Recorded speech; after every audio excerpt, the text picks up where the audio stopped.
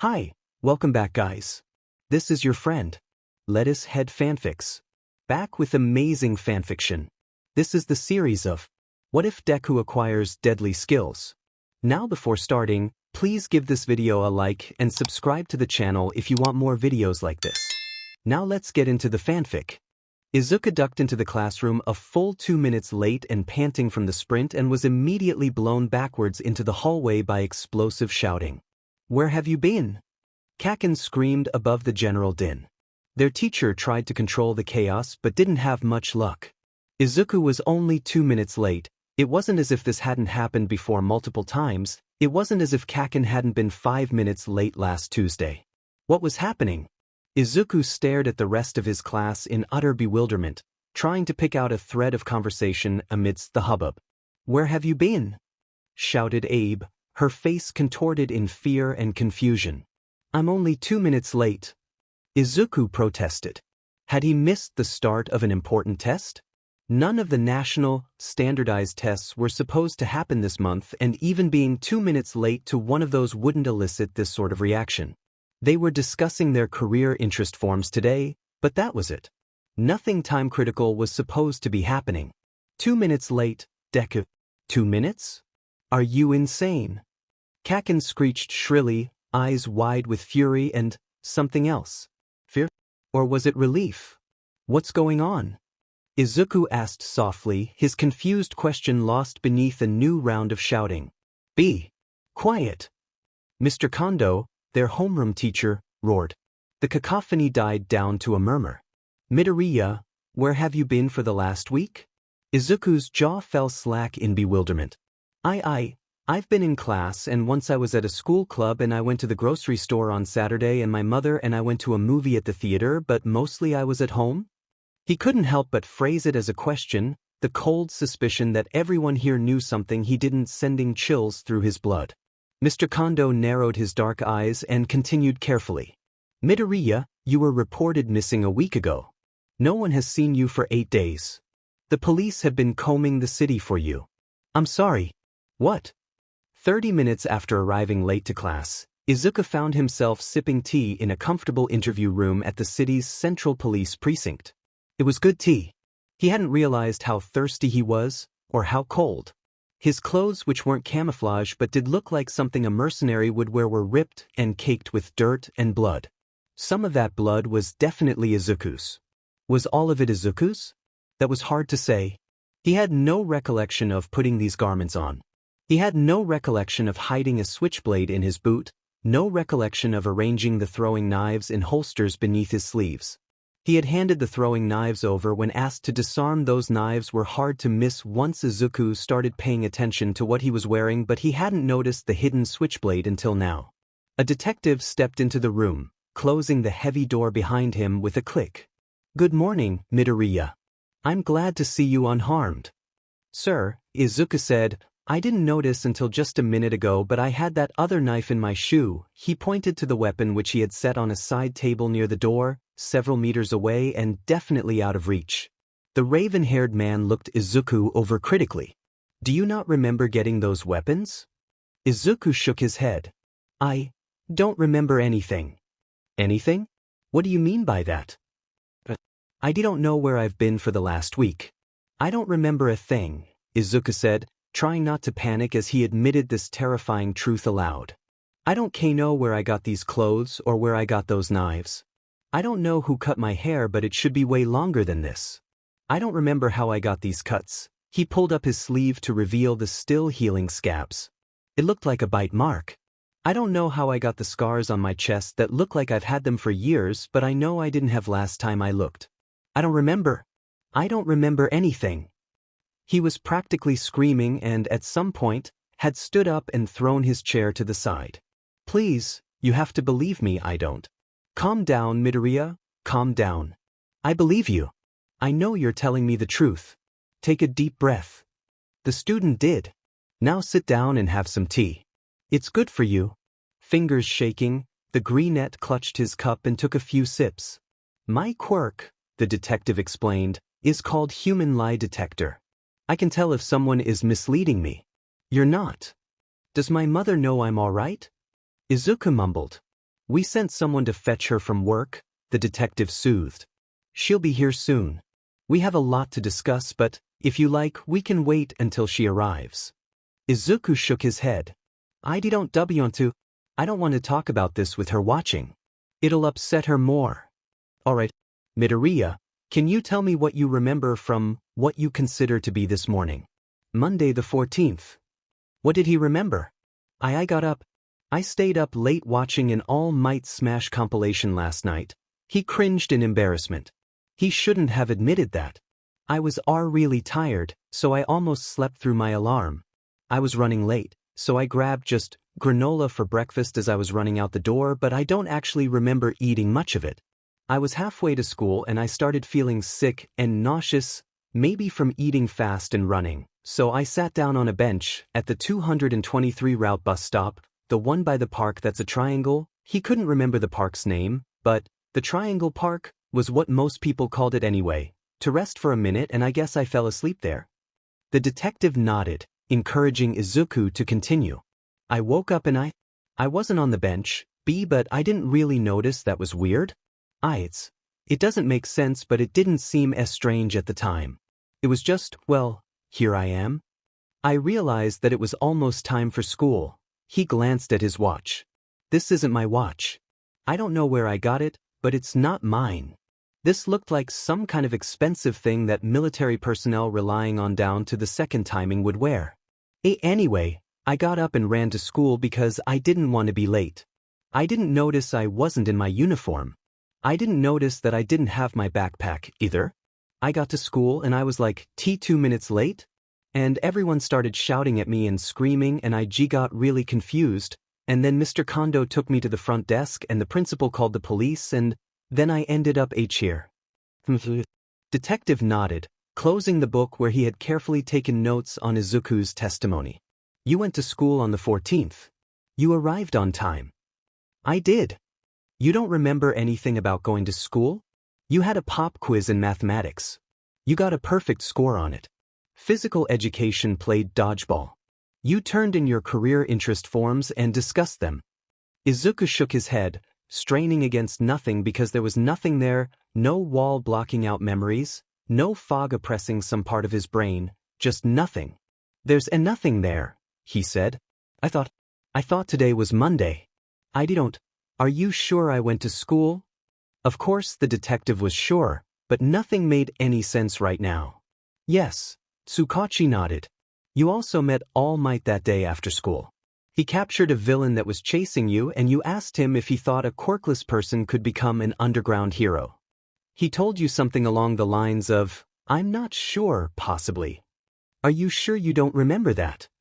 Izuku gaped at Tsukachi, unable to close his mouth. Eventually he managed to find the presence of mind to rage against the heavens. Met All Might. I don't even remember it? This can't be happening. Tsukachi's mouth quirked into the barest hint of a smile. He said you were a bit of a fanboy. Izuku felt the blood drain from his face and liquid mortification take its place.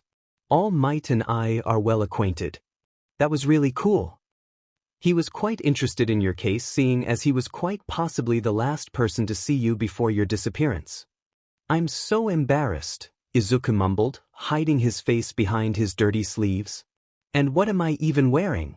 Why is it so loose? That was a good question.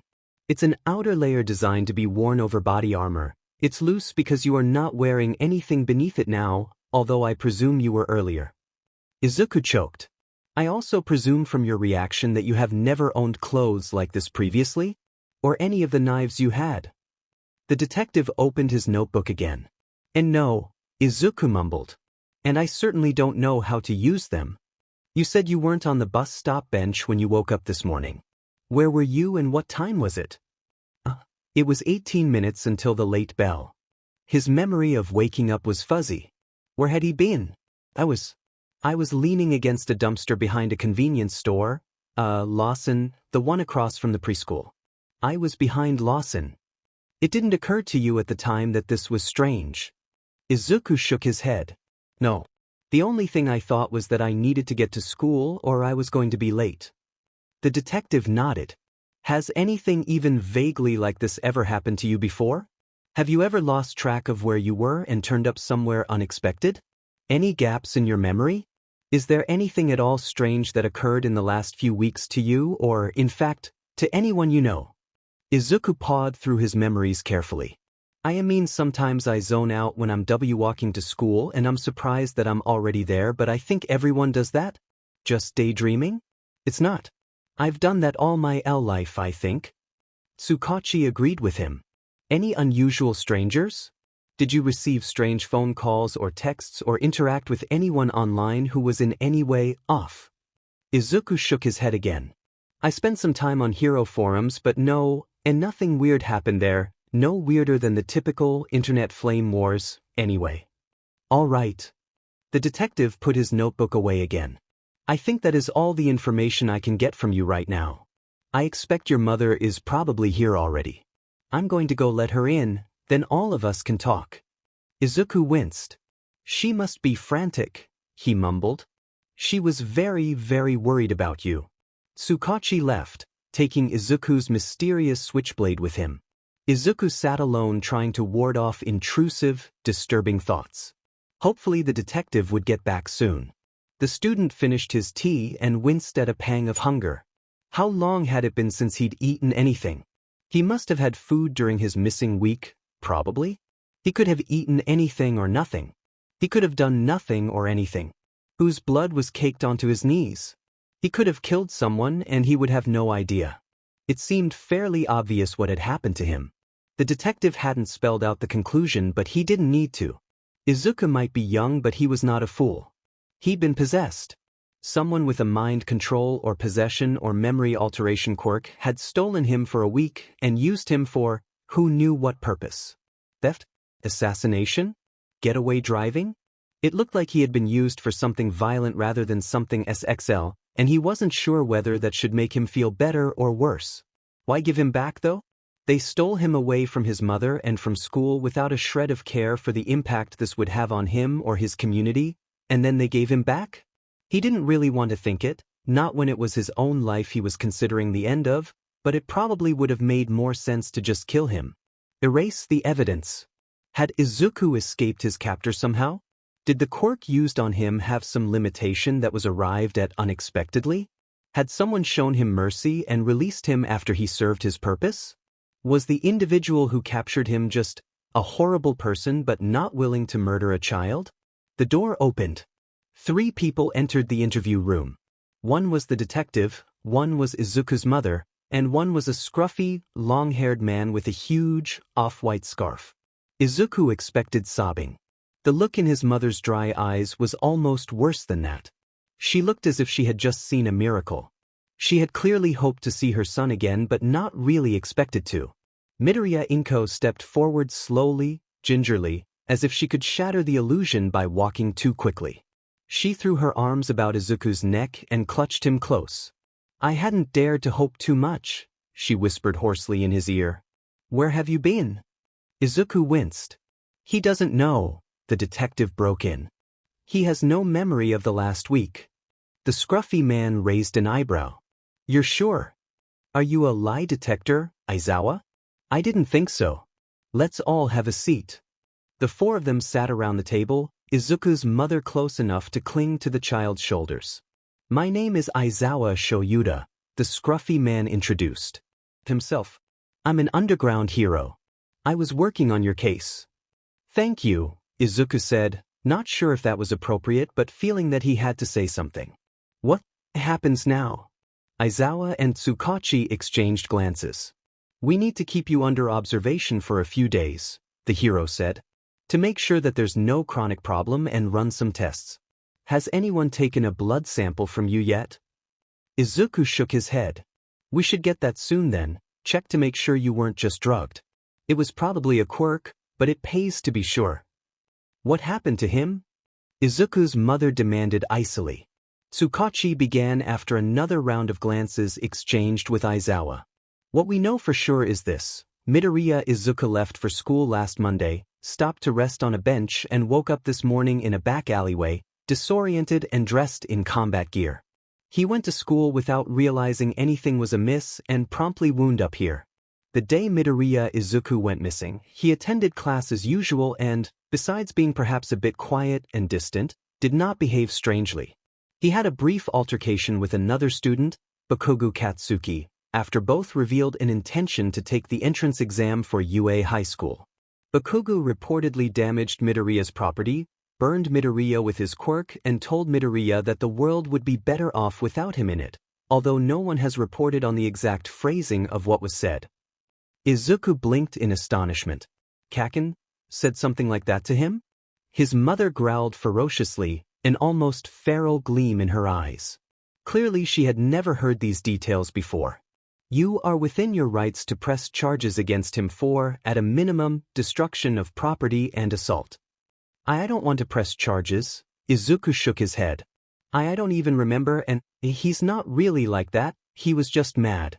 The underground hero raised an eyebrow. Besides, I don't want to ruin his life over this. He might not be able to get into hero school with something like that on his record. Aizawa pet his head. One might think that someone who behaves that way doesn't deserve to get into hero school, Midoriya. If my son doesn't want to press charges, we won't press charges, Inko said, but heaven help that boy when I tell Mitsuki about this. Tsukachi nodded in acknowledgement. He did that a lot, preferring that nonverbal cue to an okay. Continuing, we know that Midoriya left school promptly and we know the route he took home, because All Might encountered him that afternoon. Midoriya was running from a villain we have taken to referring to as Slimer. All Might captured this villain. Midoriya inquired of All Might if he could have an autograph and also asked whether or not it might be possible for a very motivated quirkless individual to become an underground hero because, and I quote, most of that is intelligence gathering and ambush hunting where powerful quirks are unnecessary. Aizawa pet his head and had Izuku really said that? He must have, right? All Might said that it might, perhaps, be possible, although it would be very dangerous for someone without a quirk to pursue that path. Midoriya seemed pleased with this answer, thanked All Might and departed, apparently heading towards his own home.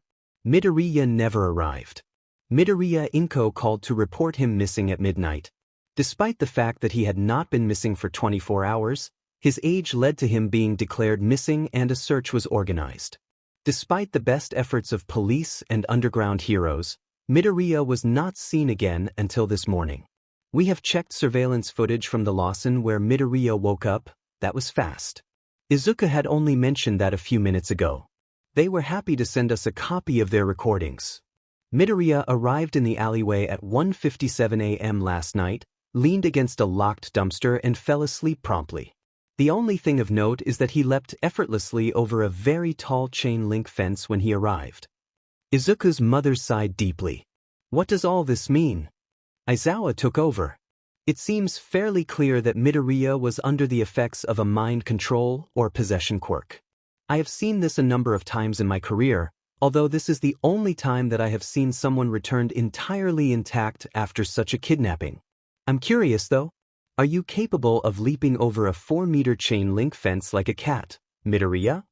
Izuku shook his head. The hero nodded. Get up and I want to try something. Okay. Stop stuttering, I'm not going to hurt you. Izuku followed the hero to the center of the room.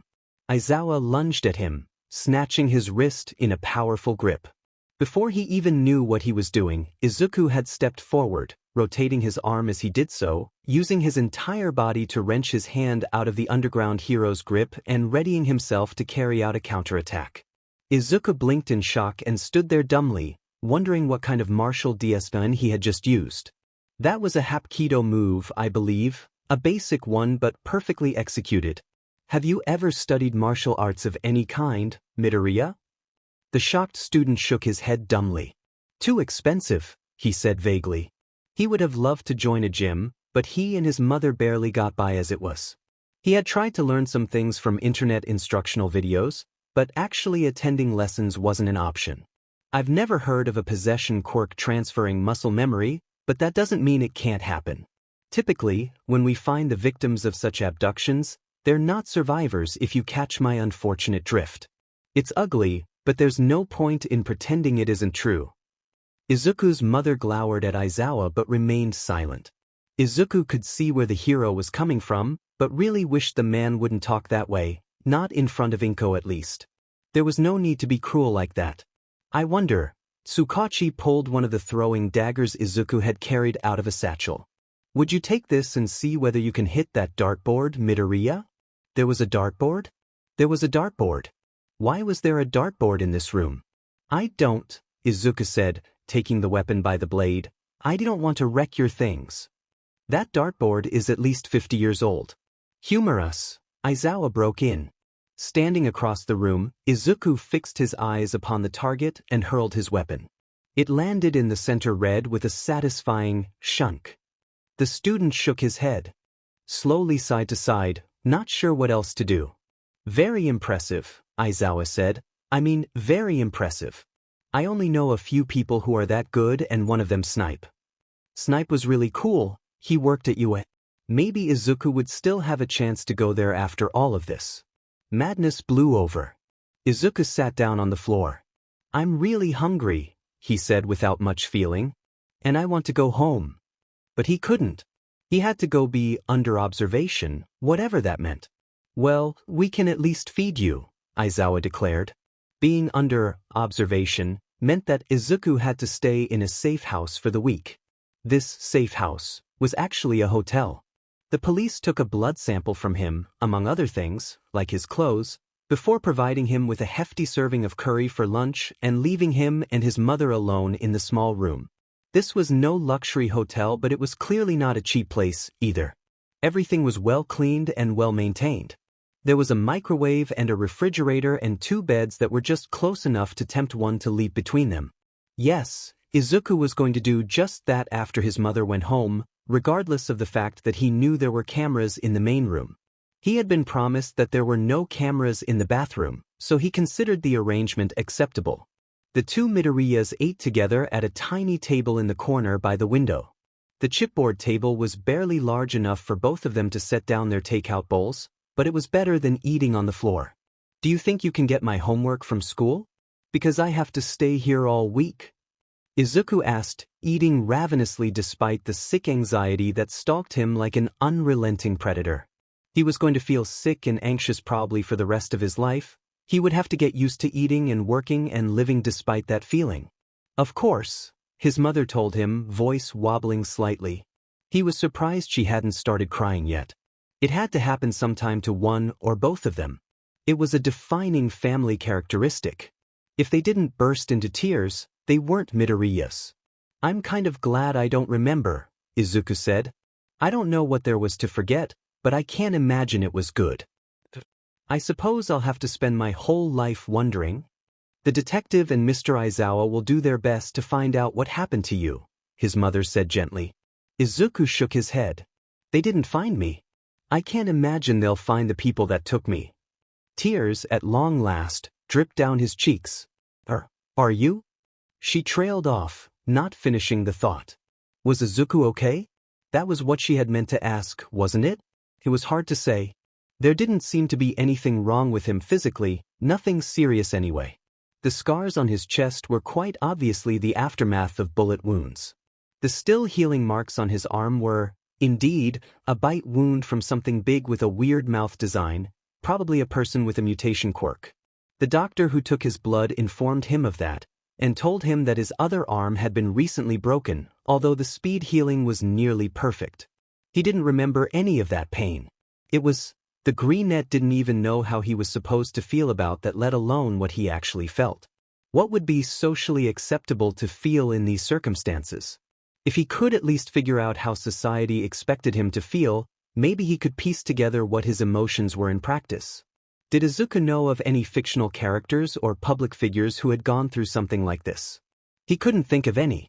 I'm going to wonder until the day I die, Izuku mumbled, see those scars in the mirror and wonder who shot me and why, whether I deserved it. His mother pulled him into a hug and held him there for nearly 10 minutes. She wasn't allowed to stay the night. They ought to make the best of the time they had. Eventually, Inko asked him, the things that I heard about from the detective, has Katsuki said things like that to you before? Izuku stuttered, not exactly like that. Izuku, why didn't you tell someone? The student shrugged. No one ever seemed to care, he mumbled, and tattling about it might have made everything worse. I care.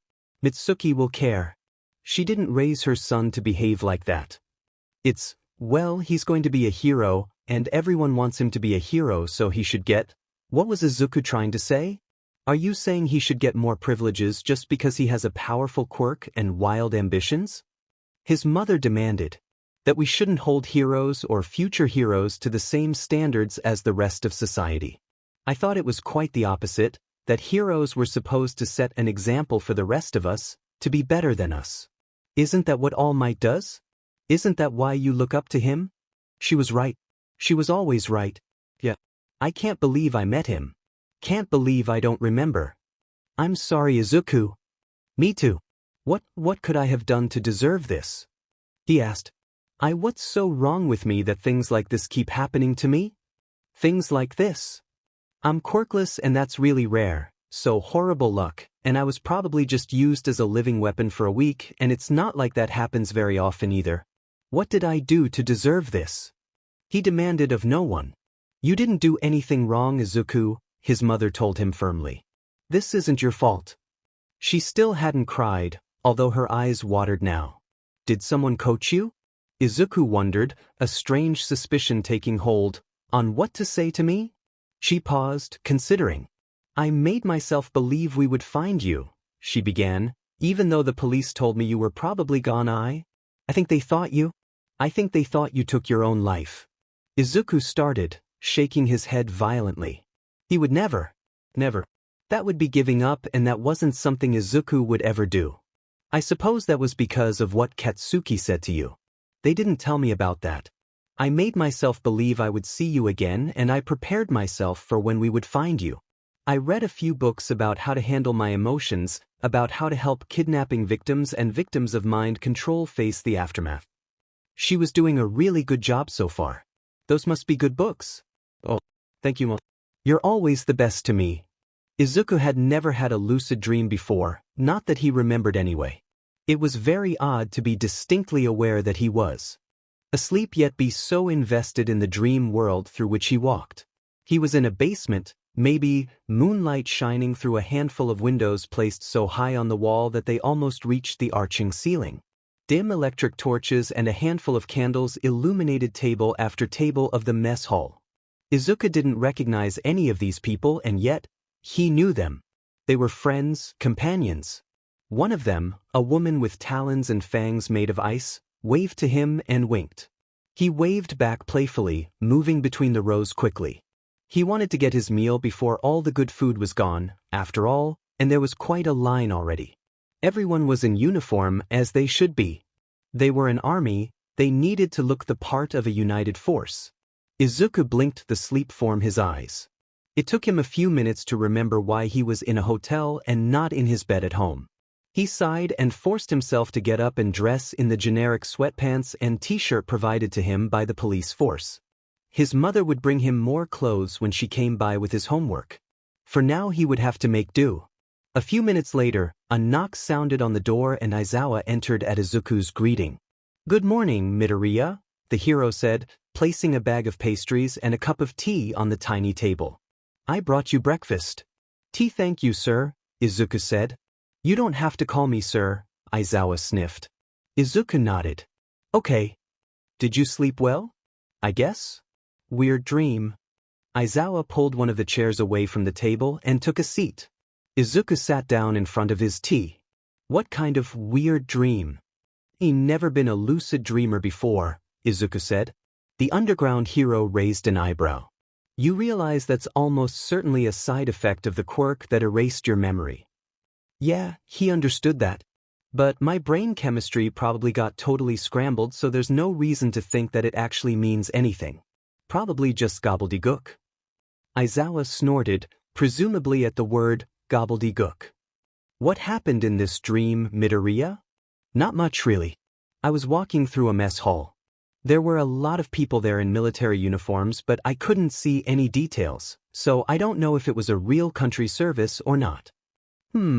The hero narrowed his eyes in suspicion but said nothing more. Thank you, by the way, Izuku said, for looking for me. Did I already thank you for that? The hero nodded slowly. Yes, and it's my job. You don't have to thank me for it. Izuku shrugged, rubbing the back of his head nervously. It doesn't have to be your job, right? You chose to become a hero, so. Indeed. You want to be an underground hero, Midoriya?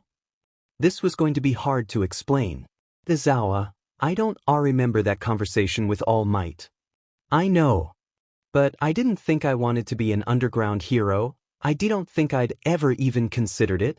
I, as in me, you uninfluenced by whatever it was happened to me, I wouldn't have asked All Might that question. I always wanted to be a hero, but I always dreamed of being frontline. Aizawa raised an eyebrow. He seemed to do that a lot. A quirkless individual would be terribly ill-suited to that. Even most quirked individuals are ill-suited to that. In fact, something like half of the current frontline would be better as rescue heroes or in the underground or joining the EMTs or firefighters instead. Frontline is all about hitting heavy hitters harder than the heavy hitters hit you. What you, or your shadow, said to All Might about why quirkless individuals can make it in the underground, that's all true. It's good thinking. Izuku, having finished half of his tea, finally turned his attention to his pastries. Why are you telling me this? I think you have potential, the hero said simply. Izuku stared at him, waiting for an elaboration. Instead, the hero pulled a wooden training knife, but Izuku didn't realize that until after he lunged to his feet and disarmed the pro with a technique that was probably from a martial art Izuku had never even heard of. Izuku stared at the knife for a moment before handing it back. I have no reason to think those reflexes are going to go away. You're smart. You're motivated. You are now in possession of fighting skills that take decades to master. I teach the heroics course at UA. I know potential when I see it. Why you teach at UA? I do. The detective said you wanted to apply. Was that real? I mean, do you remember filling out your career interest form like that? Izuku nodded. Yeah. I've always wanted to go to UA, though. I really expected to get into general education if anything. Even when optimistic parts of his brain dreamed of reaching for the stars, some more realistic parts of his brain kept putting things in perspective. I don't see any reason why you can't make it into the hero course, providing you work on your strength and endurance. Make sure you have the physical prowess to use those new skills properly, Aizawa said, arms crossed.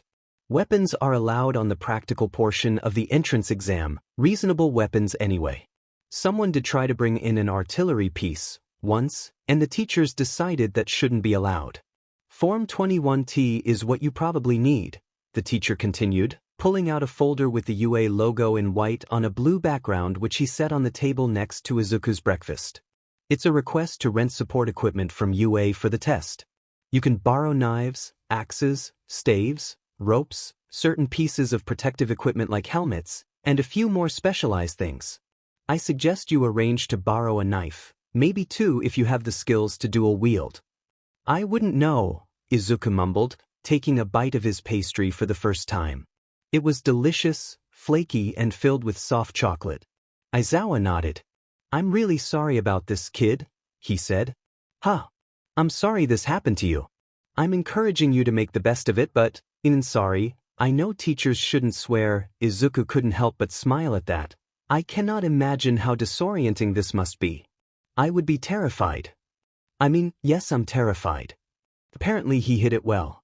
I'm terrified that they'll realize I did something horrible, that I hurt someone or killed someone, and there's nothing I can do about it. Probably nothing I could have done about it. I'll probably never even know whether I had a choice in hurting that person or not. Maybe the quirk forced me to act and I wasn't even conscious. Maybe it was just an insistent suggestion and I should really be held responsible and charged for assault or murder. Or maybe I didn't do anything wrong at all and was just kidnapped to take part in some underground cage matches or something and nobody was really hurt because it was all a show. I think I like that last option the best, even thought it's super creepy and really unlikely. Aizawa watched him carefully. Given what I learned about you during this investigation, I can say with near total confidence that you would never hurt anyone if you had any other option. How did Aizawa know that? What had he learned and where had he learned it? Had he just talked to Izuku's classmates, or was there more to it? People do not simply throw away a decade worth of ingrained morals and behaviors on a whim. Whatever your hands may have done last week, you have done nothing wrong. Aizawa couldn't know that for sure, but it was nice to hear him say it. Thank you. Again, thank you. The hero gave him the barest hint of a smile. A number of people have been asking to see you. Really? Who could that be? He had already seen his mother. Who else would care enough to want to come talk to him? Bakugo Mitsuki, Bakugo Masaru, and Bakugo Katsuki would all like to speak with you. A few other classmates have asked after you as well, as has your teacher, Mr. Kondo. I'd be happy to see the Bakugos. You can tell the others I'm fine. I'll see them in school next week, but I don't really know any of them that well and I don't want to talk to them right now. He didn't have many friends at school, any friends, really. Alright, the Bakugo family will probably come by tomorrow. Are you sure you want to see their kid though? I understand your mother and his mother are friends, but? Izuku nodded firmly. He's not really as bad as all that. If you say so, kid. Aizawa left. The underground operative was presumably teaching as well as carrying out hero duties. Aizawa didn't say whether he would have the chance to come check back in that week. He must be incredibly busy, so Izuku didn't expect to see him again. Around noon, Izuku's mother arrived with lunch, reading, and homework for him. Catching up was going to be a chore, but Izuku could handle it. He was always among the best of the class academically. This is creepy, he muttered, filling out another worksheet with hardly any effort. What? Asked his mother. She was still finishing her own lunch. I'm fluent in English now, and I'm pretty sure I know things about math and science that I didn't before. That was even more disturbing, really, than learning he was a terror with throwing knives. Throwing was a reflex, something his muscles knew to do. This was actual information imprinted in his brain with no discernible origin. It was useful. It was violating. Someone had shoved all these things in his head as if Izuku's brain were their property. He clenched his fingers around his pencil until it snapped. I wonder what else I know now. It was on the evening of Izuku's third day of observation that the Baguius came to visit. Inko and Izuku sat on one of the beds. Mitsuki took a seat on the opposite bed. Katsuki and Masaru each pulled up a chair. I believe this brat has something to say to you, Mitsuki glowered at her child. Had Kaken ever looked like this before? Defeated and miserable, ringed eyes downcast and without a single ember of their usual defiance. I'm sorry for being a little beach to you, Izuku. He called him Izuku? Not Deku? Close enough, Mitsuki sighed. And I'm sorry too for letting him get away with this. I put my foot down about all the wrong things. Masaru said something similar. Kaken cringed, burning with the humiliation of having both of his parents apologize on his behalf. What in the name of gods happened to you, Izuku? Are you all right? Mitsuki asked as her husband finished speaking. She hadn't waited to hear if the apology was accepted. Maybe she just assumed it wasn't. I don't know, Izuku shook his head. He was going to have to give variations of this speech a lot, wasn't he? What do you mean you don't know? Asked Kaken sharply. Mitsuki hissed at him like an angry cat. I don't remember anything since the very start of the day on Monday the 14th. Izuku rapped on the side of his head with a knuckle. There's nothing there and the police don't know anything either. Or if they know they're not telling, Inko said, arms crossed and a dark haze in her eyes.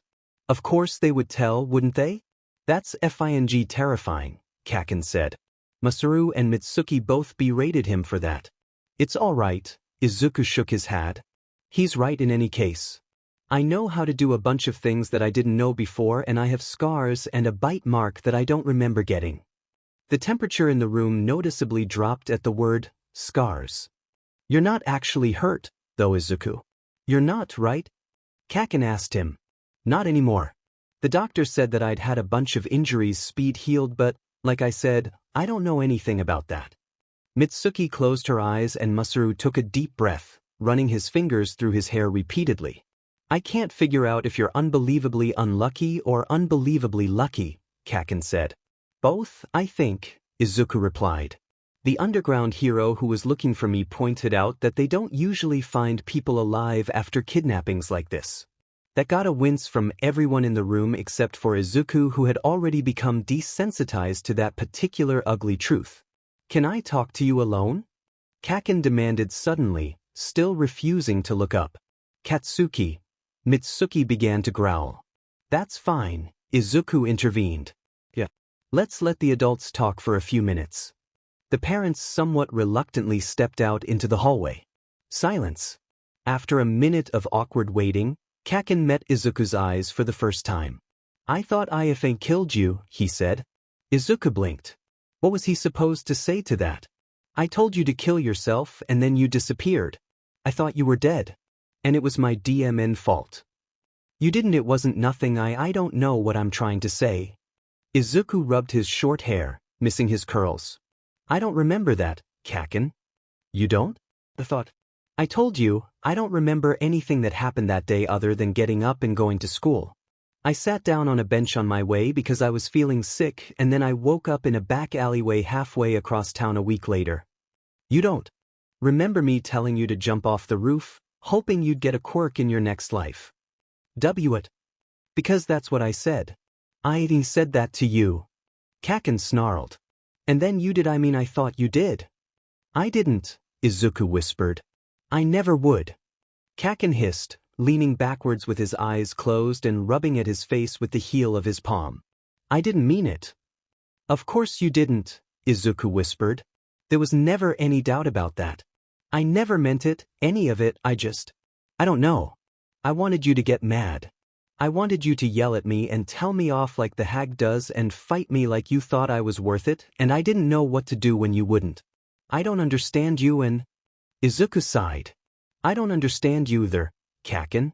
"I spent the whole week," he said, sounding as if he hadn't slept in days, "wondering what the hell made me say something like that when I knew it was disgusting. If I ever caught someone else saying something like that, I would beat them to a bloody pulp, but for some reason I said it to you anyway and I couldn't take it back. I thought you were dead and I'd never have the chance to take it back and I'd have to live with it for the rest of my life, live with blood on my hands that I could never wash off." Katsuki took a deep breath, noticeably calming himself. Izuku hadn't realized that was something Kaken was capable of doing. "That could have been my life. I don't want it. I don't want to be that beach anymore." The two old friends stared at each other in silence. "You don't have to be," Izuku said softly. "Don't really know how not to be that beach though," Katsuki muttered. Did he actually want a suggestion? Just hang out with people who aren't like that and it will rub off, or so I've heard. Katsuki sighed again, but the tiniest hint of a smile graced his face for a moment. "Is that an invitation, Izuku? Could I start following you around now like you used to follow me?" "Sure." "You really mean that, don't you? You don't hold any of it against me. You are too pure for this effed-up world, Izuku." "I don't even remember it." "That doesn't mean it didn't happen." Katsuki snarled. "The way I felt this week, I didn't even know it was possible to feel this horrible." He raked his fingernails through his hair. They came away bloody. "Sorry, Kaken. Don't apologize to me. What's wrong with you? You're apologizing to me because I was an a-hole? I don't. Why are you like this?" "I don't know." Kaken got up, walked over to Izuku and pulled him off the bed to hug him. The greenette allowed himself to be manipulated like a rag doll. He was far too shocked for any other response. He couldn't remember the last time Kaken had willingly touched him in a way that wasn't intended to cause pain. Without another word, Izuku's old friend turned on his heel and slunk out of the room. Later that night, as he lay awake staring at the popcorn ceiling of his lonely realm of exile, Izuku would question whether the hug had happened at all. Each day of his observation week seemed to last forever, but when the ordeal was finally over, Izuku felt almost as if it had never occurred, as if time had just flown by. Izuku returned to school and did his best to pretend that nothing at all strange had happened. That attempt lasted less than 5 minutes. Mr. Kondo outright asked Izuku what had happened to him. It was a bit surprising that the story hadn't made it into the local news. Well, maybe it wasn't surprising given how forgettable Izuku seemed to be. It was probably for the best that the teacher demanded an answer from him publicly like that, because it saved the student from being asked separately by every single member of the class. He gave a quick, edited version. I don't remember anything that happened that week. They presume I was kidnapped by a villain with a mind control quirk, but nobody knows anything more than that. Izuku's unwanted status as a subject of gossip and intrigue lasted for about a week, and then there was a fight across the street between Miruko and a villain who looked like Arnold Schwarzenegger. The Terminator was a truly ancient cult classic from which Izuku had only ever seen a few clips. The story of the disappearing-reappearing Aldera student was forgotten. At school, Izuku never mentioned any of the mysterious new skills he had obtained, except to his English teacher. The student didn't want to be accused of cheating when he became fluent in the language overnight. A single conversation with the man was enough to assure the older gentleman, anyone who dressed like that so religiously every day counted as a gentleman, that Izuku was not lying about this. Bizarre, was the only thing Mr. Sano said. Do you want to be moved out of the class? There's no point in you being here anymore. I don't really want people to know, Izuku explained, fidgeting. The man nodded knowingly. I can well understand that. Just keep your head down. I won't call on you in class. You can pretend nothing changed. In school for a few hours a day, sure. That worked. He couldn't pretend all the time, though, because everything was different. Izuku even walked differently. His posture had changed. It was subtle, but it made a huge difference. His footsteps were soft and sure. Every movement seemed to be planned so as to waste the least momentum. It was hard to forget what had happened to him with those constant reminders. After their confrontation at the hotel, Kaken avoided Izuku not like the plague. Kaken was avoiding him in the way an embarrassed young girl would avoid the gaze of the boy she had a crush on, not that Katsuki had a crush on Izuku. That would be too weird, they'd known each other too long for that. Izuku filled out Form 21T in preparation for the UA entrance exam. He tried to take Aizawa's advice about conditioning. It wasn't as if he hadn't run to and from school many times in his life racing the clock, but now he did it every day, racing only himself. Kaken stared at him, one eye twitching. What in the world do you think you're doing? The explosion wielder demanded. Was Izuku actually supposed to answer that question? Leaping across rooftops? The rooftops in question belonged to second-story buildings and were no more than 10 feet apart. The blonde demanded, looking as if his head might implode. You are yes, but why? I wanted to see if I could. I mean, I came back from my missing week a bit stronger and faster than before, but it wasn't anything drastic, and I wasn't sure if just knowing how to leap over fences and between rooftops was good enough or if I needed to be stronger than I am. Katsuki sank to the ground, rubbing his eyes. So, yes, apparently it's enough. It's not like you were ever in rotten shape.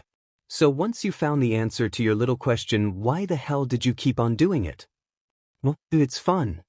It seemed a rather poor excuse when put that way. Katsuki assessed him critically, eyes crawling up from his ankles to the tips of his fledgling curls. They were just starting to grow back. If the police weren't 100% sure you were actually Izuku, I wouldn't know what to think, his old friend said. Don't say that. Please don't say things like that. Let me at least be me still, whatever else I may have been. It appeared to take Katsuki several seconds to figure out what Izuku was talking about. Oh, he said at last, then his eyes widened abruptly. And you really just came back knowing how to do all this insane ninja shit? Yeah. That sounds crazy, you know that? Yeah. So you know how to jump across rooftops and over fences? Yeah. At some point, Izuku was going to have to come up with something else to say. He couldn't just reply, yeah, for the rest of his life. Kaken shook his head. What the hell did you do that week? I don't think I'll ever know, Izuku said softly. What else can you do? Fight. Kaken pet his head. Wanna show me? We should walk someplace softer, with grass I mean, Izuku replied. There was no point in continuing this conversation in a dusty alleyway. The two approached a quiet portion of the Triangle Park. The squeals of young children on the playground were barely audible at this distance. No one was liable to disturb them in this little grove of conifers. Kaken lunged for Izuku, starting off with a right hook the usual. Izuku sidestepped and threw Katsuki over his shoulder. His old friend stared up at him with wide eyes.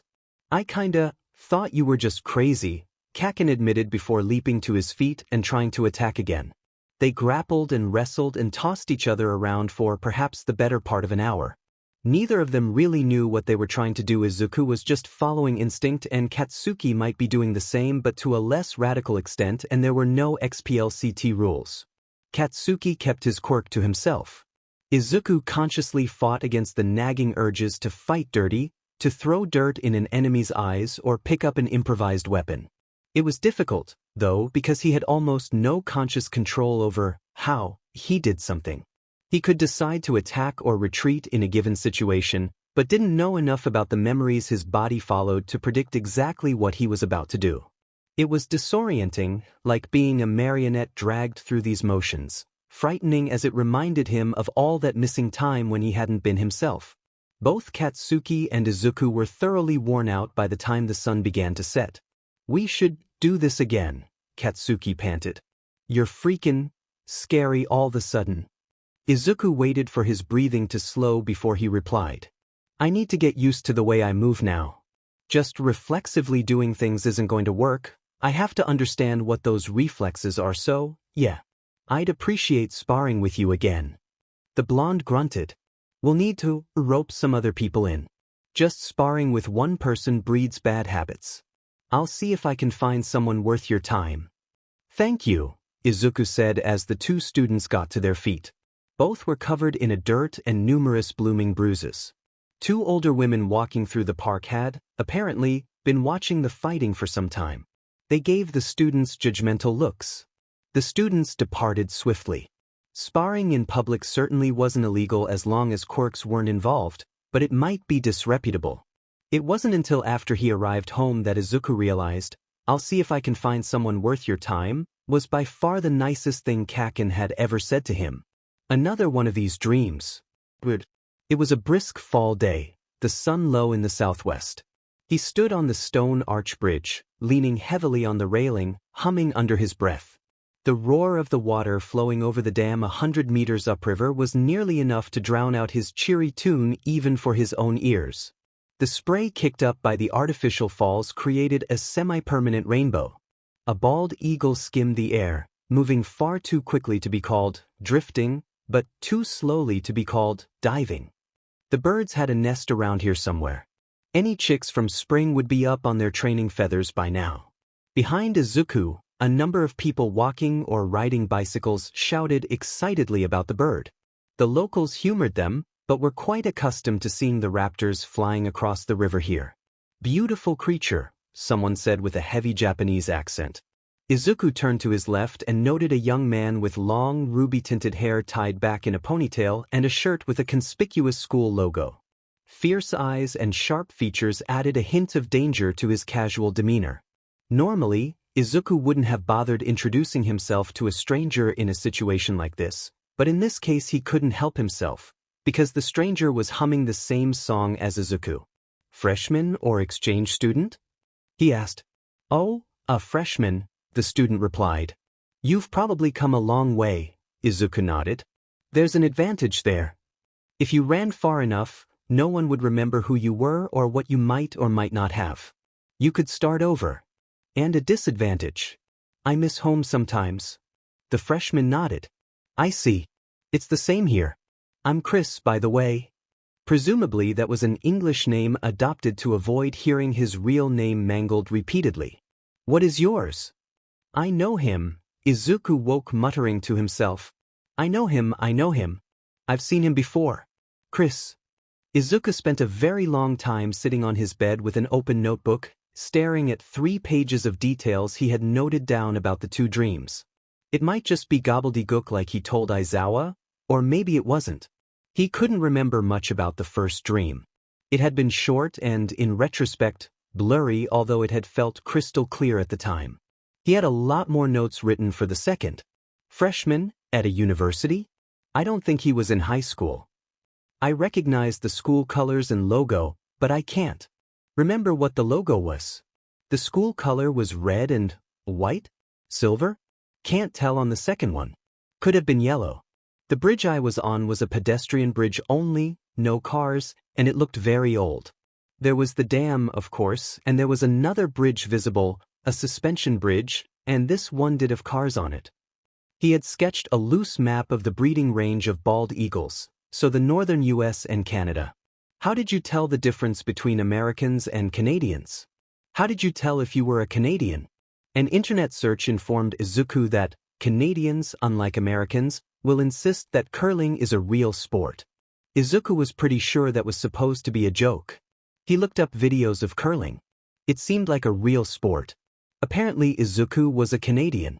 Were these dreams actually repressed memories? Were they his memories or were they borrowed from another? Izuku felt like he knew this Chris, but was that because Izuku actually knew him? If so, did he meet the man before or after his disappearance? When he stood by the bridge railing, Izuku was talking and thinking as if he had been away from home for a long time, so if these were actually the Greenette's memories. Had he really been gone just a week? Izuku had heard that time travel quirks existed, but he didn't know what rules they followed, whether whatever you changed in the past would be how things happened anyway, whether parallel timelines could be created or whether it was possible to erase yourself with a paradox. There wasn't enough information. There were no answers to be had. It was enough to make him pull on his, still too short, hair. It was a good thing it was Sunday, or he would have been so late for school. Izuku and Katsuki took a day off from running and walked home together from class on Wednesday for the first time in years. They didn't decide to walk together. It just happened. Conversation was still somewhat stilted, but it wasn't really awkward. As the two of them passed by a grocery store, a teen with a blonde tail stepped out into the street carrying several heavy, cloth bags on his shoulder and apparently consulting his phone for GPS directions. The monotonic voice informed him to take a left. His school must get out earlier than theirs and be some distance away because Izuku didn't recognize the uniform. The student looked up, his eyes widened and he dropped two of his bags with a clatter. "You!" he yelled, pointing at Izuku. "What in the world?" "Me." Izuku pointed at Izuku. "It's you." He didn't sound particularly angry. "Who the hell is this, Izuku?" Kaken asked. Izuku shook his head. "I think you have me mistaken for someone else," the Greenette stuttered out. "I do not." "Alright, calm the F down extra." Kaken stepped in front of Izuku, crossing his arms. "Who are you and what's your problem? He sure as hell doesn't know you. You jumped into the middle of a mugging and knocked the attacker senseless right in front of me," the unknown student said more calmly. "You weren't even wearing a mask. You expect me not to remember you?" Izuku blinked. "I did what? When was this?" Kaken demanded. "I don't remember the date, like 2 months ago. It was on a Tuesday. Tuesday the 15th. One of the days Izuku didn't remember. "What's your name?" Kaken demanded of the other student. "Ojiro Mashireo," he replied, now looking abashed, perhaps by his outburst. "Alright, I'm Bakugo Katsuki, that's Midoriya Izuku, and he has no idea where he was that day or any other day in that goddamned hell week, so you're going to come with us and sit down at the park down the block and you're going to explain to us everything you know about where this guy was that day, alright?" Ojiro did not seem to think it was alright. "Please," Izuku begged. "You're the first person I know of who saw me at all that week. I have no idea where I was or why." Ojiro looked like this was all well above his usual pay grade, but picked up his fallen groceries with a sigh and motioned for Bakugo to lead the way down the street. The trio seated themselves at a run-down picnic table well in sight of 24 witnesses. Izuku pulled out the notebook where he had written out the details of his dreams. "Could you tell me exactly what happened, please? And when? Only if you promise me a full explanation of what is going on here." Katsuki took over. "He showed up as normal for school on the Monday before you saw him, apparently escaped from a villain on his way home, met All Might and then vanished off the face of the planet for a week. He turned up in a back alley without even realizing a week had passed and, of course, ran to school, 'cause he thought he was going to be late for class and didn't even notice anything was up until we all had a fit when he showed. That's all. Police don't know anything. He doesn't know anything. Nobody knows anything except maybe you." Ojiro glanced uncertainly between the two of them. "This is for real?" "Yeah," Izuku sighed. "Yeah, it's for real. I don't think it made the papers anywhere. so it wouldn't be easy for them to prove everything if Ojiro was convinced they were lying. Alright, sure. I'll believe you for now. It's not as if I have much to say. I was on my way to school, taking a shortcut which I no longer take. Izuku interrupted to get the exact address. It was more than 60 kilometers away and time from Ojiro. Apparently this happened at exactly 7:43 a.m. From the timestamp on a text I sent out a few seconds beforehand. There was an older man walking in front of me. A heavy-set figure in a hoodie and a medical mask reached out of a doorway and pulled a knife on the man. I was mostly petrified, not sure if I should intervene or not. I'm great at knife defense, been practicing a decade, but I was pretty far away, still, and I couldn't remember in the heat of the moment what self-defense laws would permit me to do. There's this sudden movement on the neighboring roof and this black blur jumps down into the alley from the top of a second-story building. Izuku was surprised he hadn't broken an ankle. Maybe Ojiro was exaggerating, or maybe Izuku had been wearing some kind of specialized footwear. Impact-absorbing boots did exist, if you had the money, but a lot of them were considered combat support items, and the trade was very carefully regulated by the Cage Match Act. Yes, that was the law's real name. The blur is on the mugger in an instant, grabs his wrist and disarms him just like I've been taught to do, maybe better. The mugger tries to punch the blur and the blur dodges, then kicks him in the leg. The mugger goes down and then the blur elbow whips him in the head. The blur looks up at me and the blur is you. You wave at me, toss the knife onto a dumpster across the street and take off. Was my hair this length? Izuku asked. What? My hair used to be much longer. I cut off my curls during that missing week. Did I still have them? No, your hair was short. What was I wearing? Black, Ojiro repeated. I couldn't see any details. Boots or tennis shoes? Izuku asked. Combat boots, Ojiro nodded. Those were noticeable. They might have been support equipment of some kind. That would explain how you managed to land without breaking a foot after leaping from that height. It seemed their trains of thought were arriving at the same station. It might, Izuku nodded. The police already know about this, then? I don't need to make a report? I mean, I did at the time, but I didn't know who you were. Izuku shook his head, then considered. It might be helpful if you could call. He fished for a business card in his backpack, copying down Tsukachi's number and name onto a small piece of paper. The detective from my case would want to know, I'm sure. Where did you learn to fight like that? To move like that? I've been practicing most of my life and I don't think I could have done that, not in practice anyway. It's easier in, well, actual practice if you know what I mean. Izuku shook his head. I didn't know any of that stuff before I disappeared. Wait, what? That's not possible. Kaken snorted. Pretty much anything is possible with quirks. Ojiro considered this. Can you still fight like that? Izuku nodded, carefully scribbling down a few more details in his notebook. But you don't remember learning? The greenette shook his head. Would you show me? This ought to be good, Katsuki smiled, leaning back and clasping his hands. Given that they just met, it was more than a little odd, but Kaken had been looking for new sparring partners. Sure? Don't actually try to hurt each other or anything. Ojiro was an incredibly skilled fighter. Izuku knew that from the way the other student moved, although Izuku didn't know exactly what tipped him off. Izuku, this new version of him, was every bit as good. Any chance you'd be interested in sparring again? The tailed boy asked after calling a halt. I'm trying to apply to UA and it's good practice, and plenty of fun. What are the odds? Kaken mused. Odds of what? Of all three of us planning to apply to UA, Izuku answered. Hero course, I presume? Hell yes, Katsuki smirked. The three exchanged phone numbers. Ojiro looked at the time. Oh, I'm so late. My cousin is going to kill me. I promised her I'd bring ingredients for dessert. Ojiro took off in a panic down the street, shopping bags streaming behind him. Katsuki stared after the other student for a moment. Well, that was weird. On many levels, Izuku agreed. What are the odds we run into someone who saw you? Izuku snorted. The real weird thing is that I wasn't seen.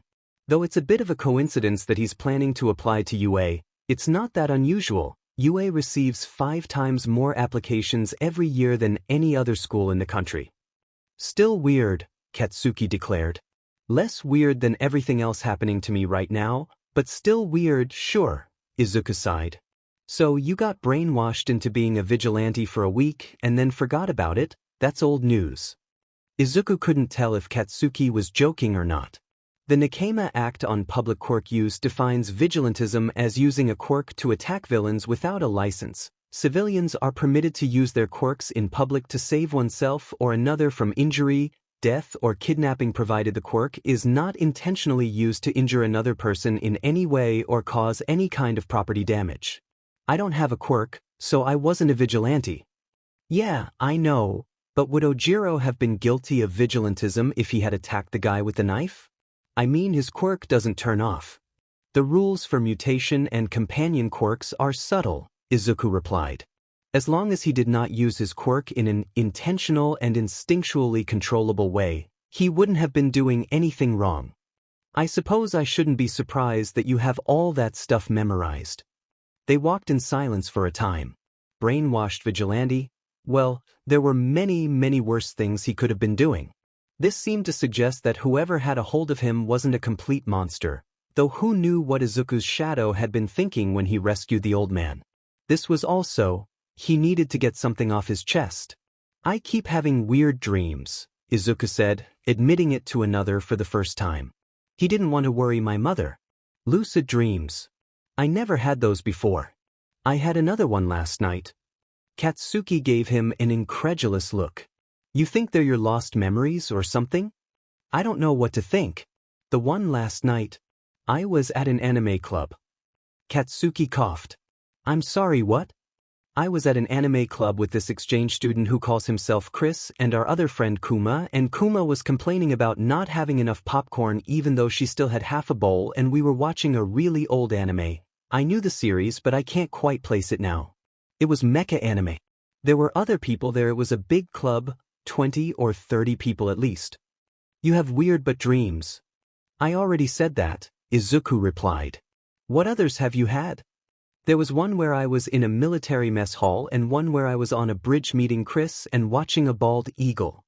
Katsuki raised an eyebrow. So just those 3 so far? Just those that I remember anyway. Those don't sound like they could possibly be your memories, unless you time traveled or went to an alternate dimension or some crazy shit like that. Did you ever see your face in a mirror or something? Izuku shook his head. He had never been that lucky. Once upon a time, Izuku had dreaded dodgeball.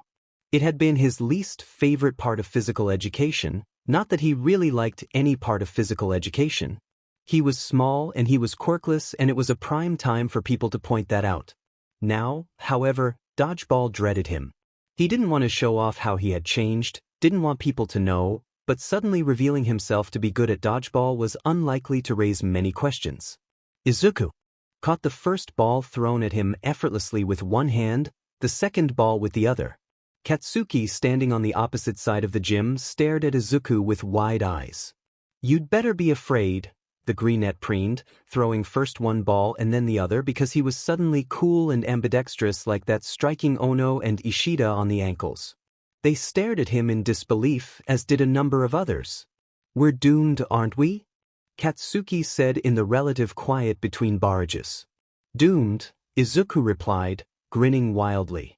He dodged 2 projectiles and nailed Kaken in the shin. This must be what it was like to have a quirk, to suddenly realize there was something you could do that no one else could, not quite like you anyway. It was joyous. It wasn't until 3 weeks later that Katsuki and Izuku organized a time to meet with Ojiro. Ojiro had a pass, with a certain number of guest allowances per month, to the Murata Quirk Gym, so Katsuki and Izuku took the train 40 kilometers to the south to meet their acquaintance. It was, conveniently, one of the few gyms Izuku had heard of that didn't ask for any quirk information on the liability waivers. In theory, it was illegal to discriminate against anyone on the basis of a quirk. In practice, it happened all the time in one way or another, and Izuku had been worried that he would have to reveal he was quirkless and would then be denied access to the gym on some technicality. The building in question was a single-story, warehouse style, but quite modern, with a sleek, neon sign and broad, well-washed windows. The tailed boy waited for them outside with another friend, a tall, many-armed boy by the name of Shuji. They had known to expect him. "Nice to finally meet you, Midoriya Izuku," the masked student said. "Likewise." Izuku smiled. Kaken made some sort of reasonably friendly noise. "Let's head in," Ojiro said, holding the door open for them. Katsuki and Izuku handed in their first-time liability waivers on the front desk to the attendant, who was probably related to Ojiro, going off the very similar mutation. The four proceeded to the third of the practice rooms on the left. There were, similarly, 3 rooms on the right and a broad area between with weights and equipment. "The big quirk gym with the weird stuff and the pool is in the basement," Shuji told them as Izuku looked about in wonder. 2 middle-aged women practiced grab escapes and arm bars in one corner of the room, using the line of mirrors across the wall to check each other's form. The mats in the opposite corner were unoccupied. Izuku began a routine of warm-ups and stretches which he knew by heart despite no one having ever taught him. The others performed similar pre-combat rituals. "So, what's your quirk?" Shuji asked Izuku. "I'm quirkless," he replied. Shuji narrowed his eyes in confusion. "He's very good," Ojiro said. "You'll see." Shuji and Izuku paired off. Katsuki faced Ojiro. "No quirks on the first round. We can slowly work them in," the tailed boy said.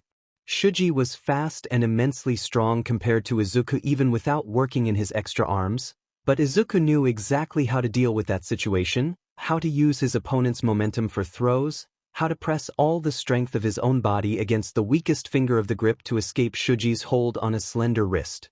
He was steadily getting used to the way he moved, learning to understand what he was doing, not just do it. He didn't surprise himself so much anymore. Just as he thought that, Izuku discovered himself doing some kind of bizarre throw that defied his current comprehension.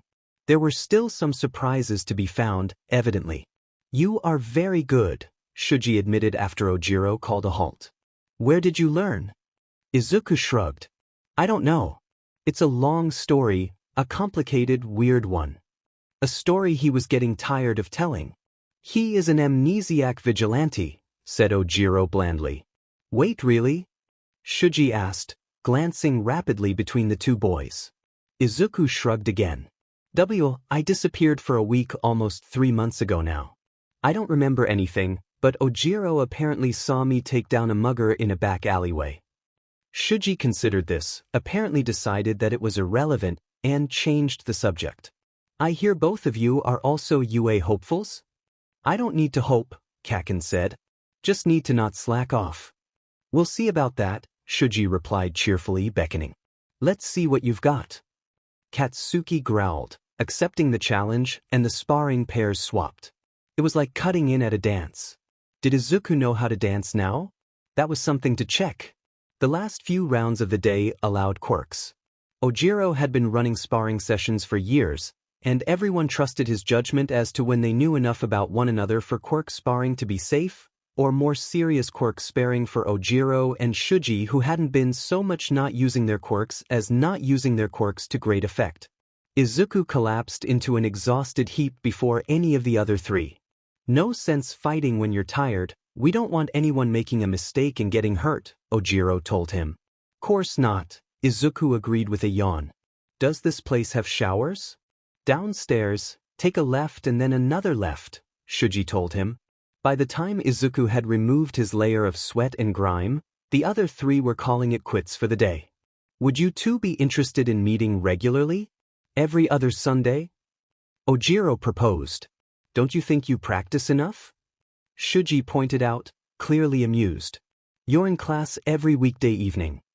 "Well, but I know everyone in class," Ojiro pointed out, "and Midoriya and Bakugo can do things I've never seen before." Shuji chuckled. "I swear, you'd spend your whole life fighting if it were an option." "I mean, it is an option? It's called going to hero school?" The taller boy pet his head then nodded. "Fair point, I suppose. To us. I'm game, and I know Izuku is too," Kaken said, rubbing his wrists. He hadn't been using his quirk enough to strain those muscles. He must have hurt himself some other way. "I'm gonna hit the showers."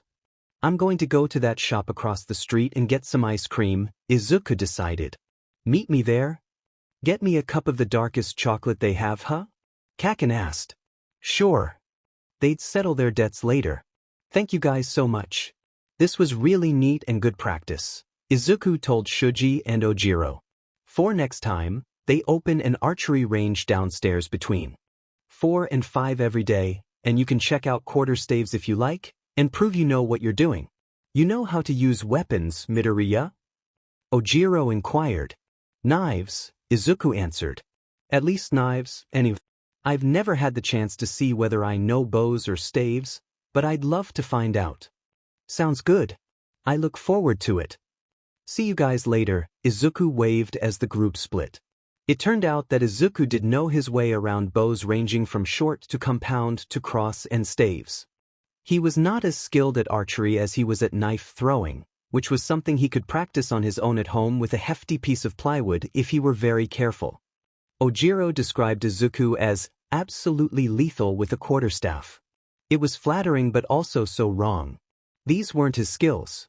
He didn't work to learn to fight this way as Ojiro or Kaken or Shuji had. He had just suddenly woken up knowing it. That's so cool, Ojiro said to him as Izuku knocked the tailed boy down for the 4th time that afternoon. You're awesome, Midoriya. He looked absolutely elated to have lost this round, which was typical for him.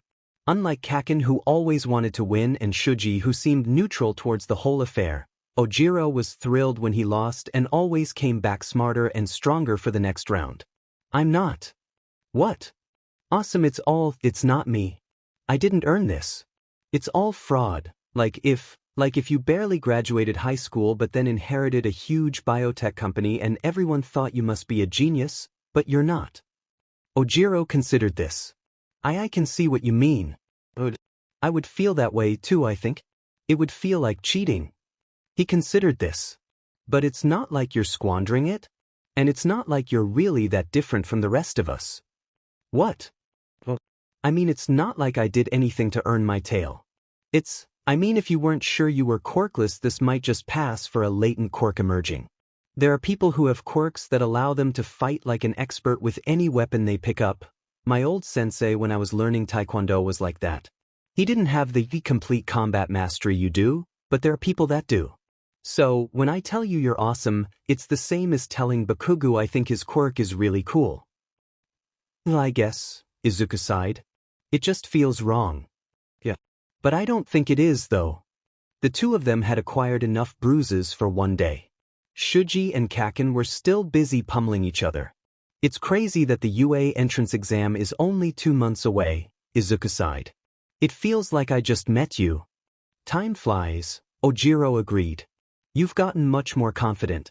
I could tell, when we first sparred, that you were surprised to know what you were doing, that every movement startled you, but you were going with the flow, I guess. It was one of the things that made me really start to believe you about what happened to you. Izuku nodded. It was shocking. Like waking up in someone else's body. Long hours of practice had started to erase that foreign feeling, as had the handful of lucid dreams Izuku had experienced in the past few weeks, all of which involved learning and practicing martial arts, street fighting, and using assault weapons. North America was a crazy place. All of the visions had been rather blurry, but the conscious information conveyed had meshed well with the unconscious reflexes in his muscles. That must have been terrifying. It's still terrifying, Izuku whispered as Shuji managed to pin a snarling Kaken to the mats. I still wonder what happened to me when I was gone. I could have done anything. Anything could have been done to me. I'll probably never know. The tailed boy was silent as Shuji let Kaken get up. The two were back at it a moment later. I'm sorry, Midoriya, Ojiro said eventually. I'm sorry I didn't try to follow you that day. I should have. I don't think it would have made a difference if you had. You might have just got hurt, but thank you. Spring had passed. In other words, it had finally stopped snowing now and it was time for finals. Chris stumbled out of his last class of the day with an imposing pile of textbooks in his arms. He was planning on an economics major, maybe a double with psychology, and, as such, was overloaded with texts despite only being a freshman. I can barely see you behind that stack of books, Izuku laughed. Want a hand? Sure, Chris thanked him. Izuku took the top two from the stack, Principles of Statistics and Multivariable Calculus. I still don't understand how you managed to come in with so many credits, Izuku grumbled. Well, he did. He understood how the IB diploma worked. You should be plowing your way through the liberal education requirements right now and enjoying your freshman year like a normal person. Chris shrugged. I am enjoying my freshman year, and it's not like I don't have any free time at all. His accent was much less pronounced now. Izuku kind of missed his old manner of speech sometimes, which was admittedly kind of strange. The pair of them began to zigzag towards the International House and Honors dorms, dodging the crowds of finals-frazzled students rushing between classes. They turned a corner. What do we want? Shouted a voice from a bullhorn. Freedom. When do we want it? Now. Who do we want it for? Everyone. Oh wow. Chris stared wide-eyed at the rally accumulating in front of the law school. Several people had signs, one saying, Darren McCarthy out now, referring to the current director of Homeland Security who was constantly antagonistic towards metahumans. Another had a sign showing the logo that appeared on metahuman identification patches. It was like the radiation symbol but with 5 blades and an enclosing circle followed by an equals sign and oh. Well, that was offensive but not untrue. Another had a similar sign reading metahuman registration, followed by a red swastika. Some people in the crowd were obviously metahumans. It was obvious either because they were wearing or holding the tattered remains of the identifying patch required by law, or because they had obvious meta abilities. One of them had cat ears which he proudly, shamelessly, showed off. Another had broad, bat-like wings. The woman with wings stood on a bench in front of the crowd holding up her registration papers and her metahuman identification patch. A small young man who probably wasn't a metahuman, but it was impossible to say, really? Especially in that crowd, struck a lighter and set the papers and patch alight. This is America. We do not brand our citizens with pest ban marks because of an accident of their birth, do we? No, the crowd yelled, and Izuku found himself yelling with them, the passion in the air infectious as more students began to accumulate. It looked like there might be a counter-protest forming behind the library that probably wouldn't go anywhere given the current campus climate. Izuku was quite certain that the majority of metahumans on campus weren't wearing their patches and the administration mostly pretended not to notice. It looked like a lot of the protesters had shirts from one of the campus organizations, Students for Equal Justice. The rally couldn't be organized by the SEJ itself, though, because they were law-abiding and burning your papers was illegal. Not wearing your patch was illegal, burning your patch was really illegal, but the fact that it wasn't an SEJ event didn't mean that many of the SEJ members wouldn't show up. Campus and city police began to arrive, but the officers kept their distance, not interested in starting something. No one wanted a repeat of last summer's LA metahuman riots that ended with 15 people dead and hundreds arrested. How can they do this in public? Asked Chris, voice frightened and hollow. What? In Japan, if someone didn't wear their identifying patch or burn their papers or even failed to register, they would be taken to prison for a decade. Izuku hadn't kept up with the current Japanese attitudes towards metahumans. He knew it was bad. Hallow versus Nebraska is going to the Supreme Court next week, Izuku said, and there's no possible way it won't be struck down. Forcing people to register with the government just for existing the way they do is blatantly unconstitutional. All similar state laws are going to go out the window with Nebraska's Meta-Ability Control Act. You know a lot about this, Chris whispered, a strange, faraway look in his eyes. Well, I'm invested in the situation, Izuku admitted. Me too, I suppose, Chris whispered. Do you know who the woman leading is? Who was the woman organizing the chants? Izuku squinted. No idea. Another 3 people stepped into the center of the crowd to burn their identification patches. Hallow versus Nebraska was overturned 7-2 by the U.S. Supreme Court decades ago, years before Izuku's mother was even born. That reduced the explanations for Izuku's dreams to time travel or not my memories. This also ruled out weird hallucination, because Izuku had certainly never heard of that court case or the LA metahuman riots, and the five-bladed logo on the registration patches was definitely something Izuku hadn't seen before his disappearance, either. So it's real, it's the past, at an American university, Izuku muttered to himself. Is it me in the past? Still up in the air, it feels like me? I don't know. The timeline spanned a full year at least from meeting Chris in the fall to finals in the spring, so if it is me, something really, really weird is going on, probably a lot weirder than, well, I think I'll assume there's someone else's memories. That makes more sense, but why do I have someone else's memories? I know there are quirks that can tamper with minds that way, but why bother? There's no point? Kidnap me for a week, turn me into a vigilante, wipe my memories and leave me with a bunch that belong to another person? Why? Some instinctual part of him didn't want to tell Detective Tsukachi. It wasn't instantly clear why, he just didn't feel like it was a good idea. The more rational part of his brain, though, insisted that he absolutely needed to call and explain what was happening. He would do that tomorrow afternoon. He had a block of time free at a reasonable hour for a phone conversation. Tomorrow came and went and Izuku talked himself out of making the call. It wasn't like this was important or really helpful to investigators. Izuku's case was cold by now, no one was looking into it anymore, and honestly, maybe they didn't need to. The only person who really seemed to care anymore was Izuku, so why waste the time of heroes and police? He was just barely self-aware enough, lying awake in bed that night, to understand the underlying force behind his decision. On some level, he just didn't believe that the adults would do anything. They might pat him on the head and say, "It's wonderful that you're remembering something," but they were unlikely to take action beyond that. They never really cared about him. In his first year at Aldra, Izuku told the assistant principal, Mr. Hasegawa, that one of the third years had pushed him down the stairs and he had a sprained wrist to show for it. Mr. Hasegawa told him, "I'll take care of it," and Izuku never heard another word on the matter. It wasn't as if that reaction were an exception, it was the rule. Adults didn't care. Aizawa and Tsukachi had seemed different, but knowing something was likely to be true was different from believing something to be true. He couldn't convince himself to trust them.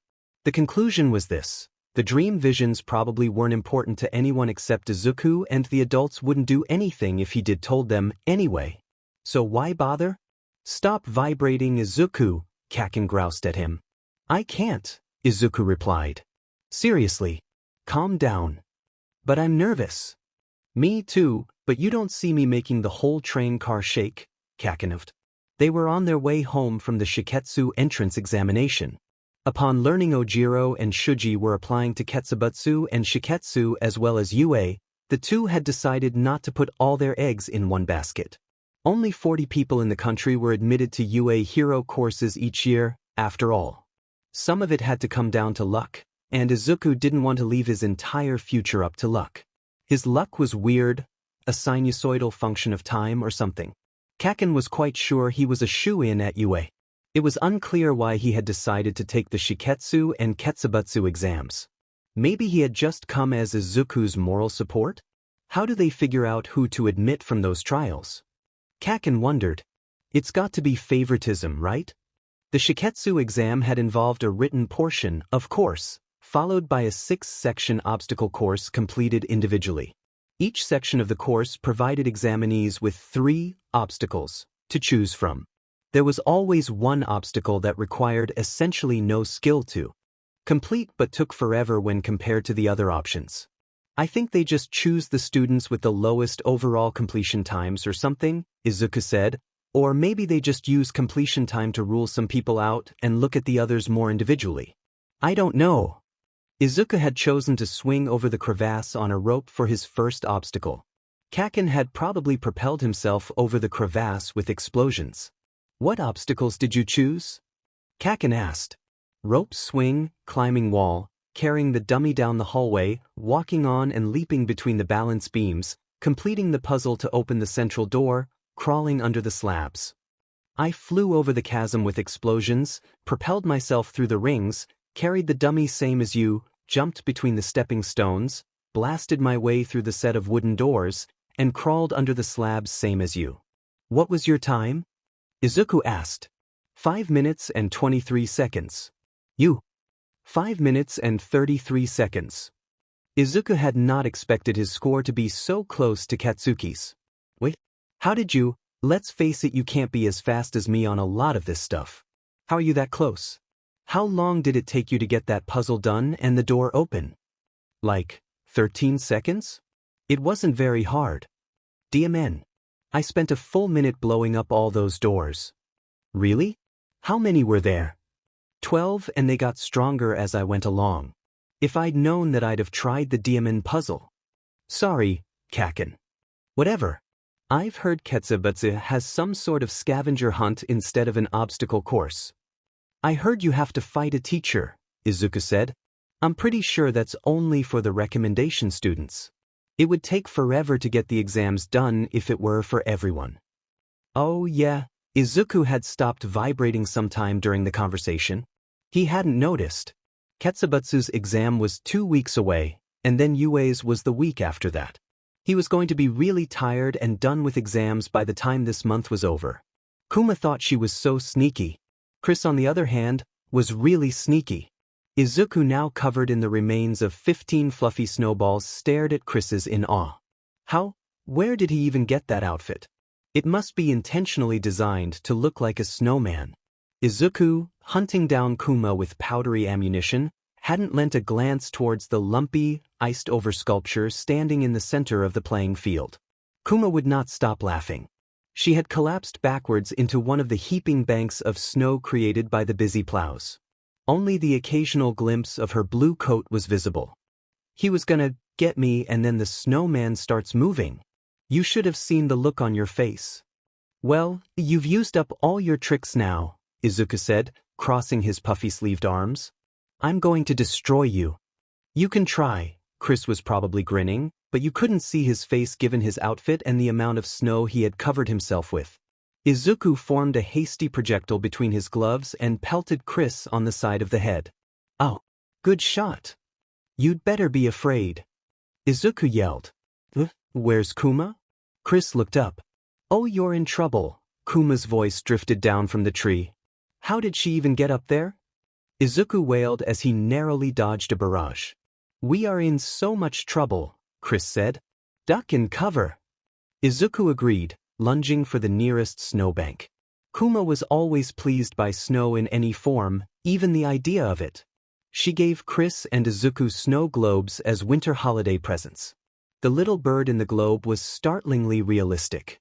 Izuku stared at it and wondered if it might come alive and fly away should the knick-knack break. He didn't really think too much of it at the time, the realism of the snow globes. Why would he when he had a winter-themed sneak attack of his own to plan? Izuku woke laughing. The laughter died in his throat after mere moments. It was the day of the UA entrance exam. That was no laughing matter. He could think about the dream later. Where are my shoes? Izuku ummed, looking everywhere. But why was this the day he couldn't find them? What was wrong with him? They were in front of his nose, staring right at him incredulously. All right. Pencils, check. Cell phone left at home, check. Backpack, check. Getting breakfast and saying goodbye to mother, check. Train pass, check. Catching the train? That required a bit of running. Kaken tore into the station, backpack held by one strap and streaming out behind him. You too, huh? Izuku asked. Stupid alarm didn't go off, Kaken said. Izuku was pretty sure that wasn't the real reason his friend was late, but he didn't pry. Arriving at UA for the exam was a different experience than arriving for either of the other two heroics course entrance exams just because the volume of applicants was so much larger. The crowd was not tightly packed, but the concentration of people walking purposefully in a certain direction increased exponentially as they approached the gates of UA. In the entrance hall there were 10 registration lines organized by family name. Izuku wished Katsuki luck and found the appropriate line. After perhaps 10 minutes of waiting, Izuku gave his name and showed his ID to a frazzled-looking clerk who handed him a hefty packet of information and pointed him towards one of the examination halls for the written test. There was an actual map in his packet showing him how to find his seat. The written exam appeared in front of him. Who had set it there? A number of attendants were busily passing them out. You have 3 hours to complete the written portion of the entrance exam, called a high voice. Please take the next 5 minutes to follow the instructions on the front of your testing booklet. Make sure all of your information is correct and legible. Make sure your ID is face up on your desk. Attendants will come by during the test to check that your name matches your face. Presumably the cameras also ran facial recognition software, but electronics could be hacked. Stow any and all possessions in the tray beneath your desk. You are not permitted to access any of them during the exam. If you need to leave the room for any reason, raise your hand. If you finish before time is up, you are free to check your work, but you may not leave the room. Izuku had a wild moment of panic as he fumbled through his backpack looking for his ID. There it was. He placed it on the corner of his desk, stowed his bag, and began the solemn process of bubbling, initialing, and signing his name in half a dozen different boxes. Is there anyone still working on their information? Nobody raised a hand.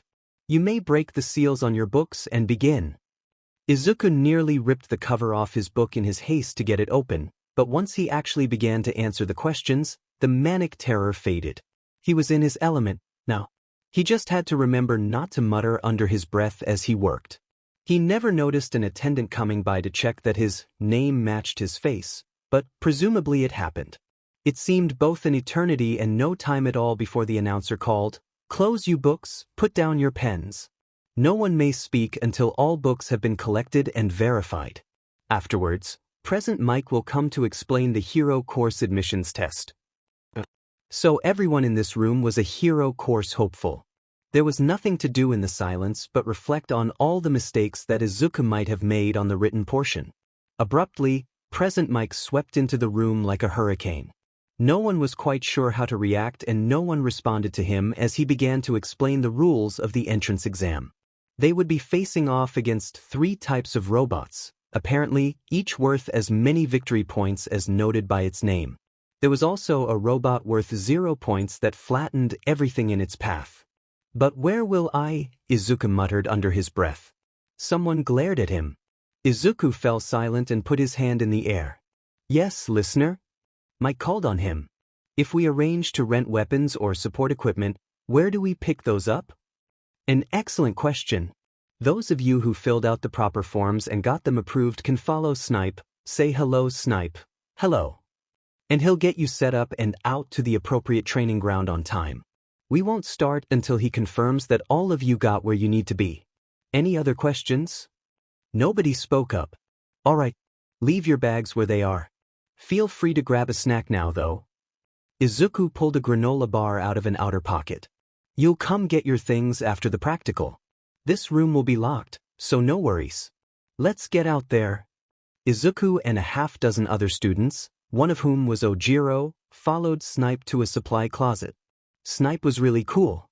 Supply closets were not very cool. The dissonance was dizzying. Midoriya Izuku? Snipe called. Izuku raised his hand and received 2 hefty combat knives. They were right on the border of being short swords. Izuku thanked Snipe as the hero checked him off on the list. Izuku waited as Ojiro took a staff and a 2-headed girl received an honest-to-God broadsword. The last 3 students were all after knives same as Izuku, but each examinee only took 1 blade. Snipe escorted them to their respective training grounds. Apparently there were 3 different testing locations that day. There were rules about not allowing students from the same school to test together and a rule requiring all practicals to take place simultaneously. Izuku found his way to the starting line and had the time for a few deep breaths. "Start," yelled Present Mike. "What are you waiting for?" Izuku had begun to run towards the False City training ground as Present Mike finished saying, "What?" and was one of the first to enter. Izuku took off down the first street on the left. A shabby-looking robot with a white 1 painted on its chest trundled towards him. Izuku took both of his knives in hand, leapt to the side, whirled and stabbed through the thing's thin, defensive plating. It collapsed forward in a pathetic heap and Izuku felt briefly bad about it. It was almost cute and he'd killed it. "Don't be ridiculous, Izuku," he told himself. Other students were flooding the street. The green net ran deeper into the city to avoid the crowd. The realism was a little disconcerting at times. It was clear that many battles had occurred here, but the details of each building made it seem like people might have lived in the place. A fake apartment building had flowers growing in a planter on a balcony. Posters advertising the weekly special were plastered in a grocery store window. The 2-point robots had lasers, not particularly dangerous lasers, but lasers nonetheless. Izuku killed his first 2-pointer in front of a fake cafe. The robot collapsed and crushed a mailbox flat. Izuku couldn't help but feel a bit bad about that too. It was a pretty mailbox. There were convenient ledges on these buildings, obviously made just for Izuku to leap on them. The student skipped his way to the rooftops and discovered there were a number of the big 3-pointers lurking above street level, prowling around on the flat roofs. The 3-pointers were much faster than their weaker cousins. Izuku, though, instinctively knew where the next laser blasts would land and easily circumvented them. The armor on the 3-pointers was too thick for him to stab straight through it, but Izuku knew what to do about that too. He sheathed and stowed one knife beside a skylight and leapt up on the first robot's back as if climbing death machines were the most natural thing in the world. The student plunged his single remaining knife into the joint where the robot's neck met its shoulders and wrenched. Sparks sputtered around him and the enemy collapsed.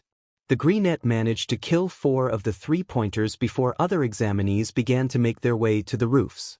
Izuku retrieved his second knife and set off deeper into the city. He ran along closely spaced rooftops for 2 blocks, but as the gaps between buildings increased, the student reluctantly returned to the ground.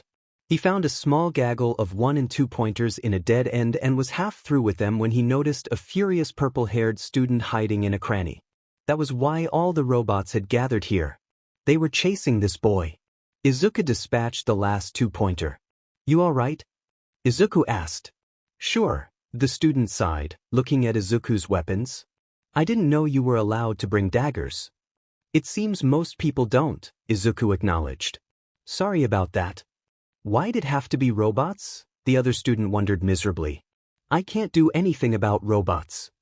"Sorry," Izuku said. There was nothing else to say. "Good luck." "With what time?" 15 minutes is up." "Oh." Izuku had 32 points. That might be enough to get in, or it might not. But at least he had Shiketsu and Ketsubutsu, too. Present Mick's voice echoed through the training grounds. "All right, folks. That's time. If you need medical attention, stay where you are. Otherwise, head back to the entrance." "I'm so lost," Izuku admitted. How could he be lost? He'd just been so frenzied he hadn't paid attention to where he was going.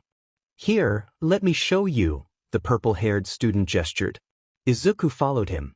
"What's your name?" "Midoriya Izuku." "What's yours?" "Shinso Hitoshi."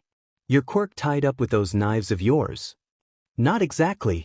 I'm quirkless, actually." Shinso blinked. "Oh, so you've been training all your life for this?" Izuku sighed. "I wish. It's a really weird story and you probably wouldn't believe me without proof."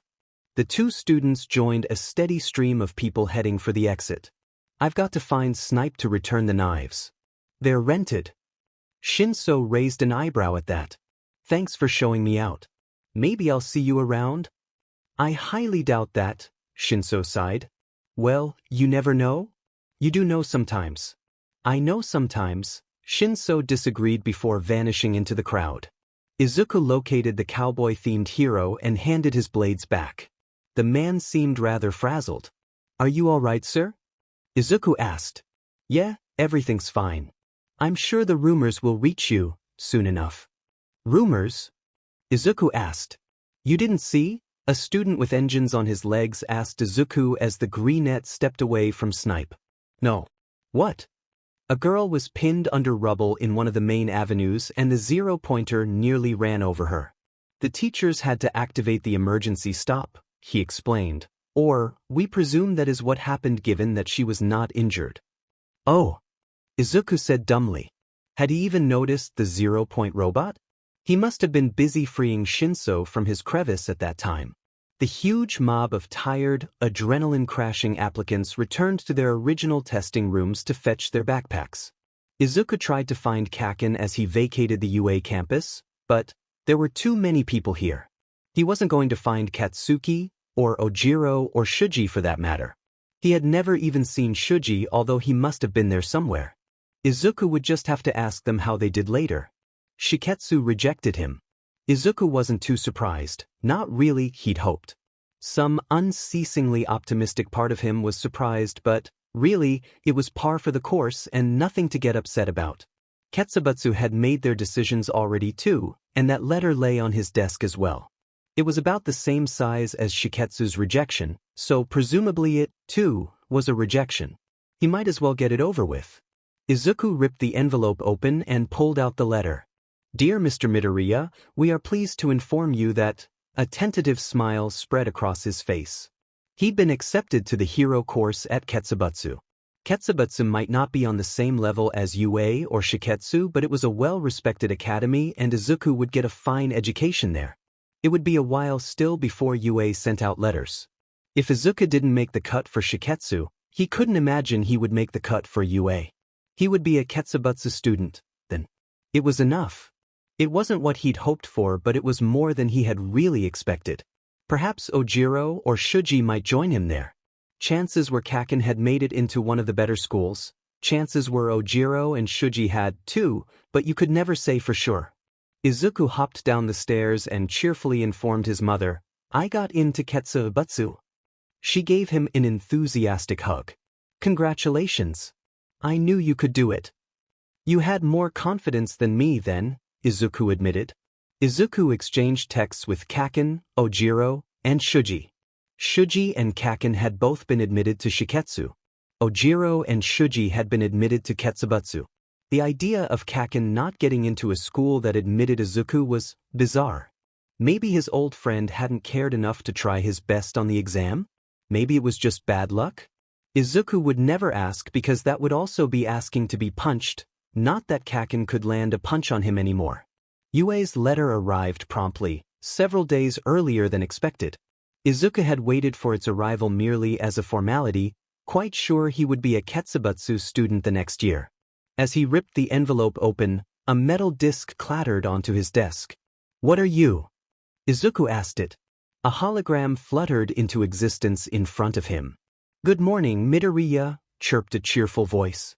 Principal Nedzu stared at him with beady, bright eyes. What was going on? Some of the teachers like to ratchet up the tension and perform a dramatic reveal. I'm not one of them. You passed the Heroics course entrance exam. Congratulations. Really? Enclosed in your envelope you will find all the information necessary for you to accept your enrollment and prepare for the new year, or not, of course, if you have other opportunities you wish to pursue. Principal Nedzu sounded ever so slightly sarcastic, as if he, too, could not imagine Izuku doing any such thing. I suppose we should go over some highlights of the exam. Here we have you slaying some one-pointers in excellent form, here some three-pointers are defeated on a roof, and here we find you driving off a large force in order to rescue another applicant from a most unpleasant predicament. Izuku watched himself move like he didn't have words. He had accustomed himself to the reflexes his body now possessed, but he had never seen a video of himself using them, and it was spooky, like watching a ninja weasel in an Izuku suit run wild over the testing grounds. You received 32 villain points and 25 rescue points for your efforts. We score well those who wade through hordes of laser-wielding automatons in an effort to protect others. Congratulations and welcome. We hope to see you at UA this term. The holographic principal vanished and Izuku let out a jittery giggle. He pulled out his phone and texted his 3 fellow applicants, UA, let me in. A few minutes later, Ojiro confirmed his acceptance, then Kaken replied with, you know I'm in too, followed by Shuji's response of, I have also been accepted to the UA hero course. All of them were going to go to UA together. Izuku was going to high school, to hero school at the top school in the nation, and he was going to have friends there. It had to be the best day of his life. Nothing this wonderful had ever happened to him before. Izuku whirled down the stairs yelling a vaguely comprehensible celebratory noise. I got in, Mom, he shouted, throwing himself into her arms. It's the best day of my life. Grab your things, she smiled. We're going out to celebrate. Are you sure? Eating out was expensive. Of course I'm sure, she replied. It's the best day of your life after all. There was only a hint of trepidation in her words. She had the right to worry about him, after all. His dream career wasn't exactly a safe one, and after everything that happened to him this year, she had nearly lost him once. He would have to be careful to never put her through something like that again. He should join a team. Committed hero teams, those who ranked together on the billboard, typically had much lower casualty rates than heroes who worked solo or with long-term sidekicks, but Izuku might be getting ahead of himself. He hadn't even had his first day of school yet, and he was already thinking about options that wouldn't materialize until his third year at least. A day before the start of term, Izuku dreamed about snow globes again. Well, again might be a misnomer. The day of the UA entrance exam, he had barely dreamed about snow globes. They had been an afterthought, there at the conclusion, but somehow important. This time Izuku dreamed about staring at shelf after shelf of snow globes, and somehow, looking at all of them made him so furious he couldn't think straight. His fingers curled into fists and he grit his teeth. It was one of his lucid dreams. He knew it was unreal even as he experienced it firsthand. Izuku woke with a start. Why snow globes? He asked his empty room. Of all the things, this had to be important somehow, right? But what could it possibly mean? It was 8 o'clock in the morning the day before the start of term, and Izuku, rather than preparing for the school year, was Googling snow globe collections. That didn't get him anywhere. He didn't even know what he would be searching for, but it definitely wasn't this. Apparently some antique globes went for incredibly steep prices. Who would pay for something that old and ugly? It was a weird world. On a whim, the Greenet Googled snow globe crimes. That mostly turned up wicked deals on snow globes and similar advertisements.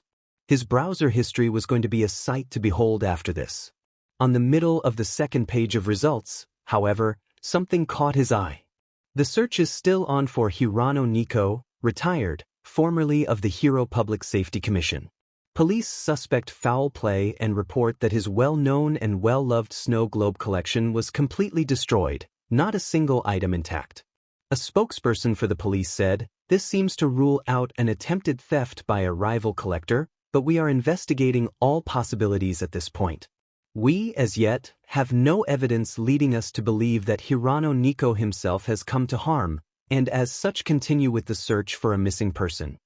That article was from 3 weeks after Izuku's disappearance. Hirano himself had vanished. They didn't know exactly when, given that he was retired and lived alone. He had disappeared somewhere between 2 days before Izuku resurfaced and 1 day after Izuku resurfaced. Was this really anything to worry about? Anything to think about?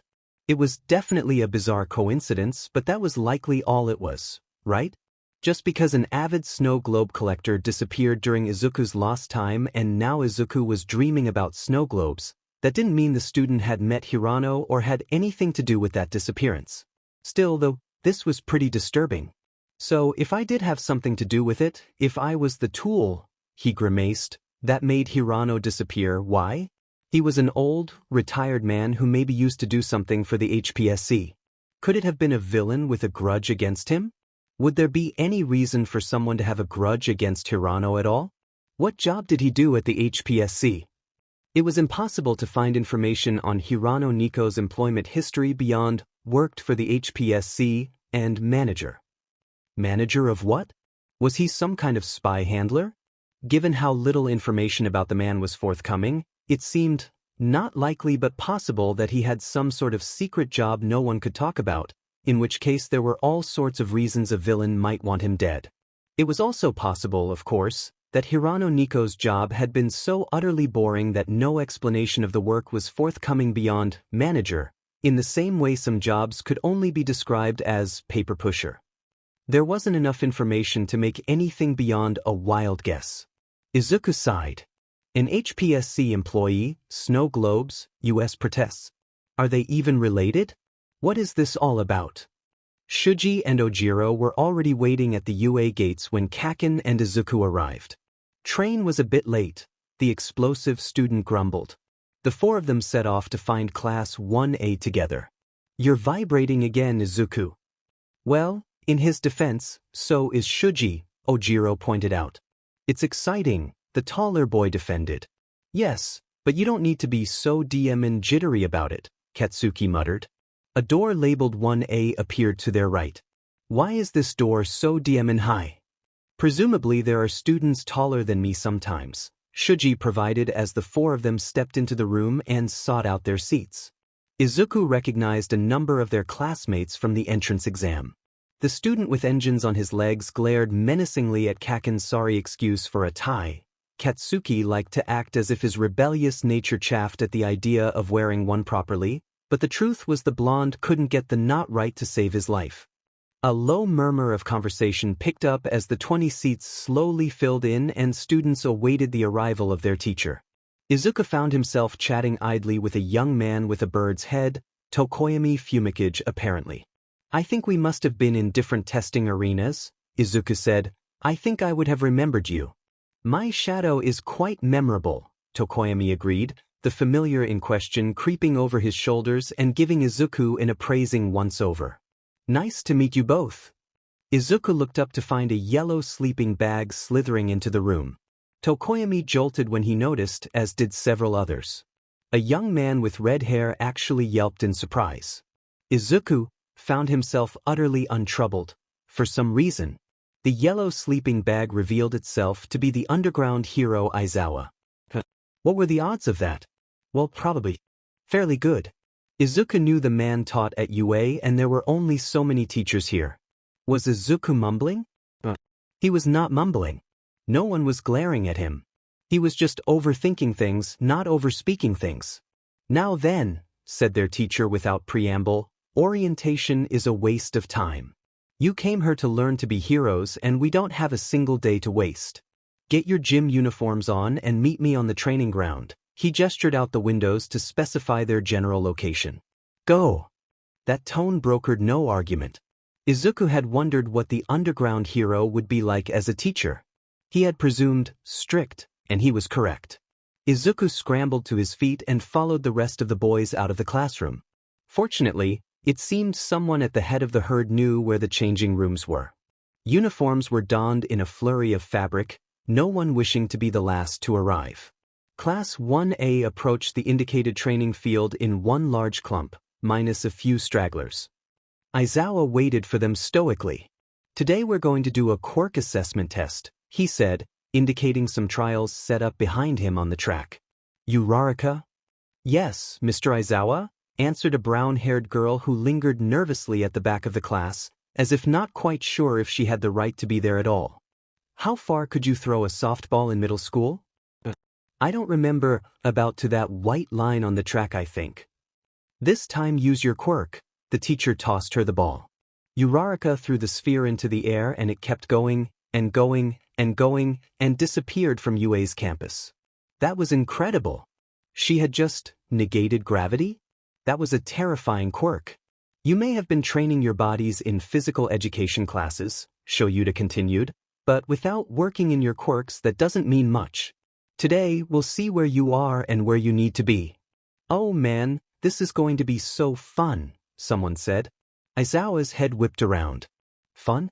I would hope aspiring heroes would take this more seriously. In that case, the student with the lowest score will be expelled. Show me you belong here, Aizawa said, voice ice cold.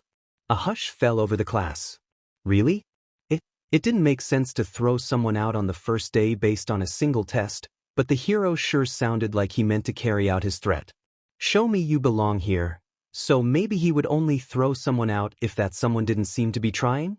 Aizawa knew Izuku was quirkless and hadn't seemed to care before, so why was it called a quirk assessment test? What did that actually mean for someone like Izuku? Aizawa had encouraged Izuku to apply in the first place. What would be the point of doing something like this that seemed designed to toss him out immediately? So, this was no time to psychoanalyze his teacher. First is the standing long jump, Aizawa said. Izuku was somewhere near the 30th percentile for the jump. He was one of the better distance runners, 30th percentile on the sprint. It became immediately apparent that Izuku, Hagakure, Jairu, Kaminari, Kirishima, and Aoyama, whose quirks either didn't exist or weren't very helpful for most trials, were waging a private little war to see which of them would take last place.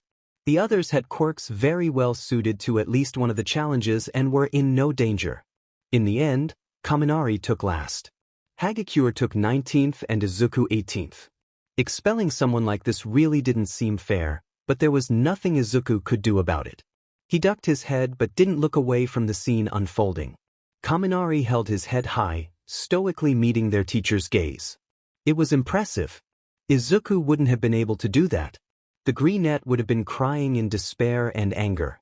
Aizawa met Kaminari's stare, seemed to find something he liked, gave an almost imperceptible nod of his head and said, "It was a logical ruse. No one is being expelled. I just wanted to make sure you took this exam seriously so I know what I'm working with. Take note, though, that I have no tolerance whatsoever for those who squander their potential. If you don't take this course seriously, you will not stay in my class. All right. Back to school." "Yes, Mr. Aizawa," the students chorused, the lot of them trundling back towards their classroom. "That was badass, Pikachu," Kaken said to Kaminari. The lightning summoner said, perhaps reacting to the compliment or perhaps to the abrupt nicknaming. "It wasn't a DMN ruse," Kaken continued. Apparently he had come to the same supposition as Izuku. "If you'd begged or made excuses he would have thrown you out. You convinced him you belong here with your powerful stare," Uraraka said, clearly impressed herself. It was something of a trying first day, but a promising one, and over before Izuku knew it. "Bakugo," Aizawa called as the bell sounded to release them. "I need to speak with you for a few minutes." Kaken and Izuku exchanged a bewildered glance. "I'll wait for you by the gates, all right?" Izuku said. Katsuki nodded. "See you in a minute, Izuku." "What was that about?" Kaken strode rapidly towards the gates, pointedly not meeting Izuku's gaze. He'd been delayed barely 15 minutes by his conversation with Mr. Aizawa, but it must have been an intense 15 minutes. "Kaken?" Izuku asked. "I don't want to talk about it," he said vehemently, not quite snapping. Oh, the temptation to demand, "Are you okay?" was overwhelming. Izuku quashed it and the pair set off together to the train.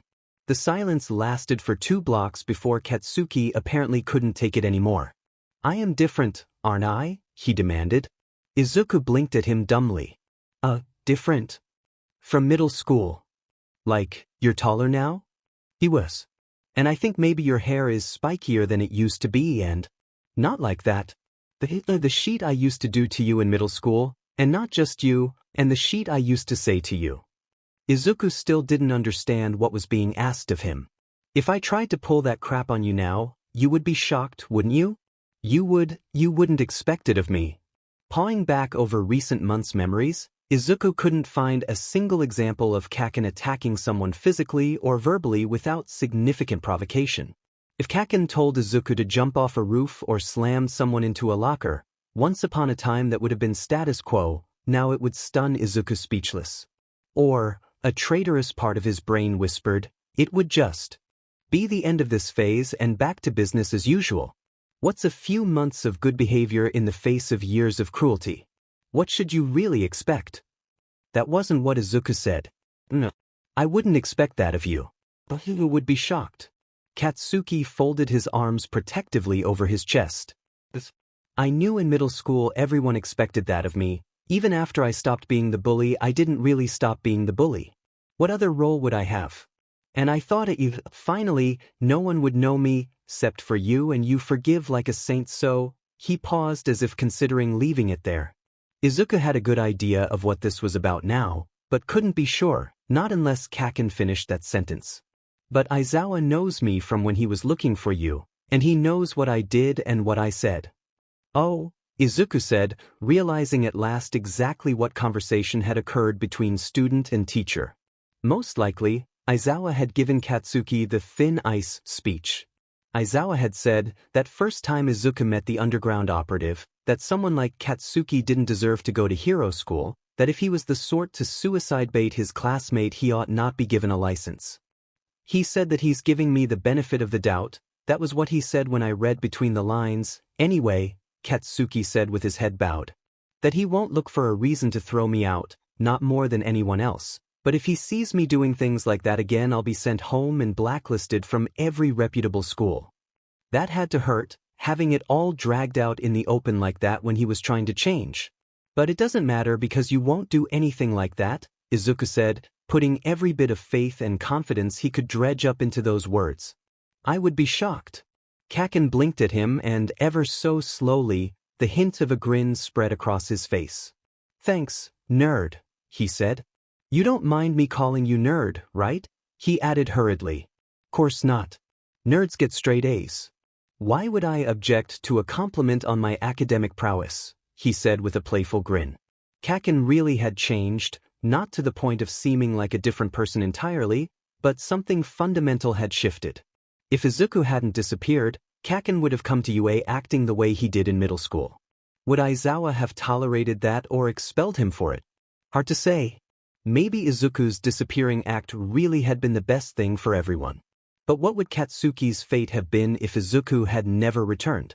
If the green net had vanished from the face of the earth with Katsuki's murderous taunt forefront of everyone's memories? There weren't any neat words to describe the look Kaken gave Izuku when they met in the hotel room, when the blonde told him, I thought IFNG killed you. Izuku took a moment to thank the anonymous powers that ran the universe for sparing them all the pain of that timeline. For all Kaken made fun of Izuku's fidgeting when nervous or excited, the blonde did a fair amount of it himself. Ajaru, Shuji, Katsuki and Izuku lingered together in the upper right-hand corner of the blob that constituted Class 1A, and not one of them could claim any moral high ground on the fidgeting front. What do you think we'll do for our first heroics course? Shuji wondered. Izuku began after Kaken just shrugged. Some people have probably never sparred with another person before, not with quirk use anyway, so probably something really simple? They don't want us hurting each other on the first day. Izuku's comment had, apparently, been overheard by Yaoyorozu and Azui, call me Tsu, who nodded in agreement with him. Or maybe we'll jump right into it, plus ultra and all that, Kirishima suggested. We all took the entrance exam at least, and that required plenty of fighting. But no restraint, Ojiro pointed out. Fighting another person for practice is not at all the same thing as destroying a robot. Kaminari nodded his agreement as more people were swept into the rushing torrent of the conversation. Who is even teaching this class? Karo? Asked Azui. Ida turned the syllabus over twice. I am not sure, but the course description suggests that we will begin doing battle simulations immediately. That does seem a bit much for the very first class, Yaoyorozu said. I am coming through the door like a normal person, exclaimed a very familiar voice. Well, first off, no. Normal people do not enter rooms like that. Second off, that's All Might. Oh my god, that's All Might. Izuku hadn't even realized he'd been hired at UA. When had that happened? Clearly some of his classmates had known but hadn't expected to actually see the #1 pro teaching classes. Don't pass out, nerd, Kaken muttered in Izuku's ear, although it was clear the blonde was plenty excited himself. Welcome to your first heroics course. All Might said. This is my first time teaching a full class, as you may have guessed, so please do not hesitate to ask questions as they arise. Now, UA likes to jump right into the thick of things, but it seems the traditional first exercise is a scavenger hunt of sorts. Thus? Like on the Ketsubutsu entrance exam? 4 of your classmates will be chosen as villains, and will be given 10 minutes to hide this bomb. He showed the prop, somewhere in your sectioned-off area of Training Ground Beta. Groups of 4 will then attempt to find the villain and weapon. The weapon must be placed upright whenever it is stationary, but moving it is legal. For heroes will seek each bomb. The goal is to find the weapon as quickly as possible and claim it by touching it. There is not to be any fighting in this first exercise, with quirks or otherwise, he continued, but you may use your abilities as you see fit. There is no rule whatsoever about how heroes search for the bomb or how villains hide it, save that no one behave in a way liable to cause injury to anyone involved or excessive property damage. Villains may attempt to obstruct heroes with quirks or otherwise, but again, no direct attacks, nothing liable to cause injury or excessive damage. I will keep an eye on all of you from here, and after the exercises we will return here to analyze the outcomes. A few hands shot up. The first was Ida wanting to know, how is this exercise assessed? All other things being equal, the first heroes to locate the weapon can expect the highest scores, as can the villain who avoids heroes for the longest period of time. He laughed. Of course, all things are not equal. Creativity, responsibility, efficiency, all of these things will be assessed. However, this being the first day, there are many things you cannot be expected to know. Izuku hadn't known what to expect from All Might as a teacher. He seemed about the same in person as on TV, so optimistic that the sun seemed to shine more brightly in his presence.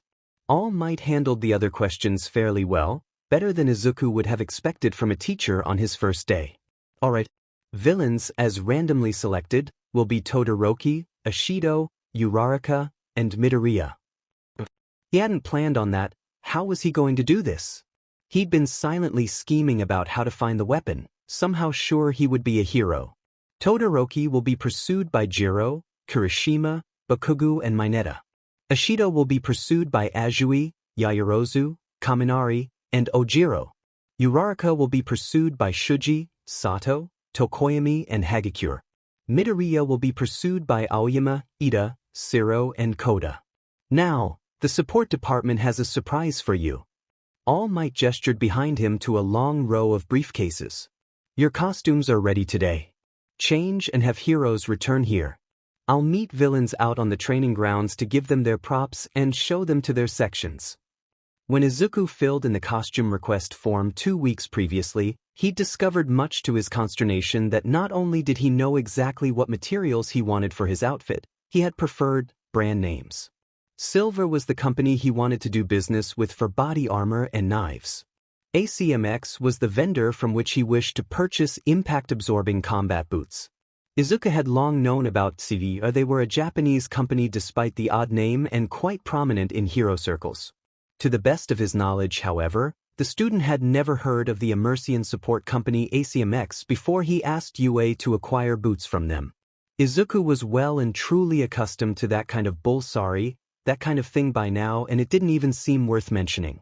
Izuku's work outfit, for some reason calling it a costume seemed silly, had a gray-blue-black camouflage pattern. Completely black clothing wasn't that useful for staying unseen at night. The goal was to be the color of the city, so mostly gray. Black in the dark looks different from gray in the dark. Izuku wore a layer of flexible body armor beneath the camouflage. Thicker plates guarded his torso. Izuku had not asked for anything special as far as gloves were concerned, but immediately recognized the ACMX mascot, a checkered whiptail, on their packaging. These were gecko gloves. Apparently, perhaps a package deal with the boots. They wouldn't actually allow Izuku to climb on glass, but they would provide a firm grip on even the smoothest of surfaces while protecting his hands from heat, cold, and moderately forceful stabs. They also provided wrist support with a similar impact-absorbing design to the company's boots. When falling from a great height, then, Izuku should try to land on all fours. He would be most likely to avoid injury that way by spreading the force of the impact. Sleeve sheaths provided easy access to an octet of thin throwing knives. Other weapons, including the 2 quasi-short swords he had requested, could be holstered on his belt. The staff would be more cumbersome as it didn't collapse. It wouldn't be an easy weapon to stow, but it should be possible to secure it to his back if he needed both hands free. He would keep this in mind for future modification requests. Izuku checked all of his weapons before putting the blade guards back on and returning all knives to the case. There wasn't to be any real fighting today, so he didn't need or want them. You look scary, Kaken told him as Izuku headed out to meet All Might. Thanks. You look intense. You do look intense, Siro agreed before Katsuki had a chance to respond. The hell does that even mean? Kaken wondered. Lots of, loud colors, Kaminari tried to explain as Izuku stepped into the hallway and let the door to the changing room drift closed. By the time Izuku arrived on the training ground, there were only 2 prop bombs left. Well, Izuku had several layers to don, so it took him longer to dress than some of the others. Good morning, young Midoriya. This bomb is for you, the hero gestured. Izuku squeaked in acknowledgement. It was all he could manage above the din of several trains of thought yelling, "Oh my god, All Might is talking to you. Oh my god, it's All Might." The fanboy wondered, briefly, if All Might remembered their first meeting, remembered the day Izuku had forgotten. Probably not. The #1 hero was constantly busy after all. Izuku got a grip and forced himself to listen carefully. The bomb was almost as big as Izuku but light enough for him to lift easily with one hand. This is your section. The hero showed him a map and pointed out the corresponding locations above ground. There's a sewer system, Izuku realized with a start as the brief information session came to a close. There is indeed, All Might agreed with a chuckle. I believe you are the first to notice that. Your section will be marked off below ground by yellow tape. Koda's quirk is going to be a lot of trouble, Izuku mused. He has all those eyes helping him. Did Ani voice allow Koda to have intelligent conversations with animals, or was it just a form of mind control? The former would be far more difficult to overcome, as certainly some animal would see where Izuku was going. Indeed. Good luck, Midoriya. Young Ishido. There you are. Let me show you your section. Izuku hefted the bomb in one arm and took off running down streets at random, circling back and taking wrong turns intentionally, attempting to confound any animals that might see. Izuku checked his watch. He had 5 minutes left. All right.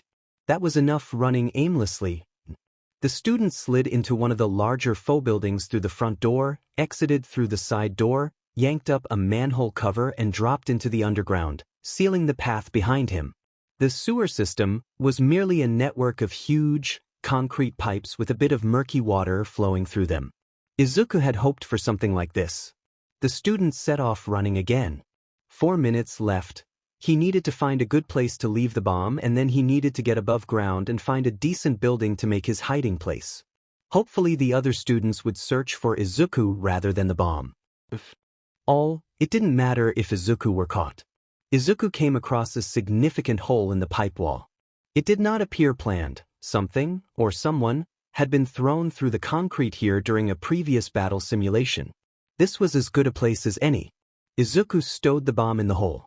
It was not hidden in the sense that someone walking past would not notice it, but it was hidden in the sense that if someone standing at either neighboring junction glanced down this section of sewer, the prop would not be visible. All right, 3 minutes left. Izuku took off again, running for another 40 seconds and taking several turns at random before choosing a manhole and ascending into the city. The sprinting was starting to take its toll. He'd be glad to find a hiding spot and rest a while.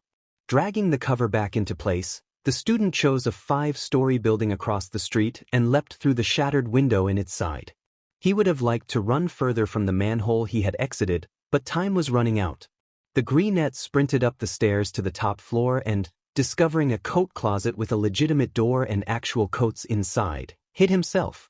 Hiding in a coat closet. It felt like a child's game of hide and seek. Another dose of adrenaline surged through his veins and Izuku bounced up and down on his toes. This was so exciting and maybe a little frightening, but mostly just exciting. There was no pressure, nothing to fear, no consequence when Izuku was caught, no reason for the nerve, and yet, the static fizzing in his blood refused to fade. A few minutes later, Izuku heard Shiro shouting, although he could not make out what his classmates said. Izuku took measured breaths, trying to get rid of some of the electric energy. It didn't work. He really wanted to have a good, long fight with Ojiro right now. That would get rid of this feeling. The door flew open and Koda threw the coats aside. The tension evaporated because the ruse was over, but it had worked, hadn't it? Izuku's capturing classmate wore a look of profound amusement and, well, yes, Izuku was in the closet, but come on, grow up in triumph, which rapidly turned to confusion. The small bird on Koda's shoulder chirped happily and Izuku allowed himself to grin. Nope, bomb's not in the closet with me, good luck, Izuku waved, taking a seat on the floor. Shiro had seen Koda's approach and arrived about a minute later. Koda was long since gone, following other animals in an attempt to retrace Izuku's steps. Where is it, villain scum? Demanded Shiro. I'm sure I don't know what you're talking about, hero. Izuku could play this game too. Mwaha. Shiro jerked back. Too much. Your evil laugh is, I don't know, just wrong. Now where is it? I'll never talk, Izuku said just as Ida finally joined them. Oh, I see, the speedster said. You thought to waste our time by having us seek you out when your weapon was concealed elsewhere? What a dastardly scheme. How truly villainous. But rest assured, the heroes shall be victorious. Zero. Yeah, Zero asked. If we work together, we can clear the zone more quickly. I can search the streets and lower floors, you can search the rooftops and upper floors. Well, I guess that's allowed? You'll call me if you find the bomb and wait to claim it so we tie. Of course.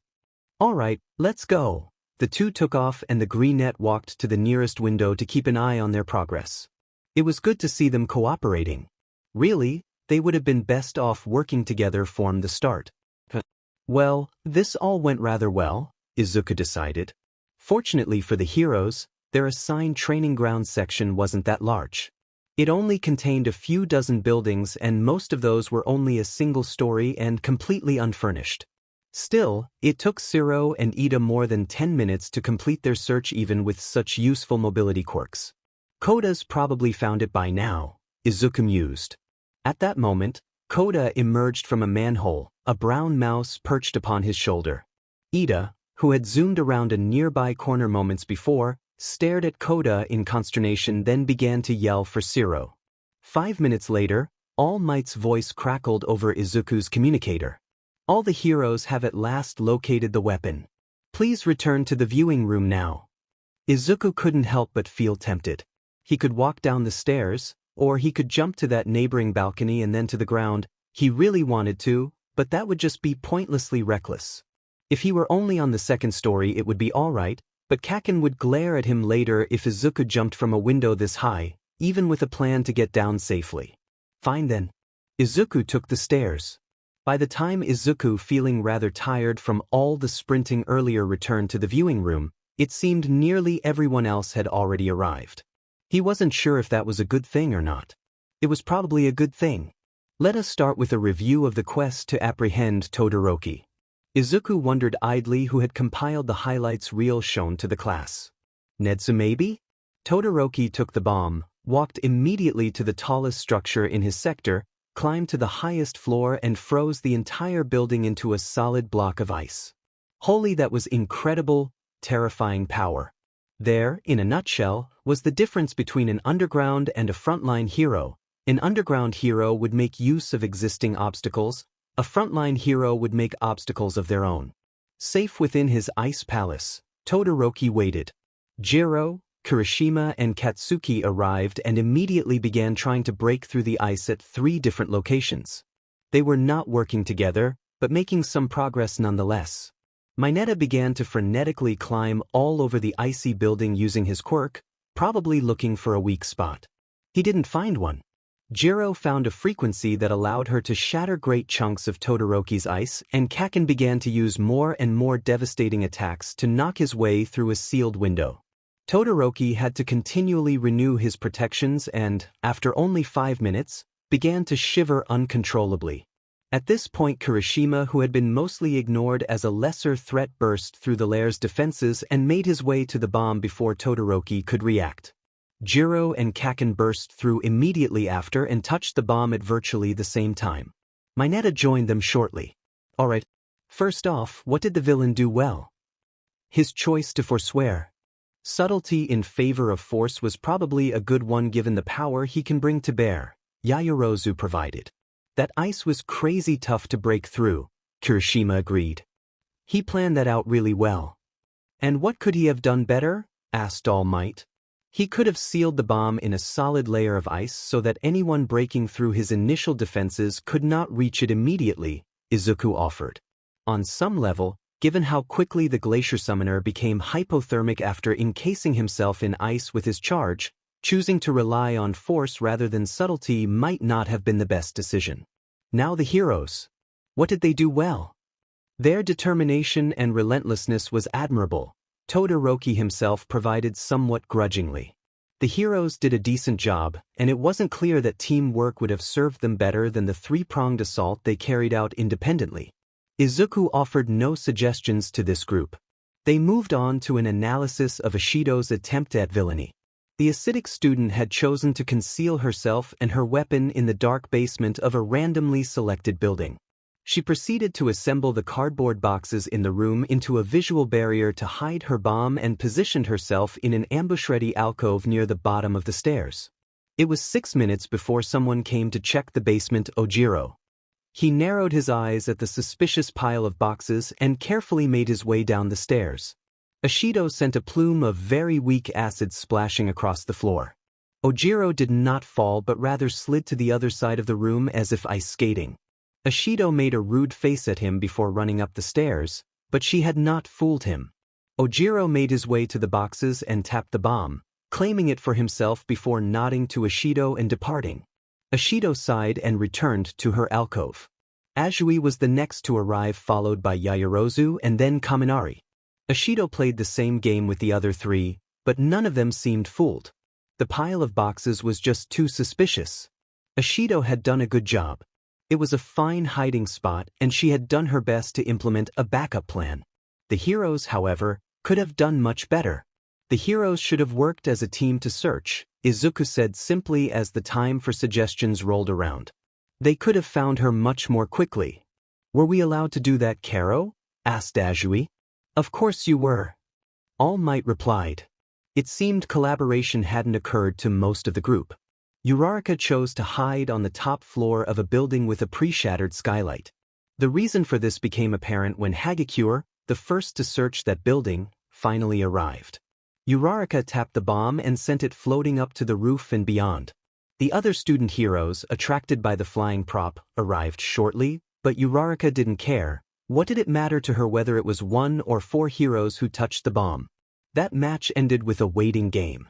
Eventually Uraraka became so nauseous she could no longer use her quirk and the bomb sailed back down to the building's roof. All 4 heroes captured it together. The critique was quick for all of them. Uraraka had come up with a creative solution which likely couldn't have been significantly improved upon. Well, hanging the bomb from a high ceiling by a rope might have thwarted Hagakure without requiring Uraraka to exhaust herself with her quirk, but it would not have thwarted Tokoyami and Dark Shadow. Again, the heroes really should have worked together to sweep the area. And now for Midoriya. Izuku watched himself run pell-mell through the faux city before finally descending into the sewers. We were allowed to do that, Karo? Asked Su. Nothing was forbidden. All Might replied. The cameras in the dimly lit sewer system caught Izuku stowing his bomb and running. You didn't stay with it? Uraraka asked. Why would I? Izuku asked a bit nervously. I couldn't do anything to defend it, not without attacking someone. Your quirk no good for that? She asked, seemingly perfectly sincere, but Izuku couldn't help but be wary. Something like that, Izuku replied. 3 people here, maybe 4 if All Might happened to remember his kidnapping case, knew Izuku was quirkless. The Greenette wasn't sure he wanted that number to increase. The Izuku on screen proceeded to his closet. I always knew there was something about you, Izuku, Kaken told him. Really, Kaken? Oh, grow up. Izuku sniped back. Kaminari chuckled awkwardly. Izuku felt his cheeks burning, but fortunately All Might was narrating events on the screen rather than paying attention to the conversation at the back of the class. There's nothing wrong with being gay, Mineta of all people said. Izuku already knew that the guy was a pervert hyped up on teenage hormones and angst, so it wasn't something he expected to hear. Lots of the really hot guys are gay and that's great because I don't have to compete with them for girls. Shuji took a deep breath, apparently trying not to laugh. Kaken, Ojiro, and Kirishima unanimously decided this would be a good time to facepalm. Hopefully Katsuki was regretting his life choices. This was his fault after all. Azui pet her head as if considering Mineta's point. Todoroki blushed furiously and Kaminari valiantly pretended to have heard nothing. The rest of the class really had heard nothing, or else they were much better at faking ignorance. The on-screen coda began to consult with a number of birds. Due to Izuku's mad romp through the training grounds, the students searched the wrong building first. The birds were not infallible. Coda found Izuku, realized Izuku didn't have the bomb, and raced back to the ground to find another guide, eventually happening upon the mouse who led him through the sewers. Meanwhile, Ida and Siro searched the city in tandem, Aoyama joining them after a brief consultation with Ida. Izuku hadn't seen that at the time, vision limited by his vantage point. The three of them made their way to the bomb, eventually, and all claimed it at approximately the same time. Izuku was, by far, the most successful of the villains. His time to first capture was about twice that of Uraraka, who was in second place. Well, what did the villain do well in this scenario? All Might asked. Everything, said Kaminari, and Izuku blushed, ducking his head. He took into account the quirks of the people who would be tracking him and made a concerted effort to confound them, Yaoyorozu. Leaving the bomb behind was probably the best choice and quite possibly something we all should have done, Ishido contributed. Uraraka shook his head. It only worked for him because he had a really good hiding spot and figured that everyone would look for the villain rather than the villain's weapon. And he figured correctly, Kero, Azui said. Kaken whispered, "Good job, nerd," in Izuku's ear. That was very impressive, Midoriya. Shuji agreed, and Ojiro also gave him a well done. It was a conspiracy to make him blush as much as possible. He didn't know how to handle this kind of concentrated praise. What could he have done better? All Might inquired. It might have been possible to mislead Koda into believing Midoriya had hidden the bomb nearby, Yaoyorozu suggested, with words or with body language. This could have delayed him further. No one seemed to have much more to contribute. What did the heroes do well? Koda's quirk was used to terrifying effect. Ida and Shiro had worked together, as they should have. Aoyama had joined them in the ground search after running into Ida, as he should have. Koda had little motivation to work with the other three heroes, although it would have helped Ida, Aoyama, and Shiro significantly to have access to some animal-sourced intelligence. Really, everyone had performed remarkably well given that this was the very first exercise. No one had made any catastrophic mistakes. No one had been injured.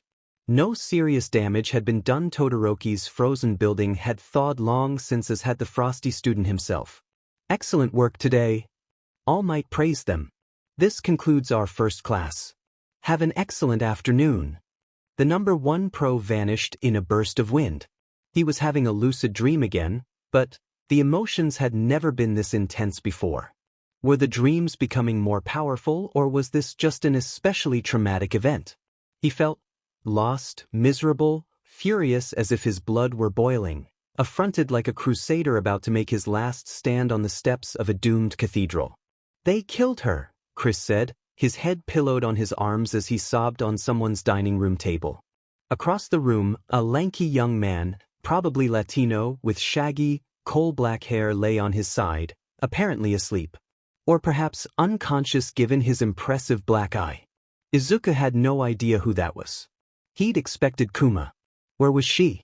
We don't know that for sure, Izuku replied carefully, setting his hand on the redhead's shoulder, trying to control his own emotions so that he might help his friend. I do know, okay? Here, the man moved a stack of freshly printed papers into Izuku's hands. Izuku couldn't make sense of what they said, not a single word, but his memory self could, and they were Dming. How did you get this? Izuku asked, strangled. You brought it to me, Chris replied softly. Those documents you lifted? Oh. I didn't know any of this was in there. I know you didn't. It's not your fault, either of you. But they killed her, and they're going to get away with it, with everything. No, they aren't, Izuku said. No one would ever believe us. This may be proof to you, but no one else would believe it, Chris coughed. I believe. People like us will believe, Izuku said, and that's all you need for a rallying cry. The fierce emotions faded away as the greenette woke. Well, most of them anyway. Did Kuma die? Izuku wondered as he copied down all the details he could remember from the vision. Was she murdered? Is that what was going on there? It sounded almost like the government had her killed, or someone's government? The Japanese government or the United States government, or who?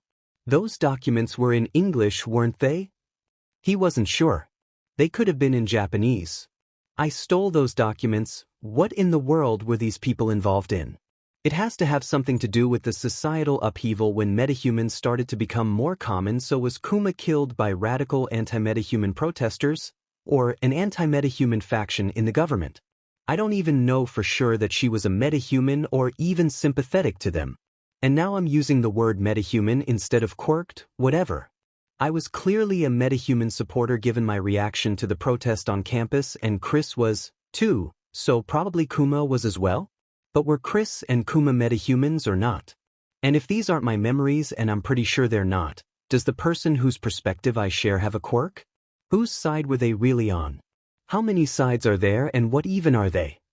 Through all the largely fruitless analysis, Izuku found himself feeling terribly sad. It didn't make sense. He knew that if the people in his dreams were real in the traditional sense, then they were all long since dead, but the thought of Kuma being murdered so young ached as if Izuku had lost a friend. He didn't even know the woman that well. He'd only seen her in a half-dozen dreams, and yes, he liked her, but she shouldn't be any more dear to him than a character in a historical documentary, so why did it suddenly hurt to think about what happened to her? Izuku took a deep breath, checked his clock 1:39 a.m. and tried, fruitlessly, to turn his brain off and return to sleep.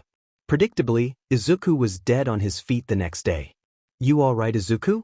Katsuki asked him as Izuku nearly walked into a pillar at the train station. "Weird dream," he mumbled. Kaken raised a questioning eyebrow. "You're still having those?" "Yeah." "And you don't think you should tell someone?" Izuku shrugged. "Who would care?" "I might," Kaken muttered. "Any might. Joe might. Shuji might.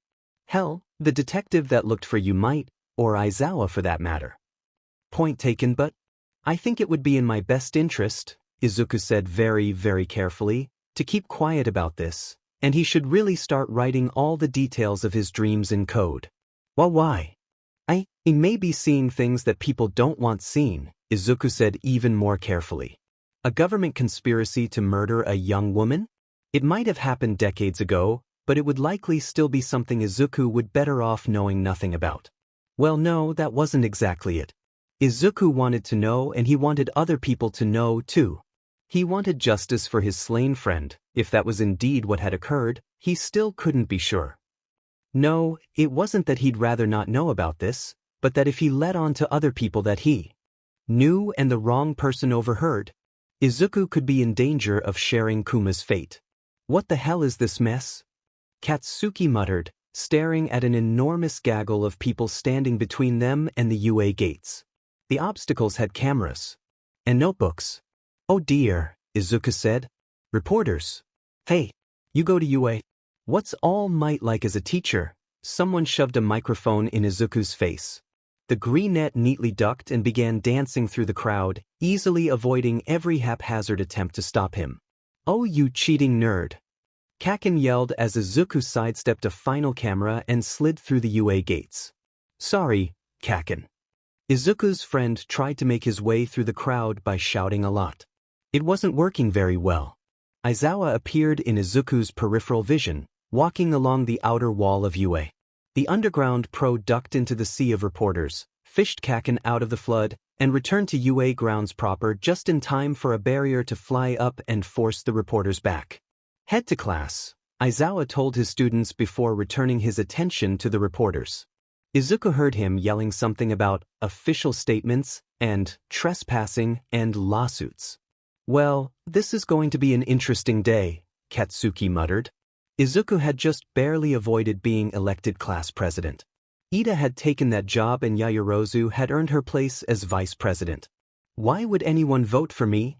Izuku wondered as he sat down to eat with Ojiro, Shuji, and Katsuki. Kaminari, Kirishima, and Ashido had settled into orbit about their group but were caught up in a conversation of their own. "Well, you seem responsible," Ojiro said. Izuku considered this assessment and found it ridiculous. How would anyone know? We haven't even had a real homework assignment yet. We barely know each other. "You just seem responsible," Shuji said with a helpless shrug. "You do, and I ought to know given how long I've been your neighbor," Kaken said. Izuku gave him a half-hearted glower. "Well, he certainly didn't feel worthy of being class president. Even if I were, I've got way too many problems of my own. I wouldn't have the time to do a good job." He really did have enough problems already. "It's not like it matters anymore, right?" Ojiro pointed out carefully, correctly surmising that Izuku was referring to the aftershocks of past kidnapping. "You're back and you're here to stay, and nobody even knows about any of that except the four of us," And Aizawa. That doesn't mean it doesn't take up a lot of my time and energy, Izuku sighed. Shuji nodded understandingly. I wouldn't just get over something like that either. Seriously, they would have been much better off electing Shuji than me, Izuku said. Why me? The other boy responded, jerking back. Yeah. You're really nice and you always seem to know what you're doing and what everyone else should be doing for that matter. Shuji furrowed his brow.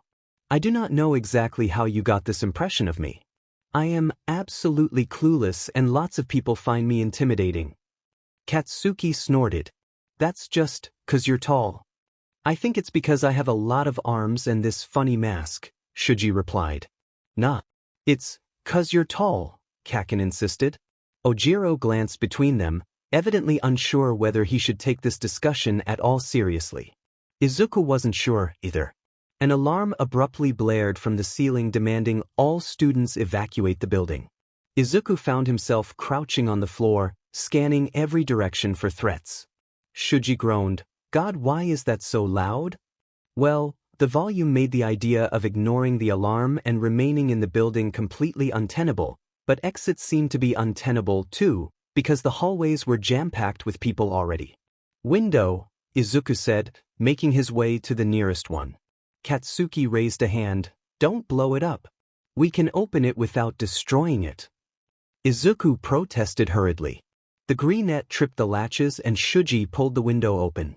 Izuku, as the smallest and most agile, swung himself out of the building and began to spider climb down the bricks. He was going to have to drop most of the way, though there simply weren't enough handholds. Izuku tucked and log-rolled as he hit the grass, then jumped to his feet and cleared out of the landing zone. Katsuki lunged out the window and broke his fall with explosion.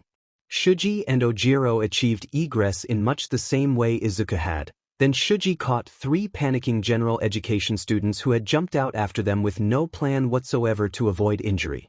This may be getting out of hand, Ojiro said as Shuji dived to catch a 4th student who had attempted to climb down the wall and failed dramatically. As quickly as the flow of fleeing students began, it ceased. Wonder what happened? Kaken asked. The alarm itself fell silent perhaps 30 seconds later. Should we go back in? Ojiro wondered. Dunno. Katsuki launched himself into the air with explosion, catching the edge of the windowsill and blinking. Looks like everybody's going back to lunch? What the hell's going on? The last question was addressed to someone inside the building. Kaken turned back to the students outside. It was a false alarm, 'cause the press were trying to sneak on campus. Everything's good, I guess. You can come back inside. Kaken climbed back through the window. The other students exchanged glances and, as one, decided to re-enter the building through a door and take the stairs like normal people. Katsuki was waiting impatiently for them when they finally made their way back to the cafeteria. Took you long enough. Well, not all of us are living rockets, Shuji retorted, taking back his seat. You said it was the press that triggered the alarm? Izuku asked his old friend. Apparently, that's what people were saying. Or what people said Ida said, I guess. I wonder how much money they're going to have to pay to UA for breaking through the security, Izuku mused. Probably a good deal, Ojiro volunteered. I've heard that Nedzu is a practicing attorney. That is extremely frightening, Izuku decided. His brief encounter with Nedzu's hologram combined with what he already knew about UA's principal suggested one would not wish to be in a lawsuit with Nedzu representing the opposition. Though I've heard that an attorney who represents himself has a fool for a client. That probably didn't apply to people like Nedzu, though. I've been meaning to ask, said Ojiro as they packed up from lunch and headed for English class. Why aren't you with us for English, Midoriya? Oh, I'm fluent. I tested out. He wasn't trying to keep that ability a secret at UA. In middle school, sudden fluency in English would have drawn unpleasant attention to the green net equivalent to setting off a truckload of fireworks in the halls. At UA, everyone would just assume he had lived abroad for a year or done an optional accelerated class, and he really didn't want to sit through 3 years of useless coursework. I have a study PRD for now, but I'll probably find something more useful to do with the time later. Cool. Ida had been a sheepdog in a previous life, there was no doubt about it. The fact that the seating style on the bus didn't accommodate the organization the class president was trying to impose caused Ida to visibly wilt. What kind of sheepdog wilted? Not a border collie. Izuku wasn't really a dog person, and apparently a supernatural knowledge of dog breeds was not part of the repertoire of random information that someone had shoved into his brain. Izuku took a seat in the back corner of the bus as the vehicle began a slow, steady drive towards one of the peripheral buildings on the UA campus. Kaminari and Kirishima argued with Siro about a video game Izuku knew nothing about and whether a certain cheat code was evil or not. Siro insisted a cheat code could not be evil, whereas Kaminari and Kirishima were convinced otherwise. Midoriya, Karo? Asked Azui, leaning over the back of the seat in front of him. Yeah. I was really impressed with your performance during our first heroics class, Karo, and I hear you escaped from the cafeteria before everyone else too. Tabule? Sort of? Why yeah, thanks. I was wondering, do you have an intelligence-enhancing quirk like Nedzu? No, he did not. That was not at all what he expected classmates to think his non-existent quirk might be. He wasn't sure exactly what he had expected, but it definitely wasn't this. Izuku opened his mouth once or twice, closing it promptly like a confused fish. No. I'm flattered? But no. Just because someone's really smart doesn't mean it's a quirk, Jiro, who sat beside Azui, pointed out. Sorry for assuming, Karo. Izuku sat there, dreading the follow-up questions where he would have to tell everyone he was quirkless, but they didn't come. Azui turned back to Jiro and the two of them began to discuss a genre of music the Greenette had never heard of before. Why were all of his classmates such interesting people? Not that he was complaining, but Izuku had thought he was up to date on most aspects of pop culture and yet he had no idea what anyone was talking about. The class disembarked in front of a towering dome with broad doors. They stepped inside and Izuku felt his mouth drop open. The place was an enormous disaster simulator with a setup for every calamity imaginable. Welcome to the unforeseen simulation joint, a clear voice said. The space hero, 13, stepped to the front of the class. It was just like Universal Studios Japan. 13 began to explain what sorts of skills students learned in the USJ as Uraraka jumped up and down, apparently overwhelmed by the excitement of meeting a favorite hero. Now, which of you know what my quirk is? 13 asked the students. Uraraka, still bouncing on the ball of her feet, eagerly volunteered a description of black hole, a quirk that turned things to dust. Izuku, of course, knew all about 13's quirk but had no interest in stealing Uraraka's thunder. That's correct. It's an incredibly useful quirk for removing debris and freeing trapped people, but it can also be used to kill. Izuku blinked at the sudden change in tone. Nearly all the quirks you see in heroics are dangerous, capable of being used for good or for evil. Izuku might not have a quirk, but he had skills and he had weapons and, at the end of the day, there was little practical difference. A quirk could kill, a knife could kill. Now, All Might should be joining us in 20 minutes or so. He accidentally got caught up in thwarting a bank robbery this morning on his way in and nobody could cover for him. Aizawa rolled his eyes. Apparently there was no love lost between Eraserhead and All Might. Izuku was the first to notice the dark circle forming in the center of the plaza. Aizawa, apparently, noticed only moments after him. Well, that's probably not good, Izuku said, then blinked and exchanged a shocked glance with Aizawa. The two had spoken almost precisely the same line at precisely the same time. Aizawa had said, well, that's probably bad. Is this part of the test? Asked Kaminari nervously as people began to step out of the dark portal. No. Get back to the door, those are villains, Aizawa growled. The door had sealed. Even Shuji and a sugar-high Sato working together couldn't get it to budge. Every attempt to get a signal out of the building failed. 13. Protect the students, Aizawa said, lunging down the stairs towards the oncoming swarm of villains. Swarm of villains? Izuku hadn't found the chance to be frightened yet. Now seemed like a good time to start. He expected himself to panic any moment, but for some reason panic wouldn't come to him. Izuku had thought long and hard about whether he should bring his full costume including knives and staff for the field trip. He hadn't known where they were going or exactly what they would be doing, so he had elected to take the whole shebang. His staff was secured diagonally across his back so as to be out of the way for running. Izuku pulled the Velcro clasps free and held the most useful of his weapons at the ready. 13 certainly intended to defend the class to the best of their ability, but there were dozens of villains coming up the stairs and Aizawa took out 3 of them like a whirlwind. Were all of their enemies poor fighters, then? Wow, said Kirishima. Small-time crooks don't know how to adapt when their quirks suddenly fail to activate, 13 said smugly. Good morning everyone. A villain of sickly mist, like toxic ash rising from a refinery, teleported into the middle of the students and Izuku quashed the reflex to draw one of his throwing knives and aim for the villain's bow tie. The man was incorporeal. It wouldn't do any good. My duty is to— Izuku didn't hear the end of the speech because things rapidly devolved into chaos with 13 attempting to attack the villain, Kirishima and Bakugo lunging at the man, and everyone else scattering. Izuku followed. Some nameless instinct that demanded he dodge sideways and was abruptly in midair. His heart leapt into his throat at the revelation that he was at least 3 stories up. Flipping himself over like a cat, Izuku landed on all fours, the shock of the impact largely absorbed by the combined efforts of his gloves and boots. CMX made good stuff. The student didn't even have a sprain. He gasped in a few desperate breaths, the terror of the fall not fading with his escape because if he had landed badly he would be dead right now. There were few revelations more terrifying than that. Where am I? Izuku muttered, slowly standing.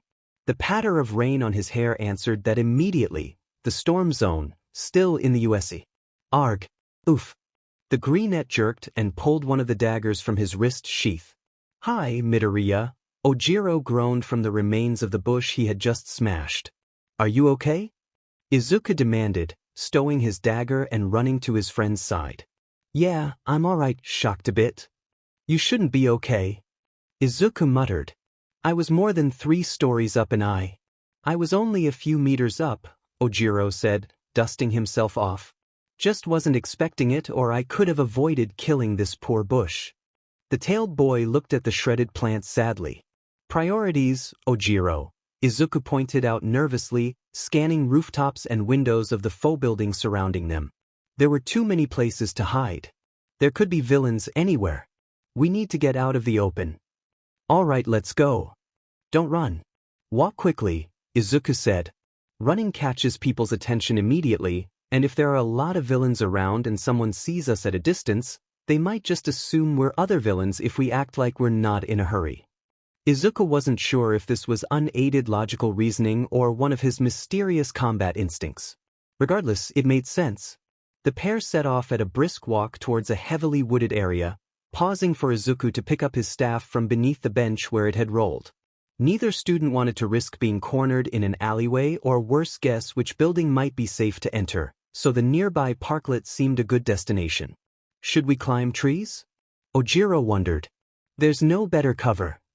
Makes as much sense as anything else, Izuku said and ducked by reflex as someone stepped out from behind a tree and a huge paw swiped at his head.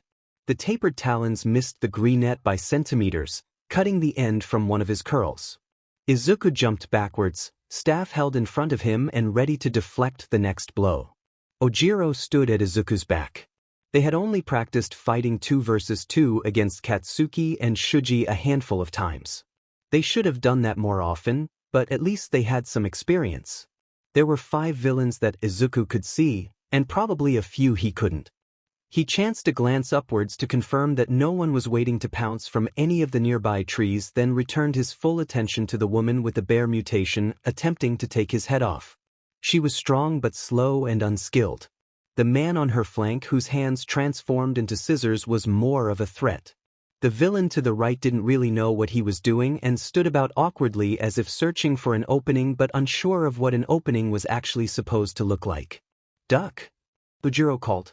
Izuku fell into a low crouch and took the opportunity to slam his staff into Scissorhand's knee joint with enough force to crunch something sickeningly. The man went down with a strangled cry and Izuku used the momentum as he stood to full height to stab the end of his weapon into the soft underside of Bear Mutation's chin.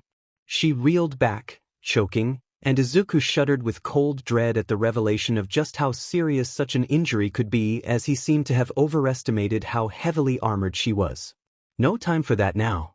Ojiro had sent 2 of his opponents to the ground already. The remaining 3, none of whom had obvious quirks, circled the students like wary sharks. Make a run for it? Ojiro asked, panting. Izuku was breathing hard too, partially from exertion and partially from creeping fear. Yeah. Ojiro launched himself towards the shortest of the circling villains, barreling the man over. Izuku chased after his battle partner. The pair of them sprinted out of the muddy park, splashed through a flooded street, and set off down a main thoroughfare. The sound of pounding feet behind them urged the students to run faster, still despite the treacherously slick asphalt. Izuku tried to take a corner too quickly and nearly skidded into a piece of dilapidated public art that Cementos had probably made as some kind of joke. The greenette didn't, however, lose his footing or more than a second's time, which was really good seeing as he had perhaps a 2-second lead on the villains. The group chasing Ojiro and Midoriya screamed insults and threats over the roar of the storm. It wasn't possible to make out entire phrases, but plenty of the individual words were comprehensible, and those alone were blood-curdlingly disturbing. "We're not going to loose them," Ojiro gasped out between pants. "Take a corner fast, stop and ambush them." Izuku replied. Ojiro gestured to an upcoming alleyway and the pair dashed into it, skidding to a halt. It was really hard to keep balance out here, and situating themselves against the wall ready to strike. The 3 pursuing villains were not very clever, and the ambush went over without a hitch. Ojiro and Izuku never even found out what the villains' quicks were, leaving the 3 of them in groaning heaps within seconds. "Let's get out of this place," Ojiro said, voice quavering a bit. "No protests here," Izuku agreed, and the 2 set off, once again at a swift walk, down the soaked streets. The cold was starting to bite as the initial burst of adrenaline wore off. Izuku's clothes were water-resistant, but far from waterproof, and he was soaked to the bone long since. Ojiro was similarly bedraggled. "That was terrifying," Ojiro said a few blocks later. "I mean, we're here to become heroes, but we just got here like days ago and I don't know what I'm doing, and wait, oh god, we're like the most competent students in class because we've sparred a lot before with quirks, and I bet Todoroki will be fine too, but what about the others? Oh my god. They've never been in even a fake fight before, and now they're all over the USJ having real fights. What if? Izuku had not expected Ojiro to freak out. Izuku had expected Izuku to freak out and assumed that Ojiro would be the one to calm him down. "Hey, don't pull your hair out, it's okay.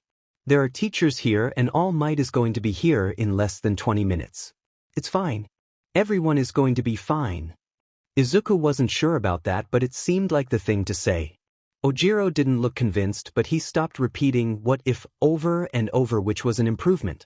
A few blocks later, as the pair finally saw the end of the storm zone approaching, Ojiro finally said, "Sorry, Midoriya. I don't know what's wrong with me." "Nothing's wrong with you," Midoriya protested. "I'm terrified too. I got dropped from 3 stories up, and if I'd landed on my head I'd be dead. We are first semester hero students. I'm entitled to freak out, and so are you." Ojiro nodded. "Thanks. Still sorry. Should we leave the storm zone? There's going to be much better visibility out there, which could be a good thing, or could be a bad thing if there were still lots of villains at large in the USJ. We've got to try to find our classmates," Ojiro said, a cold bite of determination smothering any remnants of fear in his voice. They could be in trouble. He was right, of course. They were going to be heroes. Just surviving wasn't good enough, and it wasn't what they were here to learn. "All right, let's go." Izuku and Ojiro walked furtively towards the central plaza and arrived into the middle of absolute chaos. The bodies of minor villains lay about like leaves fallen from a maple in a typhoon. Shards of shattered ice covered everything and everyone. Kaken was swearing fiercely somewhere nearby, but Izuku couldn't spot him. A black portal opened in front of Izuku's face, and a pale hand reached towards him. Izuku put one of his throwing knives through the limb before he even comprehended what he was doing, and, somewhere in the distance, the owner of the displaced hand screamed in agony, pulling away. Izuku was going to go through a lot of knives this year, wasn't he? There went one already. "Watch out," someone yelled, maybe Todoroki. Watch out for what? Holy sheet! Ojiro leapt away, a reflex matched by Izuku as some sort of 4-meter-tall beaked monstrosity appeared in front of him by magic. Izuku wasn't sure if he was the one who had sworn or if it had been Ojiro or someone else entirely, but it seemed an appropriate reaction. The thing was so fast, there was no way anyone without a speed enhancement could dodge the next blow. The roar of Todoroki's quirk filled the air and the villain thing tripped as ice assaulted its legs. Izuku and Ojiro, without prompting, split up and sprinted in opposite directions, hoping to confound the villain, or was it an animal? Or some kind of machine? It was impossible to tell. Izuku skidded to a halt as the misty villain who opened warp gates appeared in front of him. Behind him, Izuku heard ice shattering and Kaken yelling he must be trying to fight the monster. Staff held firmly in hand as he assessed his options, Izuku scanned the warper for potential weaknesses. "You," the villain said. "Me." Izuku was having a flashback to his first encounter with Ojiro so many months ago. "Kurogyri," a raspy voice cried, and the warper abruptly vanished into one of his portals. A terrified scream, Izuku pivoted to see the monster thing looming over a mostly incapacitated Katsuki. Todoroki was on the ground too, but whether that was due to injury or hypothermia was unclear. The greenette sprinted towards his friend without a moment's thought, a knife in each hand. He was too far away and didn't have the strength to land the first throw straight on target. The blade cut through the thing's shoulder but didn't do more than cause it to pause for a moment, the wound sealing and ejecting the knife to the ground. That was an insane healing factor. The second throw went through an eye and Izuku had to fight against a surge of nausea because he had just stabbed something in the eye. He had just stabbed something in the eye on purpose. It wasn't clear whether the beast felt anything at all, but the knife in the eye was enough of a distraction to allow Katsuki to collect himself and get clear. The next blade landed in the attacker's exposed brain. It screeched but still didn't seem to be incapacitated. Izuku had enough time to recognize that every last person who engaged this creature was going to die, right here right now, because it was relentless and unbreakable and there was nothing any of them could do to stop it when it vanished in a burst of wind. It took Izuku much longer than he would have liked to comprehend that the monster had disappeared not under its own power or as a result of a warp gate but because All Might had punched it. Maybe they weren't all going to die? Where was Ojiro? "Ojiro!" Izuku called. "Here," the tailed boy replied instantly. He was right there, kneeling beside Todoroki, trying to help the other boy up. Todoroki did not look pleased by this development. "Kaken?" Izuku asked, running towards his old friend.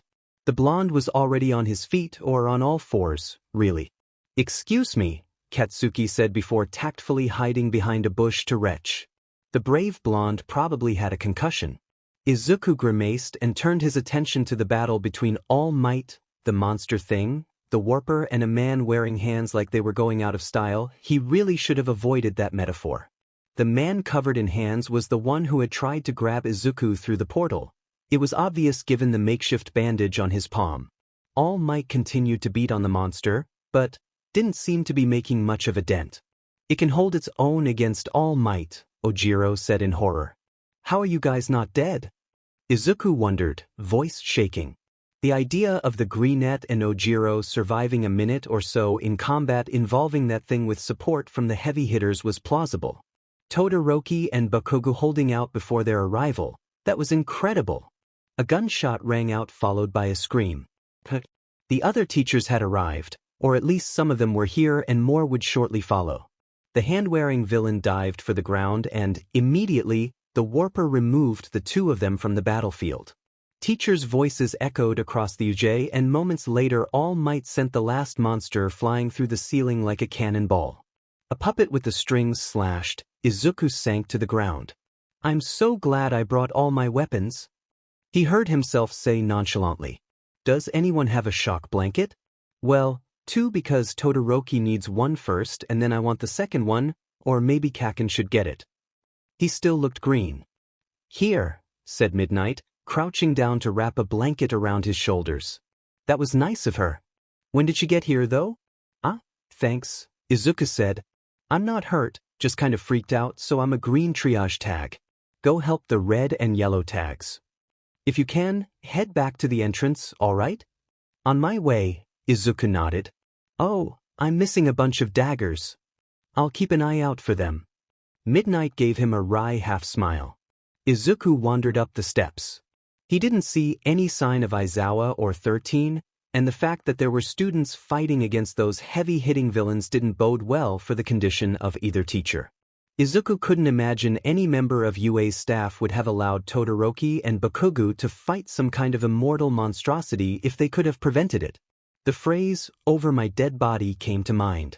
Izuku stomped on it. It had no business here. Izuku had no reason to think that anyone was dead. Everyone could be fine. Everything might be fine. Several ambulances and police cars, and vehicles likely from hero agencies not associated with UA crowded the USJ's small parking lot. Most of Izuku's class seemed to be here huddled on the grass just outside the entrance to the building. He spotted Shuji, Uraraka, Siro, Azuida. Maybe he should just count 12 students out here. He knew where 3 others were. Where were the rest? Izuku sat down heavily on a low landscaping barrier. Snipe was speaking with Uraraka, who had also chosen the landscaping barrier as a seat. All the students are accounted for now, the cowboy hero told her. Everyone's gonna be fine, nothing recovery girl can't fix up, no problem. What about Mr. Aizawa and 13? Uraraka asked plaintively, hugging her own blanket close. Both of them have been hospitalized, he said. Don't think either of them's gonna be permanently injured, but it's too soon to say for sure. Oh, whispered Uraraka. Well, that's better than I expected, Izuku said. I want to go home and sleep for a really long time. Y'all will get that chance. School's canceled tomorrow while we find a way to keep that teleporting varmint out. Snipe sounded really put out, but varmint was a funny word and Izuku didn't know how to feel about this. Is there a way to block that kind of teleportation? Izuku mused. At the very least we will be able to detect it, Power Loader pitched in. You are Midoriya, correct? Yes. Your mother is going to be here within 30 minutes. She will be taking you and Bakugo home. Do I need to give a statement? Izuku asked. This seemed like the kind of incident he would need to give a statement about.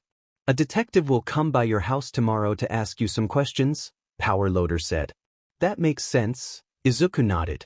At that moment, Midnight stepped out of the USJ with a mostly unconscious Kaken in a bridal carry. Recovery girl's quirk must have taken a lot out of him. She set him down gingerly on the grass. Mineta, who was sitting with Azui and Kaminari, shot Katsuki a look of pure, 200-proof jealousy. Really, Karo? Azui said quietly to their shortest classmate. Like you don't have a crush on any pro heroes, Mineta muttered back. That's beside the point, Karo. Izuku barely remembered the car ride home, the fussing and assurances. His mother forced him to eat something and shower before he trudged to bed. That was probably for the best. He'd killed people before. It didn't feel quite like it had the first time he took a life, that cold fire feeling of destroying part of his soul, but it was always horrible. A knife between an assailant's ribs. She was the only one of her apartment mates who remembered to water the geraniums in the window box. A bullet through a skull. He called his mother every night at 8 o'clock to tell her about his day, the parts he was allowed to talk about anyway. A body thrown from a balcony into traffic. His border collie waited patiently by the door for him to arrive home for dinner.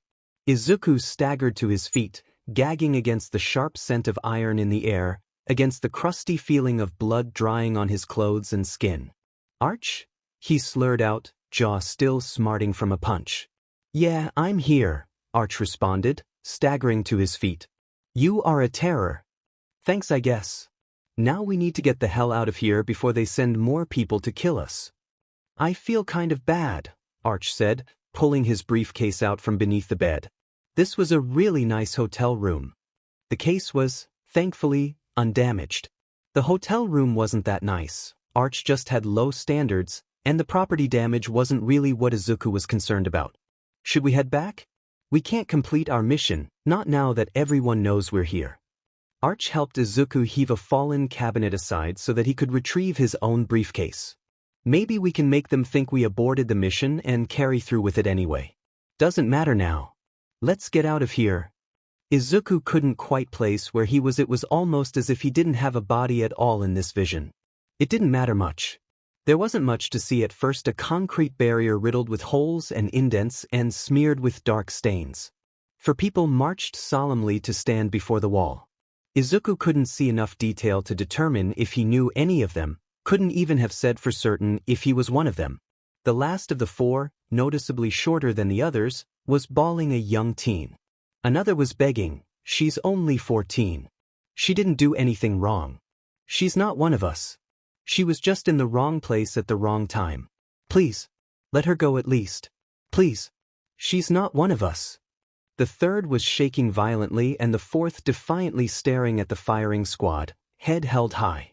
"Please, please don't make him watch this. Please." He couldn't close his eyes, couldn't turn away. The image faded and Izuku nearly drowned in relief. The third vision, or perhaps it was a continuation of one of the others, was even vaguer, bloody and horrific and terrifying, saturated with the penetrating stench of death, pierced with steely, banshee screams. "No need to be shy.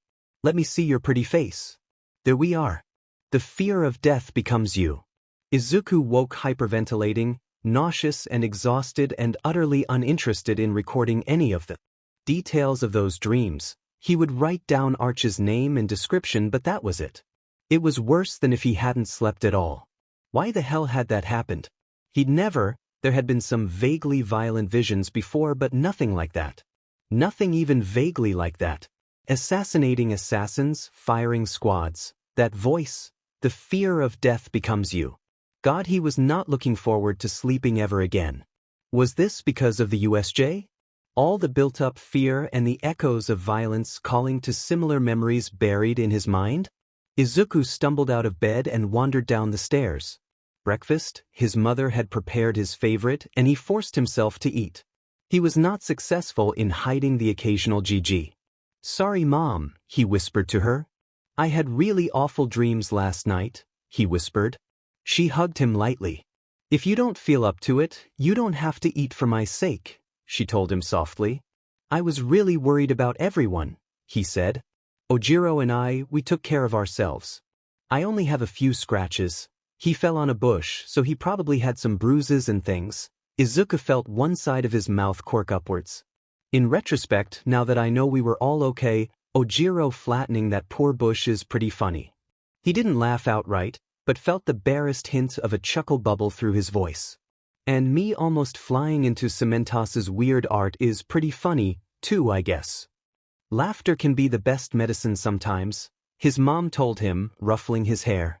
"I know that you're going into a dangerous profession where this sort of thing happens, but I really wish it hadn't happened quite so soon." "Yeah, me too," Izuku said hoarsely. "I think we're supposed to talk about these things before we actually have to deal with them." "You should." She further mussed his disastrous hair. "Don't feel like you have to pretend for me, all right?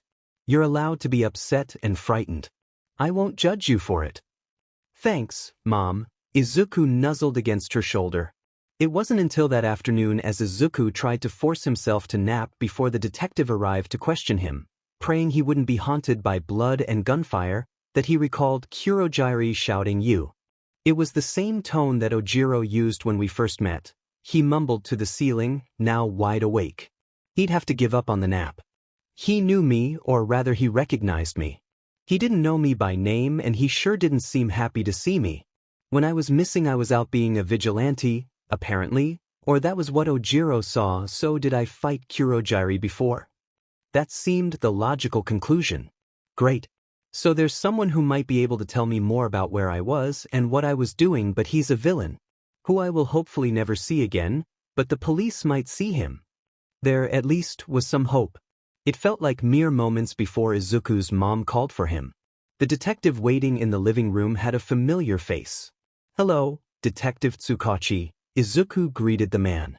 The three of them took seats in the living room, and Izuku went through the entire story of the USJ, how they arrived, how he saw the black portal opening, how Aizawa went down to fight and 13 stayed behind to protect the students, how the teleporter slipped past their defenses, how Izuku fell from a great height but landed without injury, how Ojiro flattened a bush in a vaguely amusing way.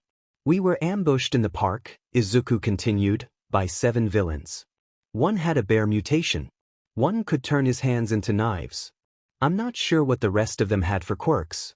Ojiro and I took down 4 of them and then we ran. We couldn't lose the other 3, so we took a corner sharply and then ambushed them when they followed us.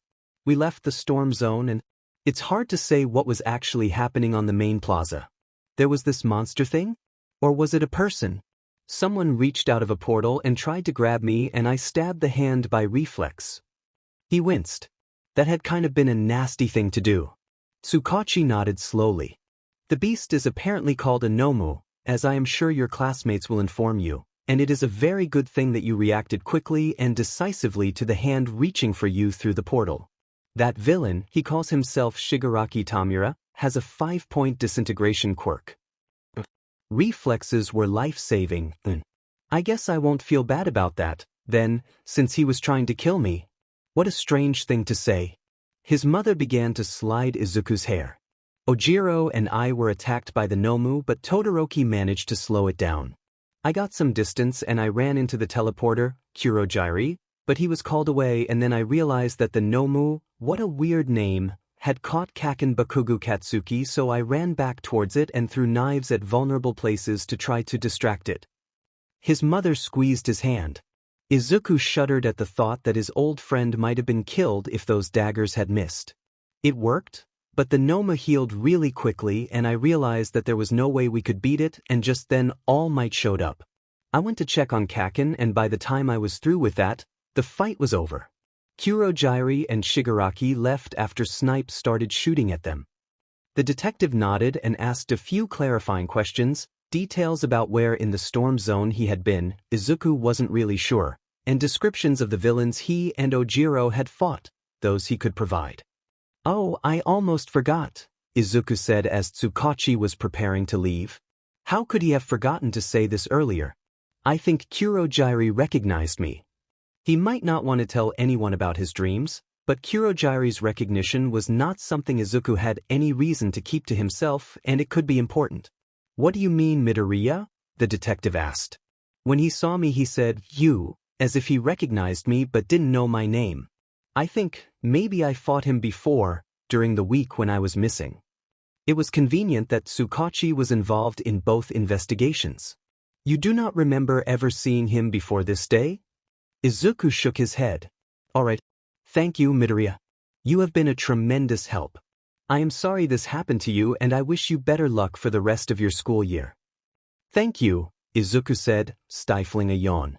That had been draining and he hadn't had much energy to begin with. If he had another set of nightmares that night, he was going to be useless the next day.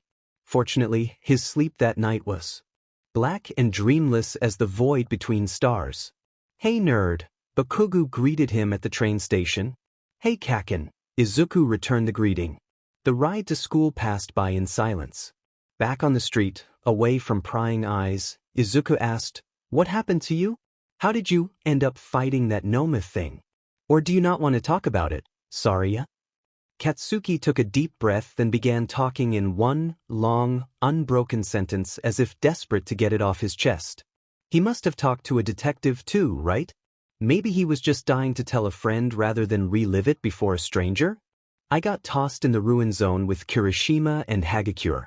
Kirishima broke his ankle and maybe a wrist too in the fall, so after Hagakure and I totaled the assholes who were beating on Kirishima don't wince, he was fine. His quirk protected him from that part. She helped Kirishima head towards the entrance hoping 13 would be there still.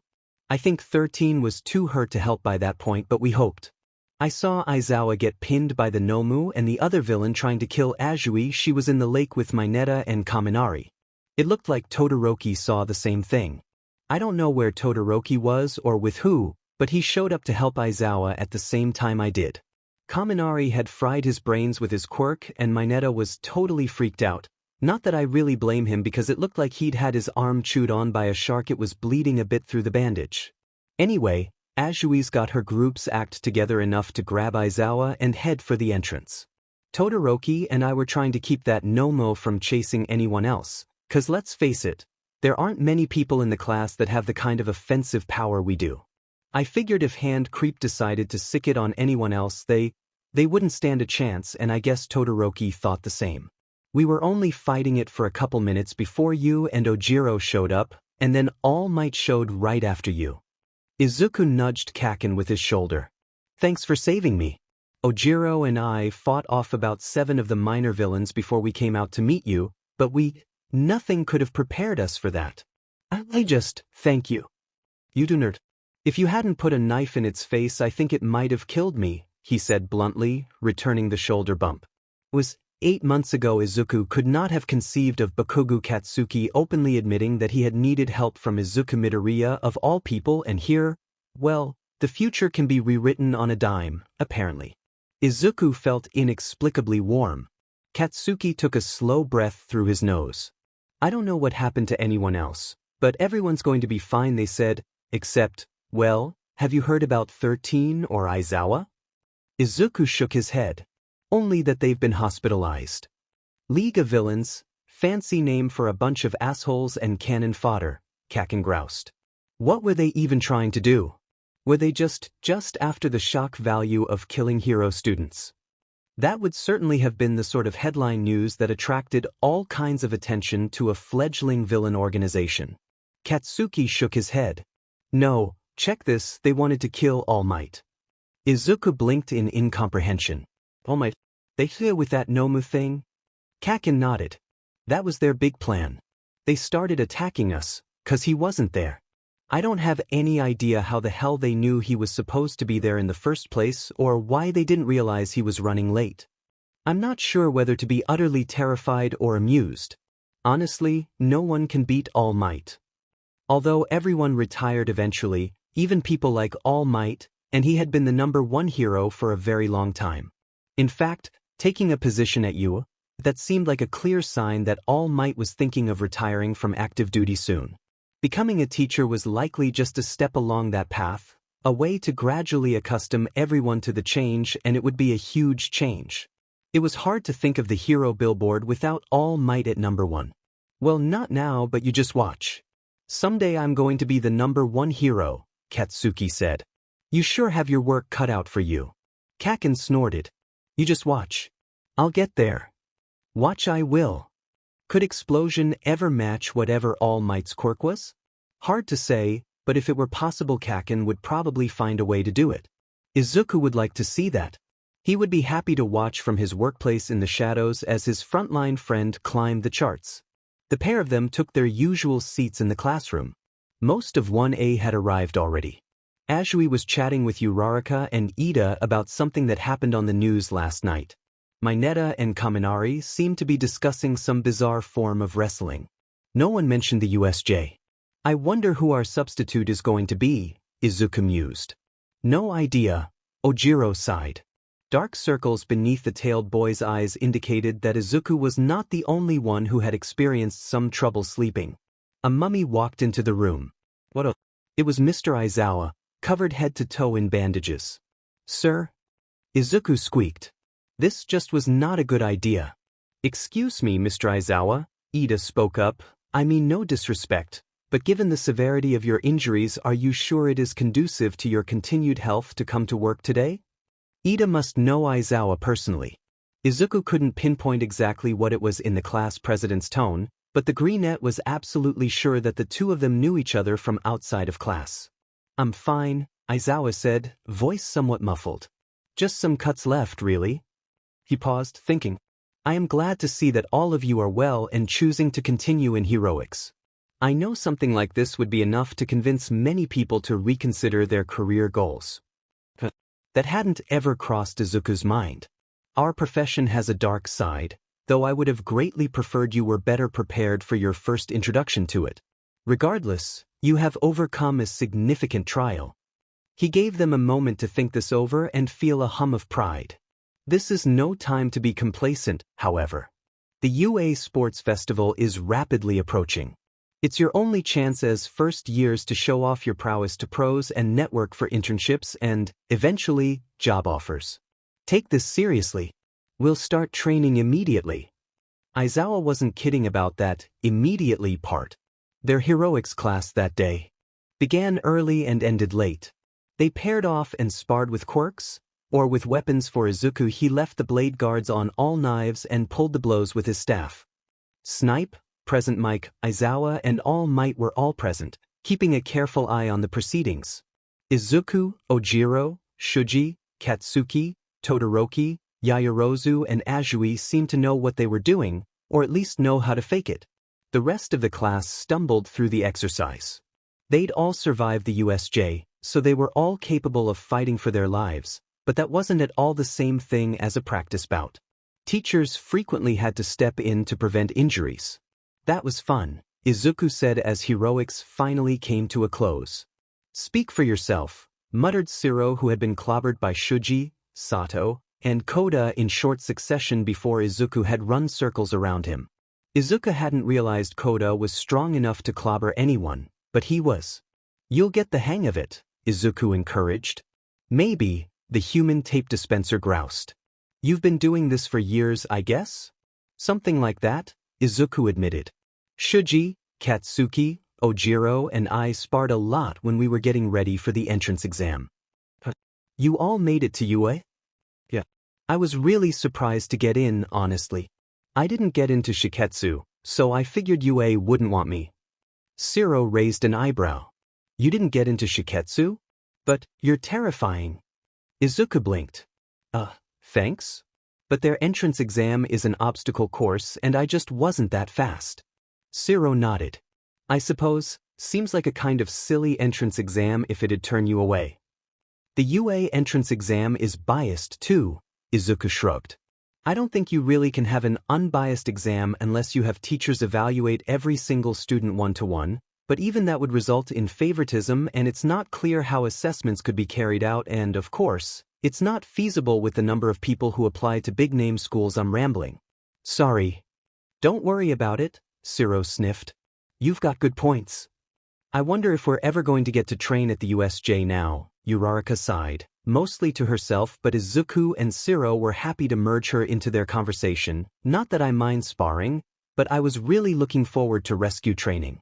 Siro shuddered. I'm not sure I want to go back to the USJ just yet. Were you two together? Izuku asked. Yeah. We were both in the conflagration zone, Uraraka said. It was not pleasant. Some creepy guy who looked kind of like an alligator bit me, Siro shuddered. That's just so rude. Izuku resisted the urge to laugh at the incongruity.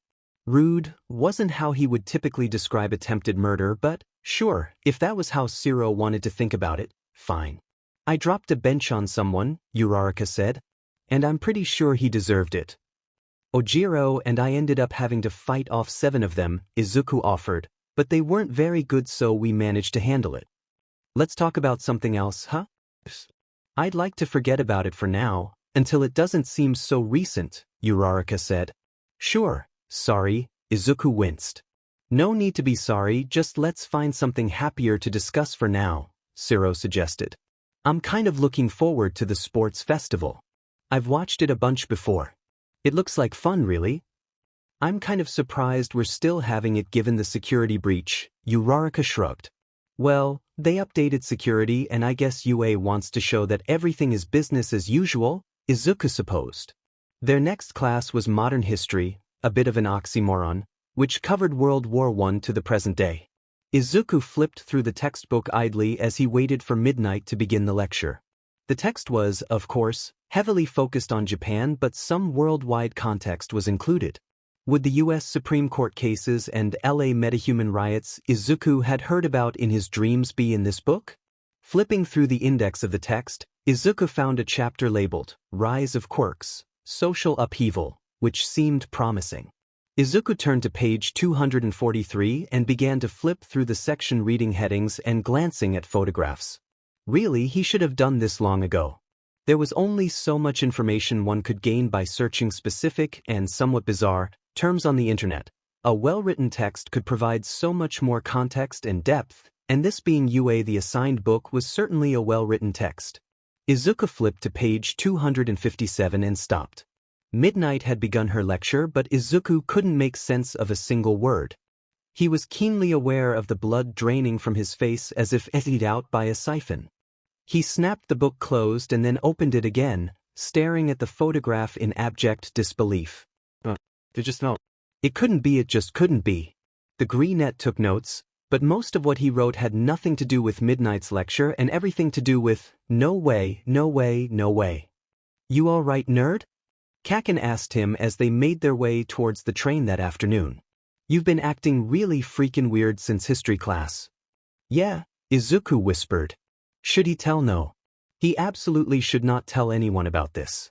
Nothing made sense, and until something started making sense he needed to make sure no one had this information but him because what might they think? Izuku didn't even know what to think. People certainly wouldn't think anything good.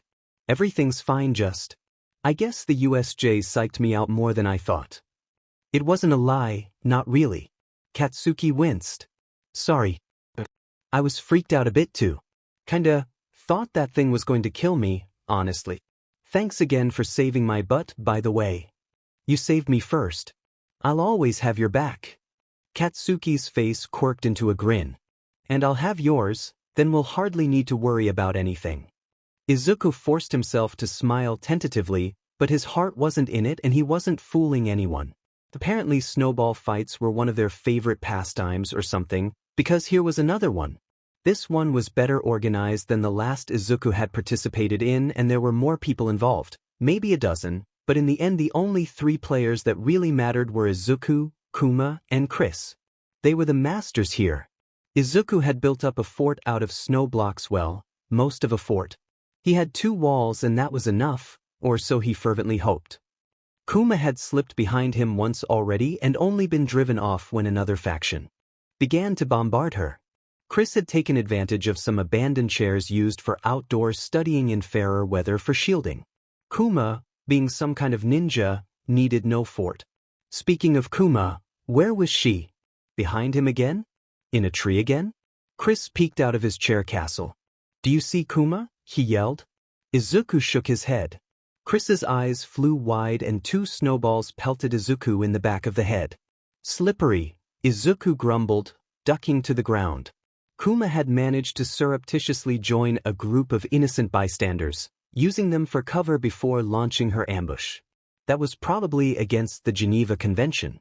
Kuma won the fight. She always won, but this time it was a slaughter. Izuku, having long since given up, watched with cold, literally, dispassion as Chris surrendered.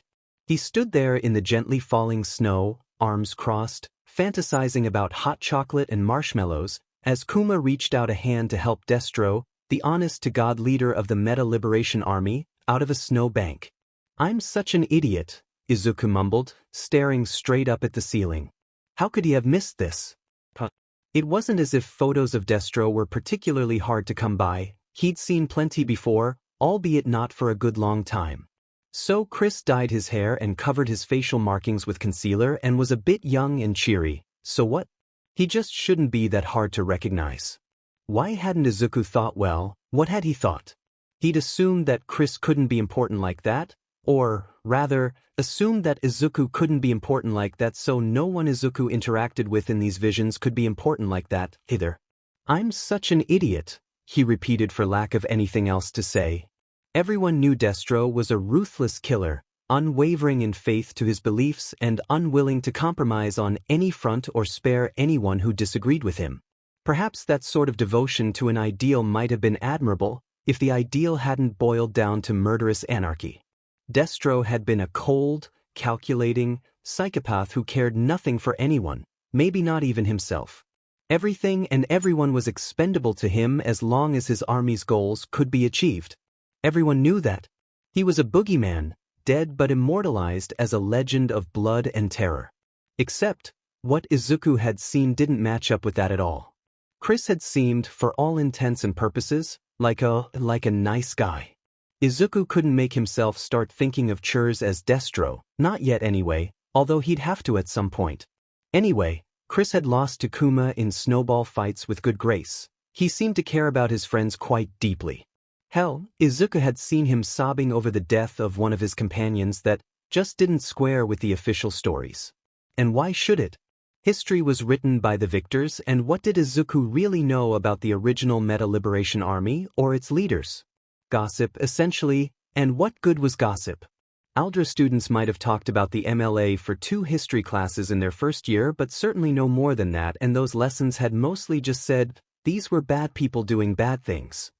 Izuku sighed. If he didn't have class, he would have loved to dive into some serious research that morning. He would have started the night before, except for some reason doing homework and pretending nothing was wrong had been really appealing. As it was, he would have to wait until the next night to begin his search. You all right? Shuji asked. Izuku started back to reality to find himself poking his food as if it were some kind of exotic plant specimen and he an avid collector. I realized I did something really stupid a while ago, he said, not wanting to keep up the USJ excuse. This was the truth after all. There was something obvious and I didn't understand it. It's really embarrassing and I just can't stop thinking about it. Ah, said Shuji nodding. I know that feeling very well. Ojiro sniffed. I once accidentally insulted my grandmother in a casual conversation. I didn't even realize how offensive it was until 3 hours later and I still can't think about it without wanting to tear my hair out. You guys have issues, Katsuki said, munching on his lunch without concern. Thanks, Kaken, Izuku said dryly. Uraraka and Azui appeared to be having some kind of argument.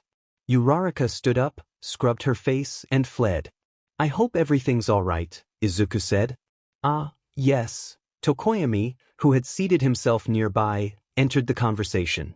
I heard them talking earlier. Uraraka is very nervous about the sports festival. The two of them are not really arguing. Tsu is merely trying to calm our nervous classmate. Makes sense, I guess, Izuku acknowledged. He wasn't really nervous about the sports festival because he was so nervous about other things, but maybe he should be nervous. It was a nationally televised event. He had already run into 2 people, Ojiro and Kurojiri, who recognized Izuku from his missing week. How many people viewing the sports festival might recognize him? What if some of them had grudges? What if they tried to come after him or his mother? Suddenly Izuku was feeling very nervous about the sports festival himself. Do you think I can keep them from using my name in the sports festival? Izuku asked suddenly. Tokoyami gave him a bewildered look. Why would you want that? Even if you wish to become an underground hero, this is probably not a time to be hiding your achievements. Oh, F-. Katsuki clearly understood, as did Ojiro. Tokoyami just looked more confused and Shuji didn't seem to get it yet, either. It's complicated, was all Izuku said, not wanting to reveal any secrets to another classmate just yet. Maybe I can talk to Aizawa about it? Feeling the need to get this sorted immediately so he could sleep the next night, Izuku packed up his lunch and went to look for his teacher. Izuku ran into Snipe first. Excuse me, he asked hurriedly. Do you know where Aizawa is? Resting, the hero replied. Everything all right with you? Well, I realize that it's about the sports festival and it's complicated. Well, why don't I take you to talk to Nedzu instead, let Aizawa rest. Eep. Izuku put a hand over his mouth, mortified by the squeak that had escaped. I can't disturb the principal not over something like this I just can't. Sure you can. Nedzu already told me to bring ya by. It. Snipe waved his phone. It wasn't clear if Snipe had texted Nedzu the question or if Nedzu had somehow already known and sent Snipe a message without prompting. Apparently he's got some time on hand between plot-in sessions at the moment. Plotting? Plotting what? That wasn't disturbing at all. Snipe relentlessly led Izuku onward to the principal's office. Come in, Midoriya, called a terrifyingly cheerful voice. Thank you, Snipe, Izuku said hollowly. The teacher tipped his hat and Izuku stepped into Nedzu's lair. Good afternoon, Midoriya. Nedzu greeted him from behind an elegant, ebony desk covered in stacks of controlled chaos and many unlabeled buttons. Tea. Had that teapot been there the whole time, or had it just appeared there somehow while Izuku was thinking about other things? Yes, thank you, Izuku said as it became clear that he was going to get a cup no matter what he said. So, Nedzu sipped his drink. I hear you have some concerns about the sports festival? Izuku shifted nervously beneath the principal's penetrating stare. Do why you know what happened to me last year? Nedzu nodded. I am aware of all the details regarding the circumstances of your disappearance and reappearance, including Ojiro's report and the development involving Kurogyari at the USJ. That was good. I'm worried that, if Kurogyari recognizes me, who else might? I see. I, too, had been considering this, the principal acknowledged. You do wish to participate in the festival, correct? Yes, of course. Going to UA and not participating in the sports festival would be like going to eat at a junky fast food restaurant and ordering a salad. That metaphor wasn't really flattering, but it got the idea across. Well, one thing we can do is refer to you by an alternate name. This would obscure your identity more effectively than referring to you as Student I, as it would not give any one particular reason to dig into your background. Would you be amenable to this? Yeah. That would be a good thing to do. Yes, please. I will make a similar offer to the other participants. I suspect that you will not be the only one who takes me up on it. I believe we have a number of aspiring underground heroes this year. Keep in mind that others, perhaps former schoolmates, may recognize you and post accurate information about you online. That was something he hadn't really considered. Maybe I shouldn't participate at all, Izuku mumbled. Or maybe I should compete with a bag over my head or something. At the very least, he could use some temporary hair dye and tie his locks back in an unusual style. At the end of the day, Nedzu said, paws steepled, your status as a UA student and your identity simply cannot be hidden completely. I understand that this can be very nerve-wracking, especially in your situation as the risk is completely unknown. Kurogyari recognized you, but for all you know he may only know you as a common customer at his civilian place of work, or you might have been his mortal enemy. Now, it has been a very long time since anyone carried out a successful attack on a UA student or a UA student's family outside of school or work hours. The reason for that is not so much secrecy as security, including intelligence and counterintelligence operations which I lead, and, Nedzu bared his teeth, the threat of overwhelming and vicious retaliation from all of our staff and alumni. Those who escaped the USJ will not be forgiven or forgotten. I will find them. There was a promise of terrible death in those words.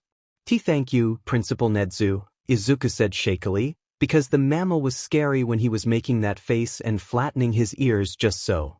I will make a note to teachers to announce the option for alternate names this afternoon.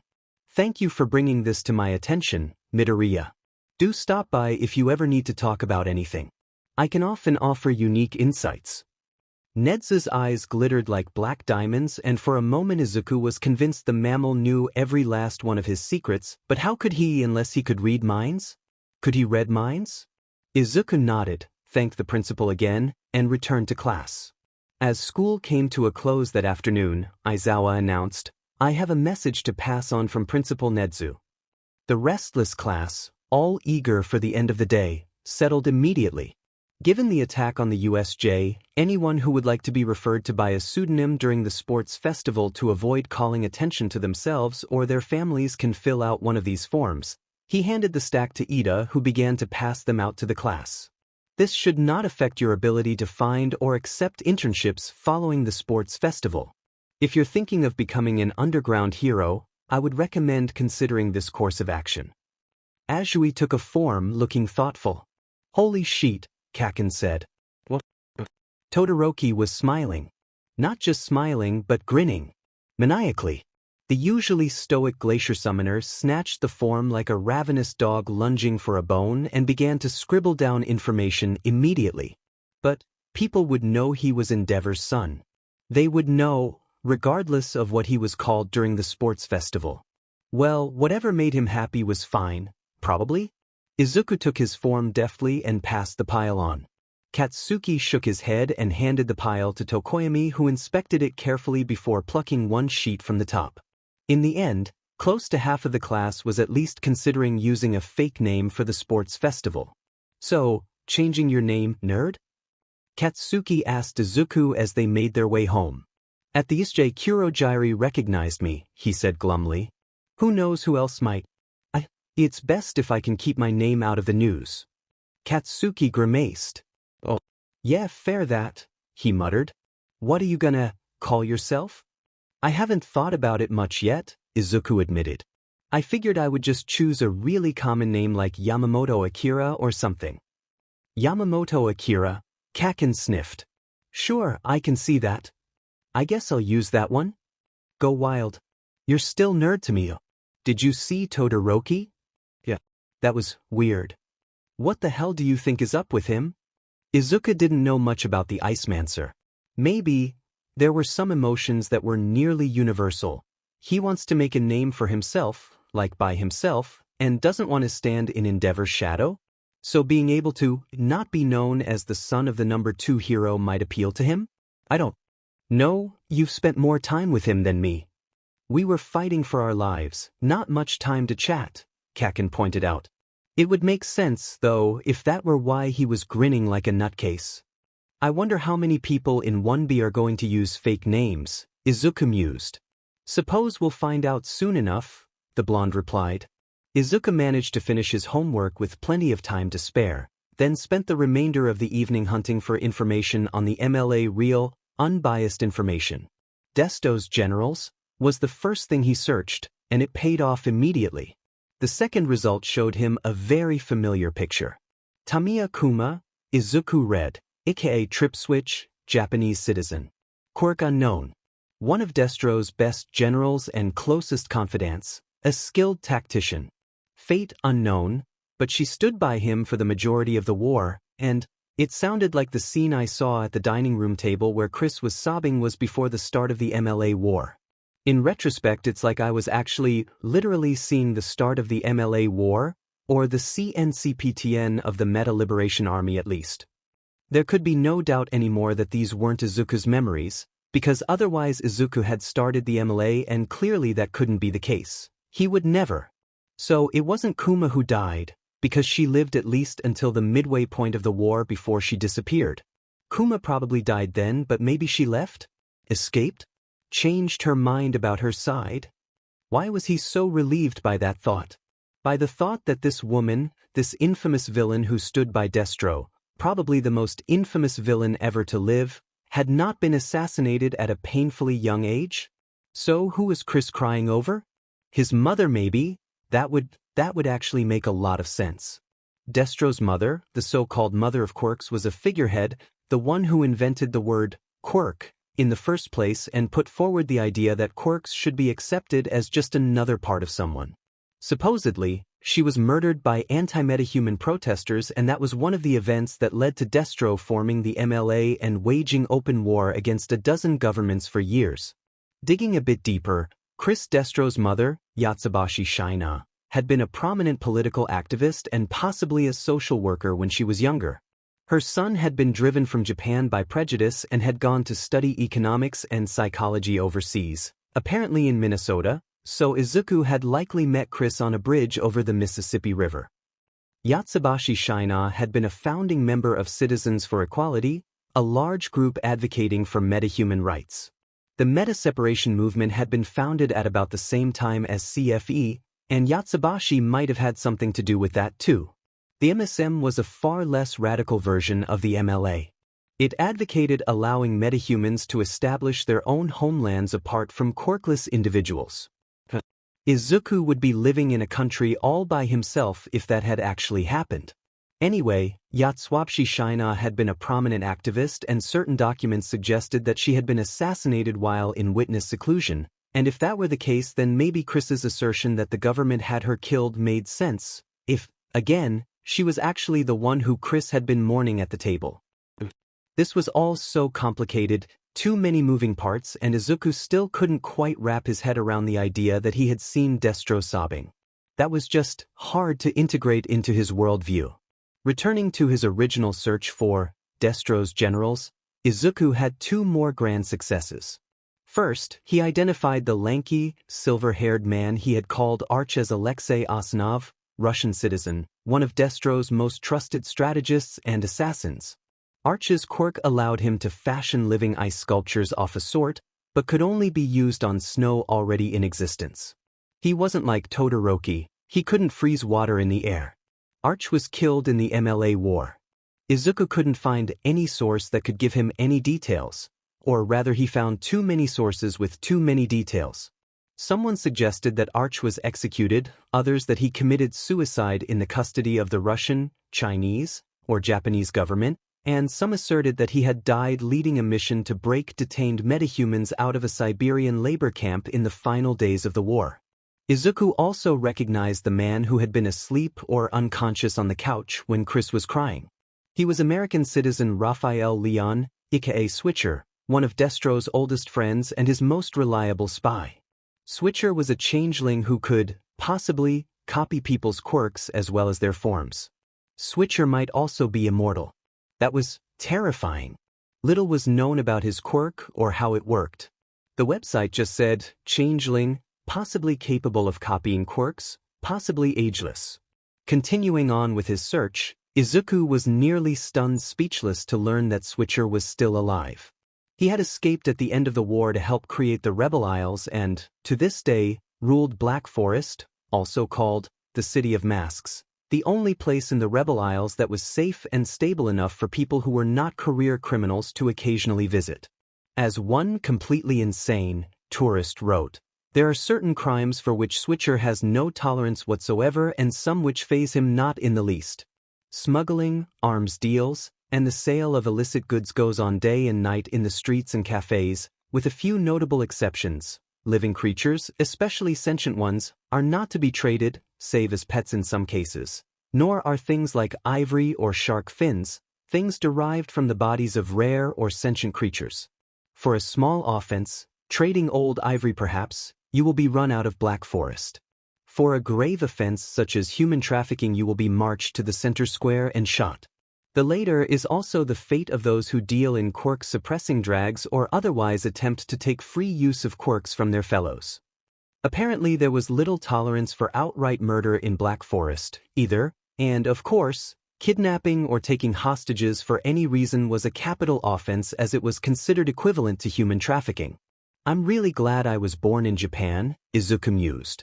He wouldn't want to live in a place like that, a place where blood was constantly and literally running in the streets. Izuku sighed, closing his laptop for the night. All of that is well and good, he muttered, but doesn't help answer the question of whose point of view am I seeing? And why? Izuku must be viewing the past through the eyes of one of Destro's close confidants, likely one of his generals. Izuku hadn't researched them all yet. His memory donor must be in there somewhere.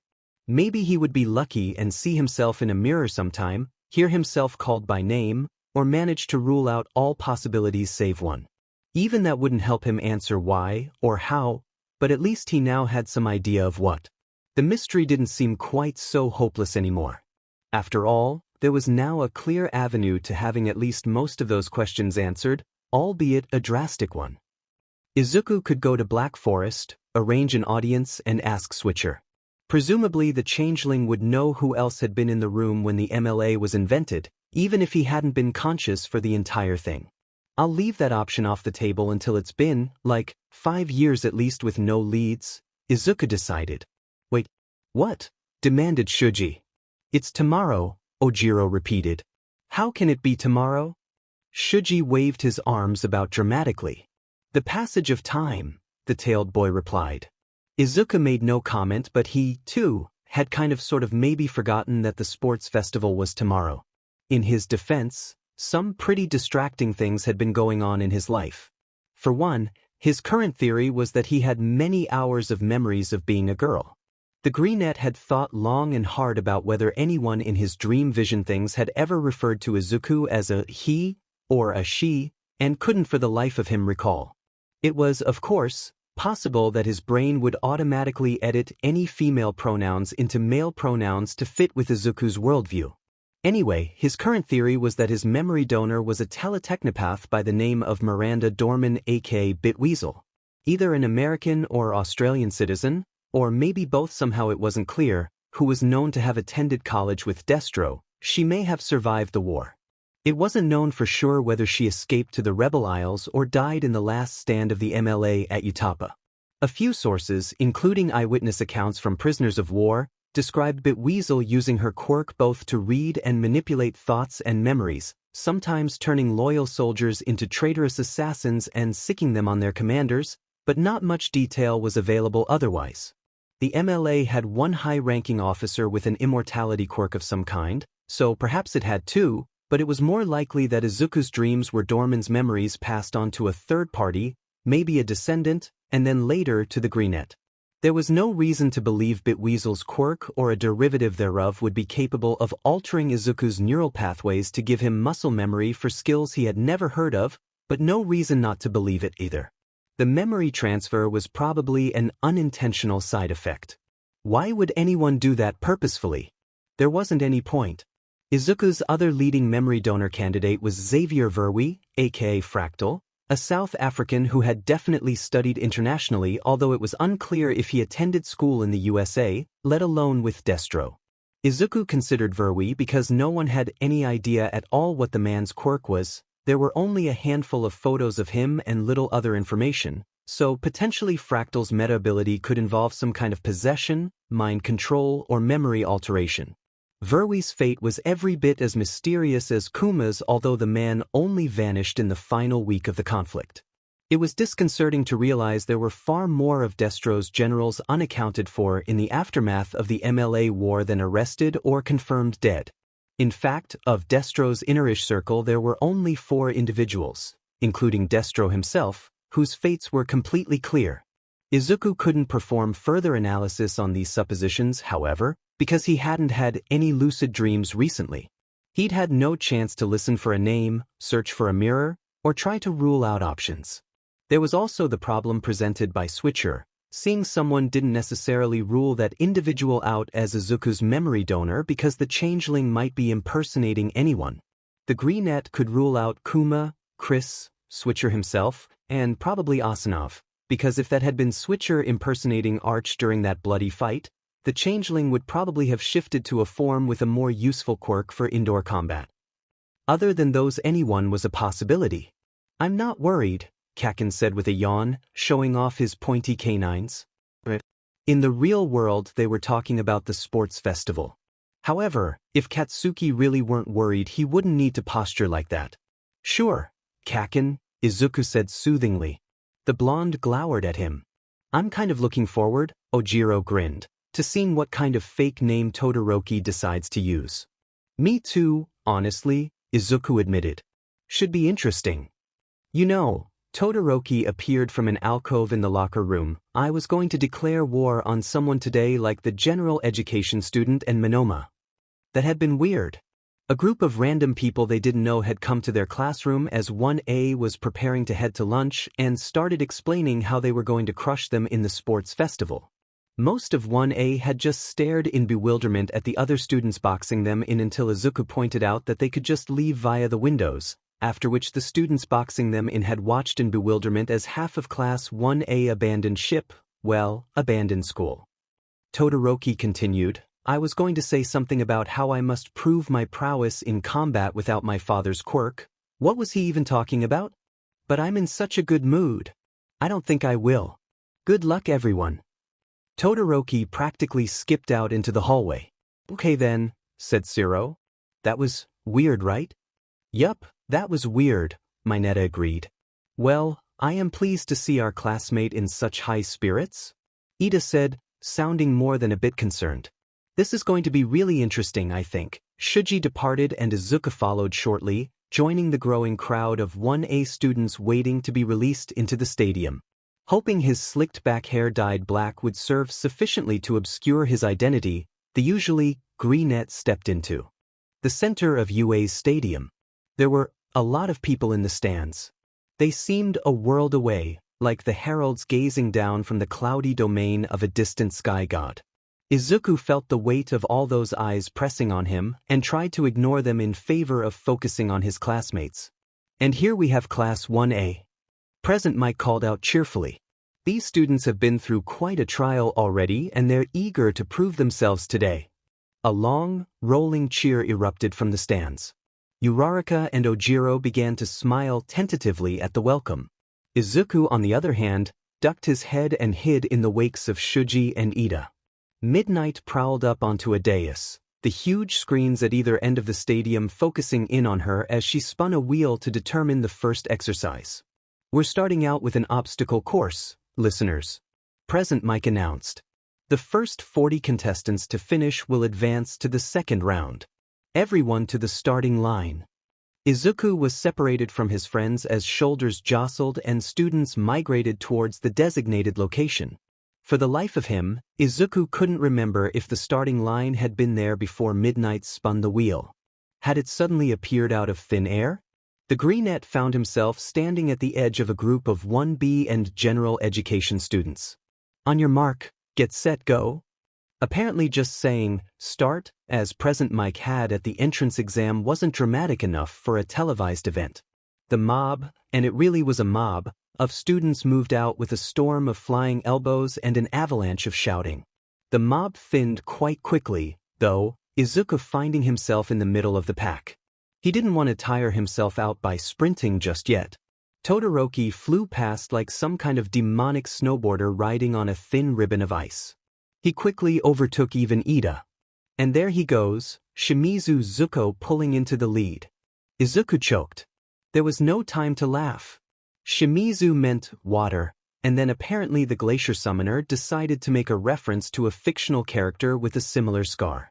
Izuku was a bit surprised that stoic Todoroki knew about that series, even given the recent reboot, and this whole situation didn't seem like Todoroki shoulda wanted to branch out and make a name for himself. It seemed like he had specifically chosen a pseudonym with the express intent of snubbing his father as much as possible. Perhaps Izuku should think about all that later, sometime when the stakes were lower, sometime when he wasn't in danger of embarrassing himself on national television. Zero-pointer robots emerged from hiding and trundled towards the contestants. They didn't actively attack, but the crowd scattered, diving for the meager cover provided by the lumpy terrain near the edge of the course. Izuku, confident in his ability to predict the robots' movements, dodged between the two behemoths and continued on his way. It was more the shock factor than actual danger that sent most of the students scattering like a flurry of snowflakes. Many members of 1A and some members of 1B were no more intimidated than Izuku and passed this tria, L without much difficulty. Izuku saw the next obstacle from a significant distance. Huge pits were hard to miss, after all. Plenty of students, including Kaken, a girl with a jetpack, and Todoroki, had not been fazed in the slightest by the crevasse, propelling themselves easily over the gap. It looked like there was a way to jump across on widely spaced tree stumps, but Izuku didn't think he would be able to make the longest leap required. There were also cables across the gap, and a slackline. Izuku could work with that. If he lost his balance on the line, he would catch himself as he fell and continue hand over hand to the other side, but hopefully he could just walk all the way. It would be much faster. The greenette hopped up on the slackline and began to stride across with ease. Looking down, why was he doing that? That was a terrible idea. Izuku spotted safety nets awaiting in the bottom of the trench in case someone ran afoul of bad luck, and there went a 1B student already, losing his grip on one of the cables and tumbling into the pit. Izuku hissed under his breath as an incredibly impolite and impatient individual jumped up behind him on the slackline. The line jiggled and nearly threw him off as the impatient and impolite individual made a mistake and went tumbling into the pit with a high-pitched shriek. She, or he, probably deserved that.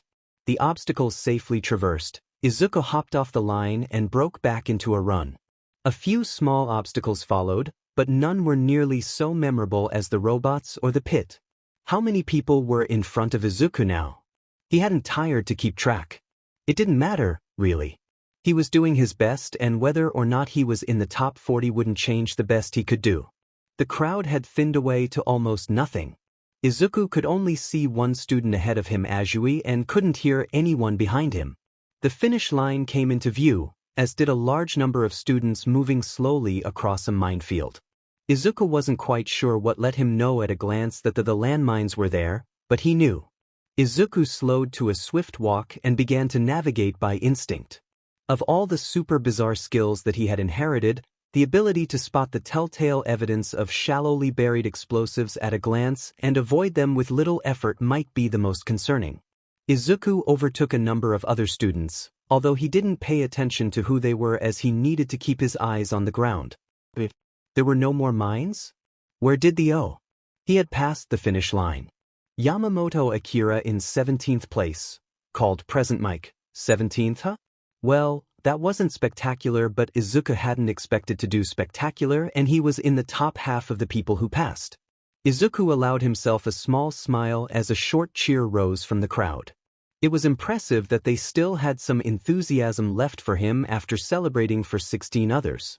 "Hey, nerd," Katsuki greeted him. "Are you in first place or second place?"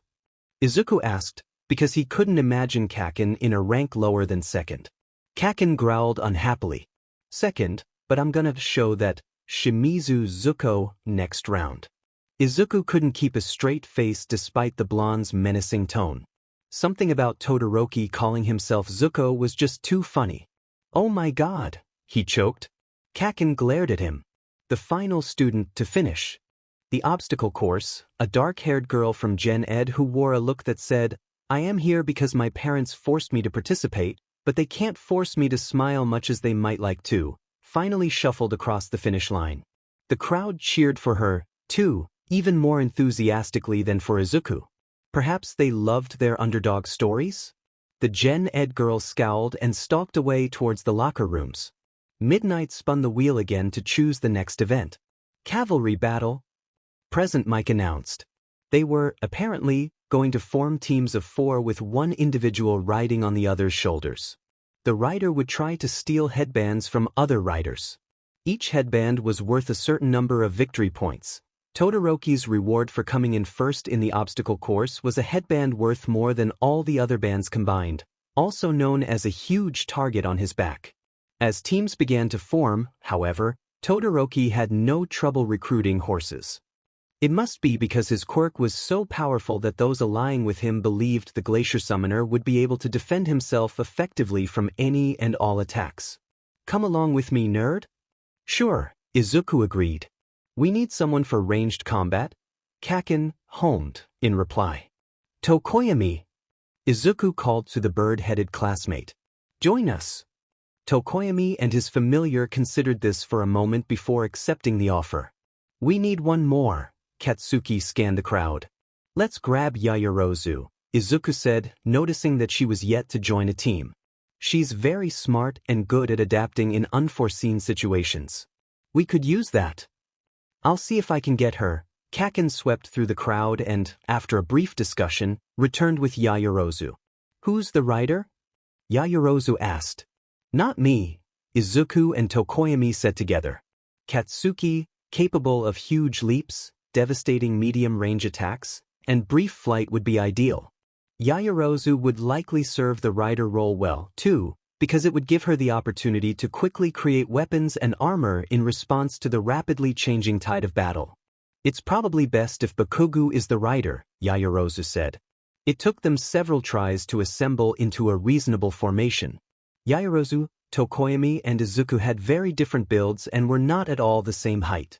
It made arrangements a bit awkward. Eventually, Yaoyorozu created over-the-shoulder harnesses for the team which greatly relieved the strain on the joints. The Greenette took the opportunity to approach Midnight and make sure they weren't violating any rules with that, and then preparation time was up. The event began with Katsuki blowing up Zero and Todoroki's team blasting off into the sky with the help of Uraraka and a support student's jetpack. "All right then," Izuku said. It was a solid strategy. Todoroki and company didn't stay in the air long, though, touching down halfway across the stadium and stealing a headband off a team led by a 1B student. There was absolutely no need for them to steal headbands, and it might not be the best strategy. Getting close enough to steal a band from another team meant that other team was close enough to steal a band from you, and the million victory point bandana wasn't something to risk. The chaos intensified. Throwing himself into the air and raiding other teams like some kind of swashbuckling pirate, a cackling Kaken brought back headbands from 4 stunned contestants. When other teams attempted to steal points back, they were met by Dark Shadow's claws and Yaoyorozu's freshly manufactured can of mace. Meanwhile, Todoroki carried out vicious raids on half a dozen other teams, often freezing their feet to the ground before approaching. The Glacier Summoner tried that on Izuku's team once, but the combined attack power of Dark Shadow and Katsuki, as well as Yaoyorozu's not-so-idle threat to build a flamethrower, convinced the attackers that it wasn't worth it. Katsuki made one attempt to steal Todoroki's million-point headband and was dissuaded when the entire enemy team launched itself skyward again. Kaken and Todoroki's groups kept their grudging distance after that. Someone on Izuku's team, and he wasn't quite sure who the guilty party was, but suspected Dark Shadow had started singing a song with lyrics about being a pirate after Kaken made the mistake of growling "duh" when returning from his first successful raid. Before long they all had the tune stuck in their heads. Katsuki kept shouting at them to stop singing that God-made song or so help me you won't live to see final round. But as the three-quarters mark ticked by, Izuku heard the blonde humming along. The buzzer roared and the competition ended. Riders jumped down from their perches and horses stretched their sore shoulders. Hearing, again, Shimizu Zuko take first place had a good half of the remaining contestants struggling to hold back some form of laughter. Kaken just grumbled about second place and promised to kick that Zuko's butt next round. Typically the sports festival ended with some sort of battle royale, so Katsuki and Todoroki would probably have a chance to fight each other again. Shimizu Zuko. Yaoyorozu shook her head. People have to know, right? They just have to know Todoroki Shudo is Todoroki Shudo, not Shimizu Zuko. What must the media be making of this? Good question. There would likely be confusion and rampant speculation and, of course, Endeavor had public relations people whose sole purpose in life was to spin chaos like this into positive light. It must look odd. You, Midoriya and I are also employing pseudonyms, Tokoyami pointed out.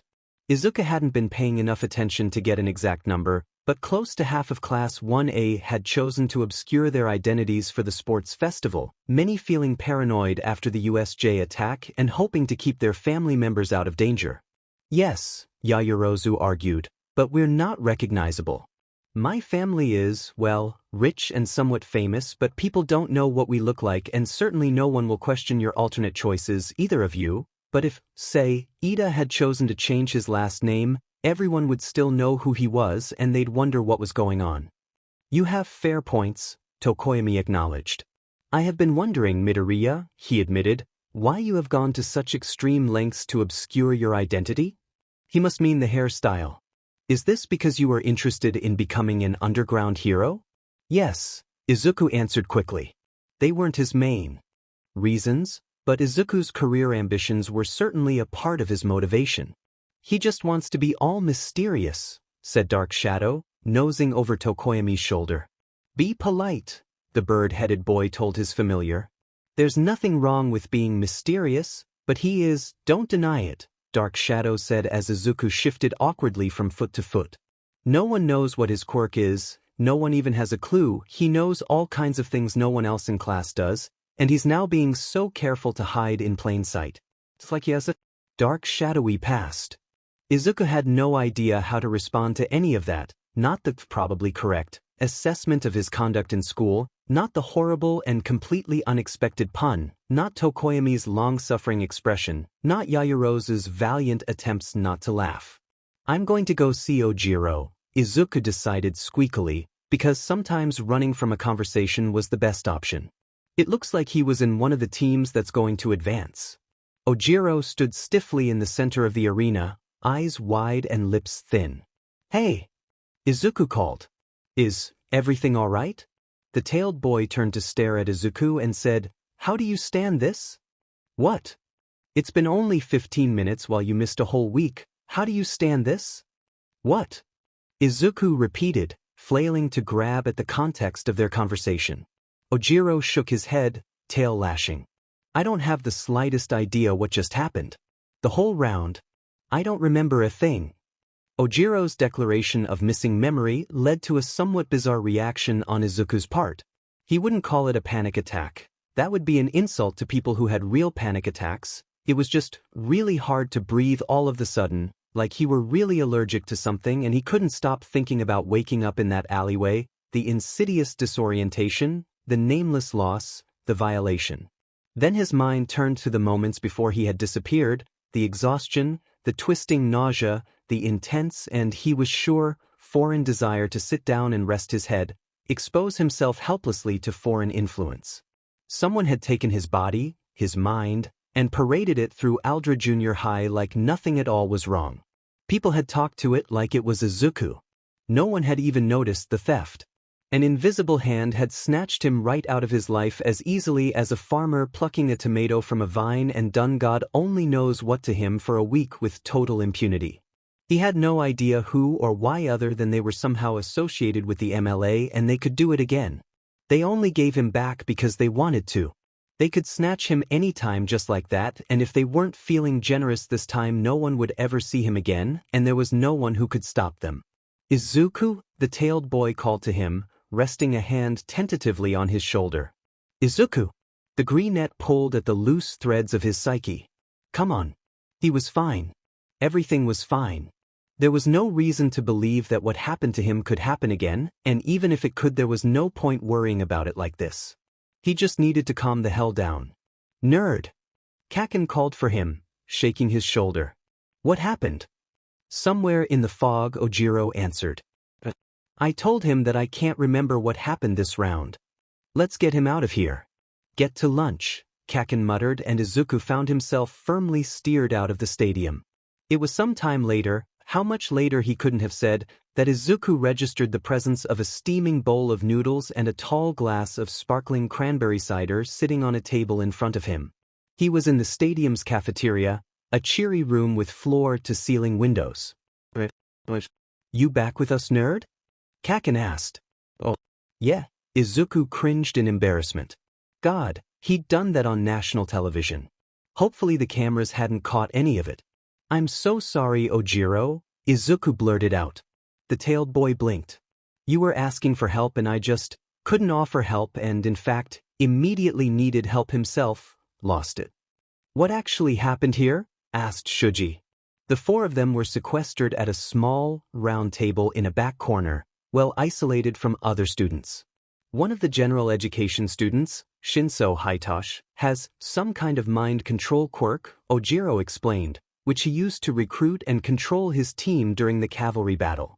Shuji grimaced. That's a really creepy thing to do. I suppose it's not against the rules, maybe, since we were allowed to use our quirks to prepare for the exercise, but he's sure not going to make or keep any friends acting like that. That's AD move, Katsuki snarled. Cool quirk, totally effed up way to use it. If he'd asked me like a normal person to be on his team I would have said yes, Ojiro grumbled. And Midoriya and I would be able to enjoy lunch. I think Shinsu's quirk is a verbal trigger, like you have to talk to him before he can do something to you.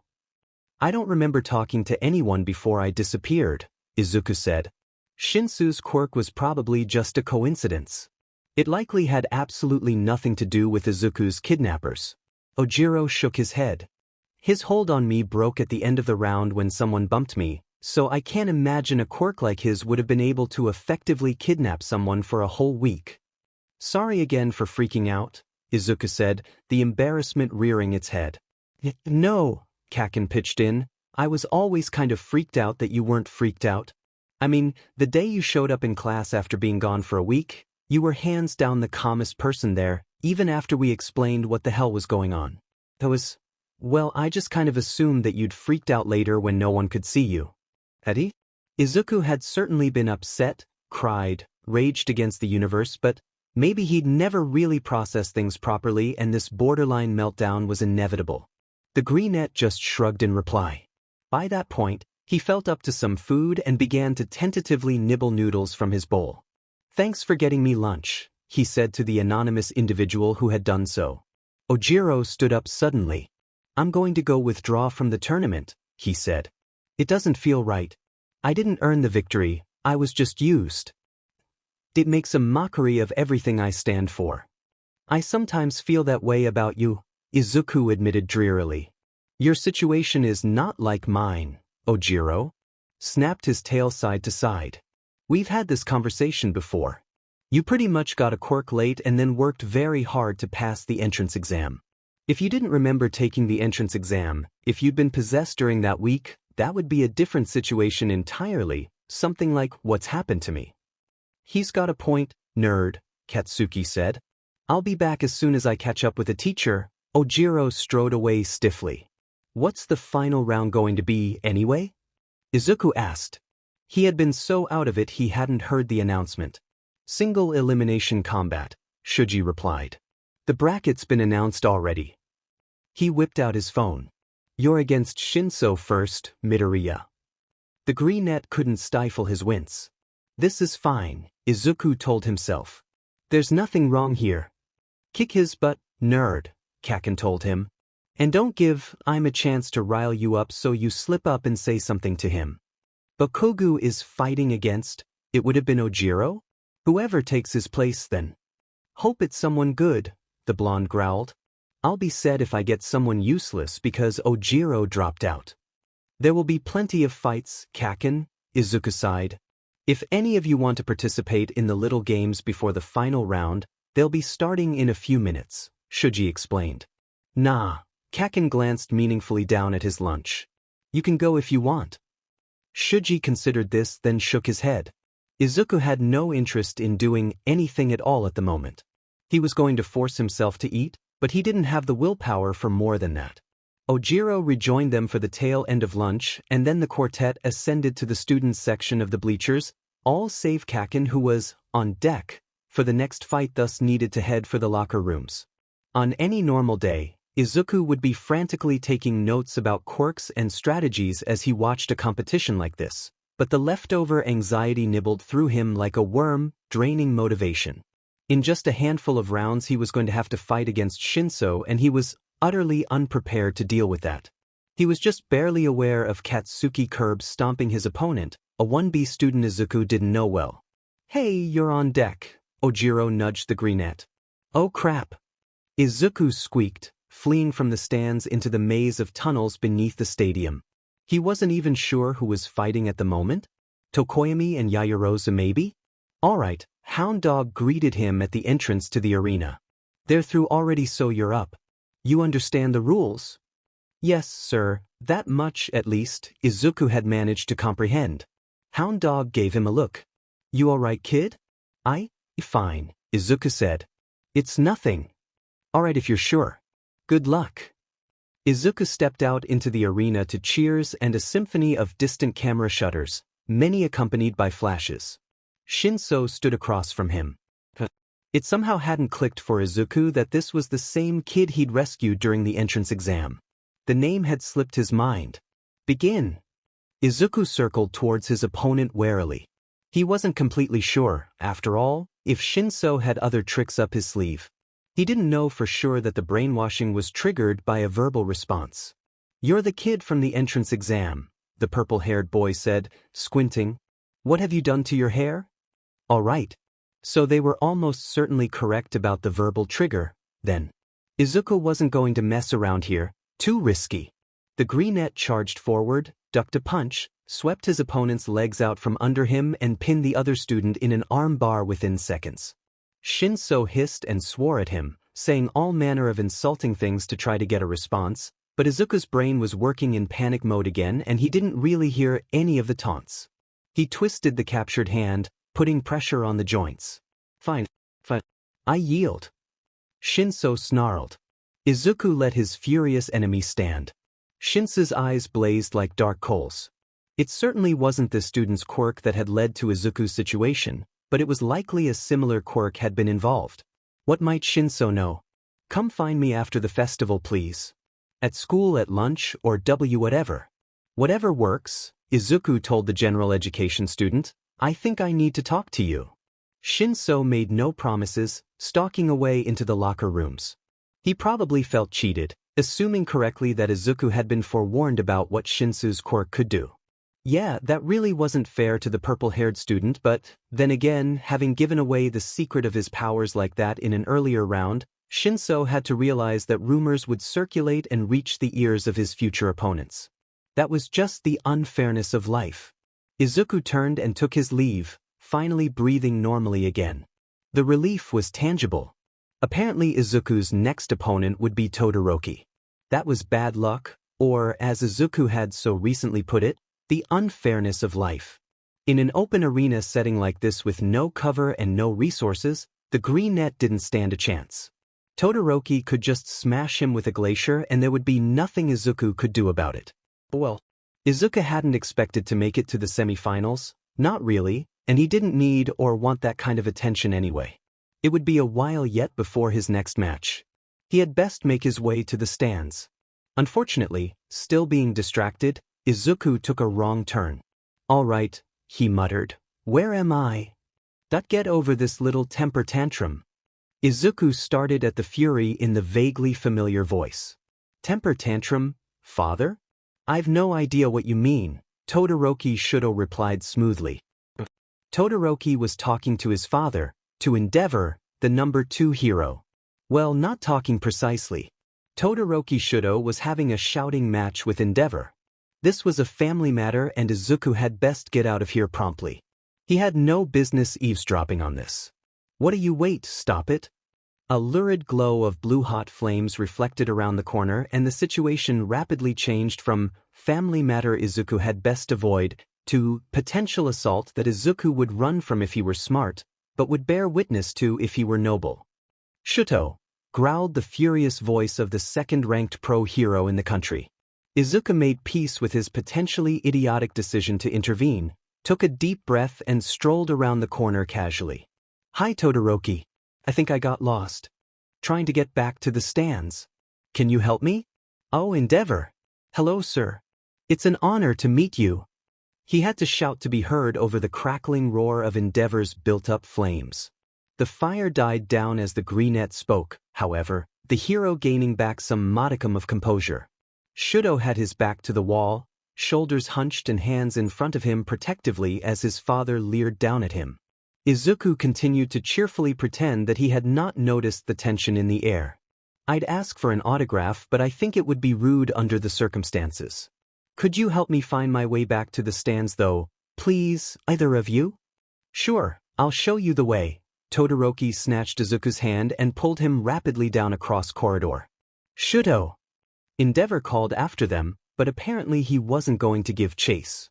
It was hard to wrap his head around the fact that, for a good 10 seconds there, Izuku had been utterly terrified that the second-ranked pro hero in the country, his classmate's father, was going to kill him. He must have been overreacting. Endeavor was always intimidating, and the fury in place of his typical, collected stoicism was a shock. Surely, though, the man wouldn't have physically assaulted anyone, certainly not on UA property. There were security cameras for heaven's sake. People would know. The classmates walked rapidly, not quite breaking into a jog. Eventually Todoroki Shudo released his death grip on Izuku's hand. "He wasn't really going to hurt me, not like that," the glacier summoner blurted abruptly. I don't think he was." Apparently they were thinking along similar lines. Izuku was in no way qualified to speak about matters of emotional abuse or domestic violence. He didn't really know what was going on, whether this was some kind of one-time loss of control brought on by the Zuko thing or whether. Todoroki had said he wasn't going to hurt me like that, which had implied that he was going to hurt him in some other way, and these were all ugly, horrible things to have to consider and still, at the end of the day Izuku had no idea what was going on. There was only so much one could infer from a tiny snapshot of someone else's life. What should he think? What should he say? Maybe encouraging Todoroki to seek out someone more qualified would be the best option. "You might want to think about telling Aizawa," Izuku said. "He helped me with my special circumstances." Todoroki gave Izuku a calculating look. "Special circumstances? Something really weird and let's face it, pretty awful happened to me last year," Izuku replied, not caring to elaborate further. "Aizawa helped me get over it and get on with my life. I wouldn't be here if it weren't for him." That was likely true. Without Aizawa's encouragement, Izuku likely wouldn't have even tried to pursue his dreams. Todoroki nodded shortly. "You're my next match." The pair of them had intentionally slowed down as they approached the stairs to the stands, claiming extra time to speak in private. "Should be a short one," Izuku replied. The taller boy blinked. "You're quite good." "There's a reason I'm not going to be frontline," Izuku shrugged. "I might be a match for you in indoor combat or if I could stage an ambush or if I had my weapons on me in some cover, but in an open ring like this there are only a handful of people in the school who stand a chance against you. I'm not one of them. You take your impending loss rather well, Todoroki said. It's just the way things are, and the rest of today has been so trying. The obstacle course, the cavalry battle, Shinso, thinking Endeavor was going to kill him. I really just want to go home and sleep now. I don't think I really care who wins. Izuku stepped out into the stands to booing. He blinked in confusion. Who are they booing? Izuku asked. Apparently he was asking Mineta because Mineta was the closest. But Kugu? What? Why? They think he's being mean to Uraraka by treating her like a serious opponent. Izuku glanced down at the match. Uraraka was putting her quirk to good use, attacking Kaken with floating projectiles.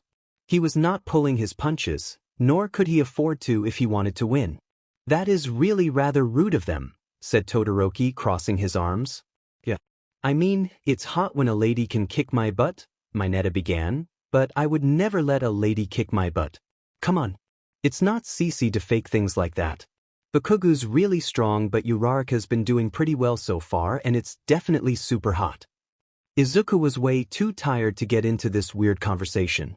Thankfully, at that exact moment Aizawa's voice came over the loudspeaker and began to systematically shred all the individuals who were booing. Izuku nodded to Mineta and wove his way back to his friends. Todoroki tagged along. Izuku didn't get to sit down long, however. Uraraka sent a meteor shower of debris hurtling towards Kaken, but the explosive student managed to escape with minimal injury and, perhaps 30 seconds later, the match ended with Uraraka pinned to the ground. Katsuki helped his opponent up and they shook hands amicably. Izuku couldn't help but grin. A year ago, Izuku couldn't have imagined Kaken behaving so. What word was he looking for? Nobly? Respectfully? Some word along those lines. He was a different person now, certainly kinder, and he seemed to be happier, too. I suppose we have to go back downstairs already, Todoroki said. Yeah, he just got here. What had been the point of coming upstairs in the first place? Good luck, Midoriya, Todoroki. Shuji waved to them as they departed. Izuku stepped out into the arena to face Todoroki. He expected combat to last about 10 seconds, if that. The greenette simply had no defense against being sealed inside a glacier. Todoroki began with one of his less devastating attacks, throwing a ribbon of ice towards Izuku's chest. The smaller combatant dodged and sprinted forward. His only chance would be in hand-to-hand. Todoroki understood that too, and blocked Izuku's approach with a wall of frigid crystal. His opponent had not caught Izuku yet, however, and now he wouldn't be able to see properly. Izuku hopped on top of the ice wall, careful not to slip, and launched himself at Todoroki. He was higher than he expected. This landing was going to hurt without his usual support equipment, regardless of whether he managed to land a flying tackle on his opponent. Izuku was actually going to catch Todoroki, wasn't he? At the last possible moment, the glacier summoner whirled to face him and launched an explosive comet of ice in his direction. The dream was vague, blurry, but became clearer as it progressed. Izuku didn't recognize the ward. He didn't recognize the city either, but he was definitely in Japan. He managed to read the block number 18 off a sign on a cross street, and got the city name as well, Mundar. Izuku set off towards the edge of town. Civilization vanished suddenly, as if Izuku had stepped off a cliff into the wilderness, mountains rising rapidly in his vision. A few birds chirped in the fading red of twilight. Leaves and branches crunched beneath Izuku's feet, crackling like brittle bones. He didn't follow the path for long but peeled off into the wild, making his way through dense underbrush, over haphazardly stacked boulders, and up a dry creek bed to a clearing. Was this the place? It had been so long, he wasn't quite sure anymore. Izuku pulled out a switchblade and sank to the ground, methodically stabbing into the dirt as he shuffled across the clearing. He did have the right place. Here was the metal hatch. It took perhaps 30 minutes to uncover the entrance. The hinges were rusty and uncooperative. It took a good deal of tugging and complaining to swing the panel open. Pulling the electric lantern from his bag, Izuku hung it about his neck on a string. He then tied a rope to a nearby tree and tossed it down into the darkness. Always provide an alternative means of egress when climbing ancient ladders into pits. Slowly, cautiously, the greenette clambered down the entrance rungs, dropping the last half-meter to the ground. Stale air and rampant dust burned his nostrils. Ancient spiderwebs, their weavers long since dead, clung to the corners of the bunker. The final occupants of this forgotten place had cleaned it well, knowing they were never to return. The chairs about the card table had been pushed in. Spare weapons had been placed in racks on the wall or disassembled and stacked in their cases in a bookshelf. Sensitive documents would have been shredded or burned. Non-sensitive documents had been placed in neat piles on the desk in the corner. Some of the weapons here might still be in working order. The kin of the AK-47 never went out of style, after all. Izuku bit his lip and pushed open the door to the rest of the bunker. The room beyond was about the same size but partitioned in half by fabric walls. The table where battle plans would have been discussed stood on the right of the barrier. Desks where command staff would have worked stood on the left. He ignored the smaller two doors leaving the central room no need to see that stuff and stepped through the larger portal to the bunks. There were 16 beds in total, although 4 were rather haphazard affairs on the floor. All had been neatly made, sheets tucked in and pillows fluffed. Foot lockers had been carefully sealed and stacked. Why was he doing this? There was no need to torture himself like this. What was the point of coming here? Izuku groggily blinked his eyes open. He was on his back in the dirt. People were cheering. "Hey, can you hear me?" Midnight was asking him gently. What happened?" "Yeah," Izuku mumbled. "My head hurts." "Yeah, I bet." "Todoroki hit you in the face with a high-speed glacier," Midnight explained. "You've only been out 30 seconds or so, but I was starting to really worry. Recovery girl should be out here in another minute." "Thanks," Izuku mumbled, closing his eyes against the searing sunlight. Recovery girl demanded he open his eyes and Izuku did so. He was immediately declared to have a concussion and less than a minute later found himself on a stretcher bound for Recovery girl's office. "Today mostly SCKD," Izuku said to no one in particular. "And I just had a really weird dream, even by Izuku's usual standards that had been really weird.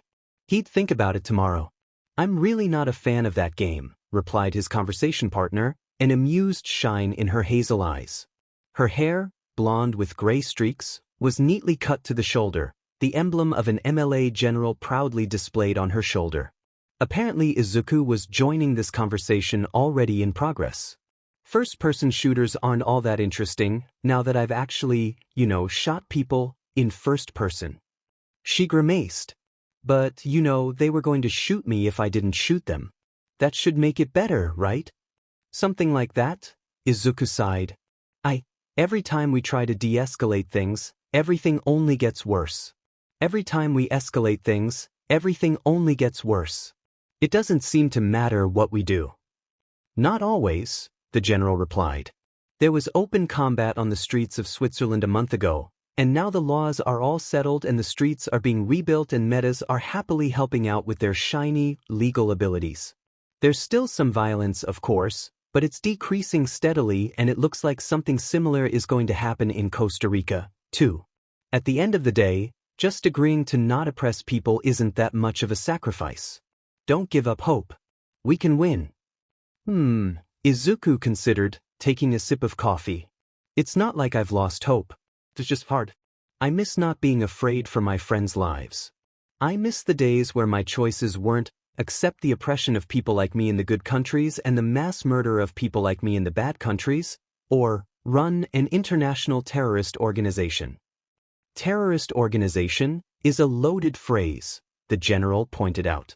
"Is that really what we are?" "Yeah, I think that much is pretty clear-cut," Izuku replied dryly. "Revolutionary is another word for traitor, just like freedom fighter is another word for terrorist. Do we have a point?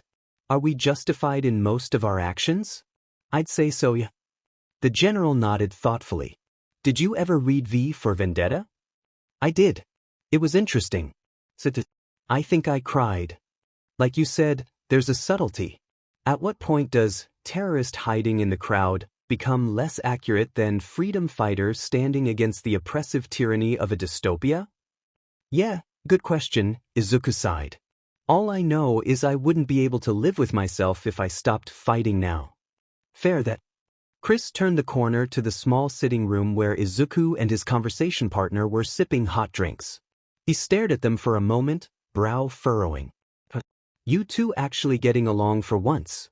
He shook his head in exasperation. Which one of you is Raphael? I am, Izuku declared at the same moment the general opposite him said, me. They exchanged glances, then pointed to each other and said in perfect synchrony, she is. Chris face palmed, turned on his heel, and walked away. Izuku and his companion burst out laughing. All right then, Izuku groaned. 2 dreams in one day. Apparently getting hit in the head had jarred some things loose, like knocking books down from a dusty shelf. He hadn't recognized the woman when he was asleep? Unconscious? One of those, but upon awaking he immediately knew that the MLA general he'd been speaking with was, or rather looked like, Bitweasel. And Chris walked into the room and demanded to know which one of them was Raphael, Switcher. So, if he had this straight, Destro had walked around a corner and found 2 identical copies of one of his generals, asked which one of them was a changeling and accidentally offered up a grand opportunity for teasing. Teasing Destro. Even having lived through it, he could not wrap his head around what he had just seen. He couldn't wrap his head around the moral debate the MLA generals had been having either. They didn't have a point, did they? Killing someone for your cause was never justified, with perhaps the exception of actual, organized warfare between nations, but then who got to decide what constituted a nation? What was war and what was terrorism? They called it the MLA war. After all, he didn't want to think about this. It was too disturbing, made him feel like he was sympathizing with murderers. Regardless, it was hard to believe that the 2 generals actually cared anything about subtleties of morality, hard to believe the conversation he had participated in. Ignoring the cognitive dissonance, the long and short of it was that Izuku could now be quite sure that his memory donor was Bitweasel. He could have misinterpreted the situation, maybe. He was pretty confident he had it right. So, apparently Bitweasel and Switcher didn't usually get along, so much so that Chris was surprised to find them having a civil conversation. Interesting. As if finally confirming that he remembered being a girl wasn't distracting enough, there was the bunker from Izuku's earlier dream. He could probably find it if he were careful. Should he though? That memory had been different. Small details, hidden cues, and his gut instinct said that this memory was of modern Japan, not something from the era of the MLA war, so it was quite possibly the first of his real memories, in the sense that it might well depict something Izuku had done himself during his missing week.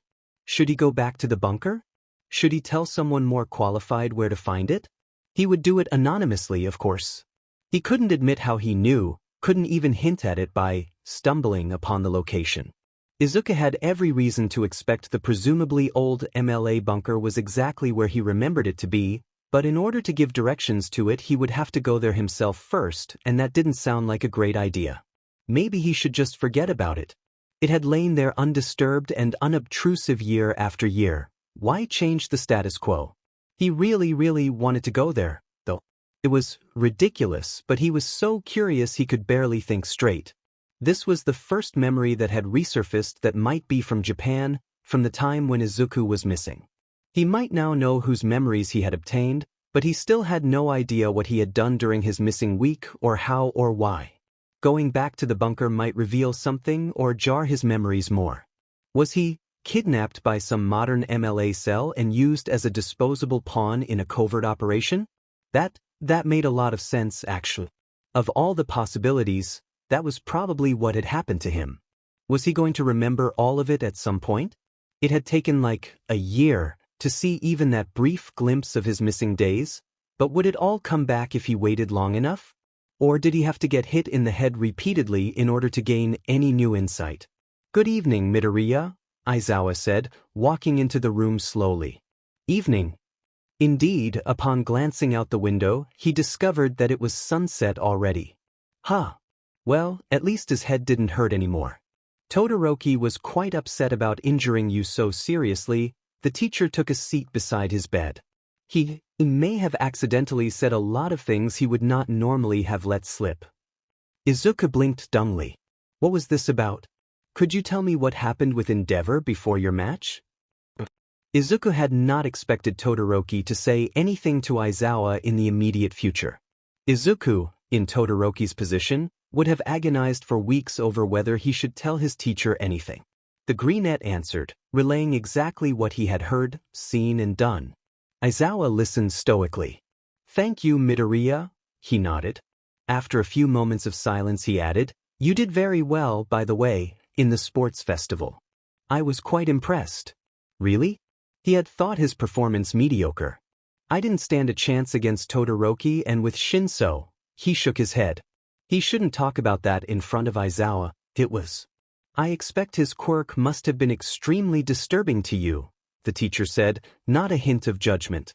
Izuku considered not answering, then shrugged. It wasn't fair for him, really. "He's not I'm sure people have been awful about his quirk his whole life, and it's not his fault someone else with a similar ability did something nasty to me and I shouldn't feel this way about it, but He sighed, unable to put his thoughts into words. "Can't help it," Aizawa filled in. "It's not your fault any more than it is Shinsu's, you know. The most anyone could expect from you is conscious recognition that your aversion isn't logical." Was that really all they could expect? Izuku had expected better from himself. "Thanks, I suppose?" "Michim. Your mother should be here to pick you up shortly. I have a few disasters to attend to before I go home." Sorry, somehow he was sure this was his fault. As if reading his mind, Aizawa told him, "Very few of my problems are your fault. Only one of these is even remotely related to you," before departing. Recovery girl came to check on Izuku 10 minutes later and cleared him to leave when his mother arrived.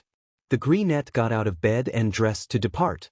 He felt dizzy and exhausted, but other than that little worse for the wear. "Hey, nerd," Kaken called, trotting into the nurse's office. Izuku's mother walked in behind him. "Hi, Kaken," Izuku said. "Hey, Mom." His mother hugged him fiercely. "I was really worried about you." "I'm fine," Izuku assured them. "Did you win, Kaken?" "Yeah," he replied with a sharp-toothed grin. "Todoroki gave me a really good fight for it, but you know his quirk makes him hypothermic after a while. I wore him down. Ida and Tokoyami are third and fourth. Ida took off right after the award ceremony. Family emergency or something. His family all worked in heroics, didn't they? That didn't sound good at all. I hope nobody's really hurt." "I didn't see anything on the news," Katsuki replied. "If one of Ida's family got killed it would probably be on the news. That was something at least. Now let's get out of here. I'm starving and I'm sure you are too. Now that you mention it." "I arranged to pick up some takeout on the way home," Izuku's mom said. "I figured you would all want to eat promptly." Implied was that the Bakugu and Midoriya families would dine together that night. Izuku found himself increasingly distracted as dinner progressed. The food was good and he was ravenous, but there was so much on his mind. Bunker. Bitweasel. Todoroki. Kurogyri. Ida. It was too much. Everything felt completely out of control. There was nothing he could do about most of these things. He couldn't even put into words exactly what the problem was in most cases. In the case of those few problems that he could actually articulate, there either wasn't anything he could do about them or were far too many things he could do about them, none of which sounded like particularly good ideas. Mechanically, Izuku answered a few questions about the sports festival from Mitsuki and from his mother. When they asked him if something was wrong, he told them he was just drained and tired. Izuku couldn't go on like this. He had to take charge of at least one thing, put his foot down and solve one of these problems, or he was going to lose it for real. He pulled Katsuki aside that evening as their parents talked over dessert. "I need you to come to Mundar with me this weekend." His phone had informed him that the ward in question was about 2 hours away by train and bus. Kaken blinked. Why?" "I told you I keep having weird dreams," he started. "That might be memories." Katsuki raised an eyebrow. "Izuku, I'm pretty sure that this was a memory from when I was missing, and it was in Mundar," he blurted. "And you're not telling, like, Aizawa or the detective because?" Izuku gulped. Why wasn't he telling anyone? Because he was afraid that they might doubt his loyalty? Afraid they might think him damaged and demand his expulsion from UA? Afraid they might decide he was useful and lock him away to interrogate or, worse, bring some secret government agent with a different mind manipulation quirk to read him like a book and try to get information about the MLA, ancient or modern, from his brain. Afraid that he might remember something no one was meant to know, something that might get him or his companions killed. It was all of those things that forced him into silence. How many were rational fears? That was hard to say. You'll understand when we get there, Izuku said instead. Please. He could go alone, but that would be incredibly reckless. Kaken took a deep breath through his nose and exhaled sharply. All right, nerd, but you are going to explain to me what's going on, got it? All of it. He nodded. I promise to explain if you promise not to tell anyone. Katsuki's face twisted as if he had just swallowed a lemon. Izuku. He took a moment to collect his thoughts. I'm really freaking worried about you.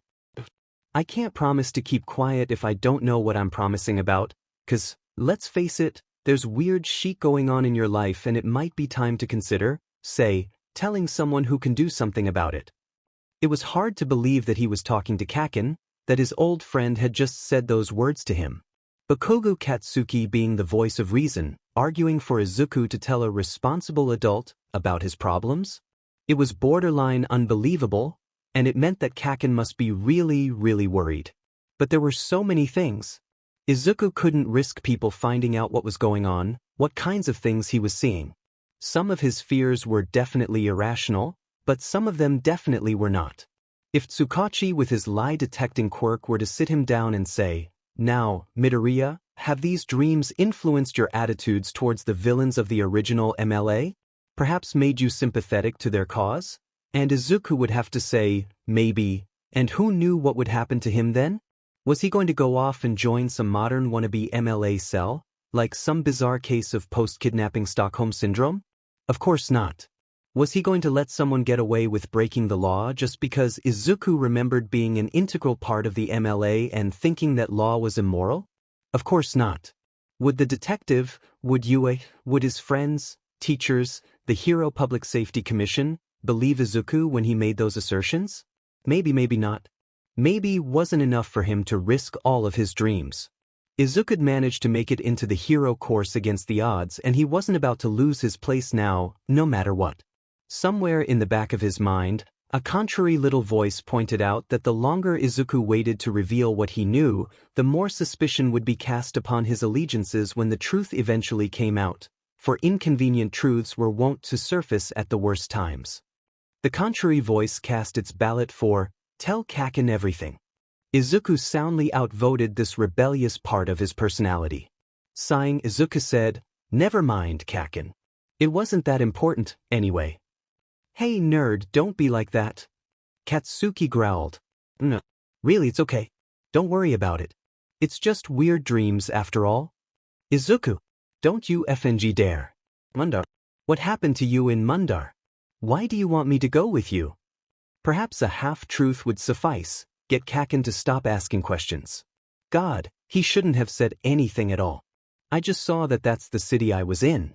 I wanted to see if the place I remember walking actually exists, but, well, satellite maps are a thing so I guess I don't really need to go there, anyway. He didn't need to go there, though.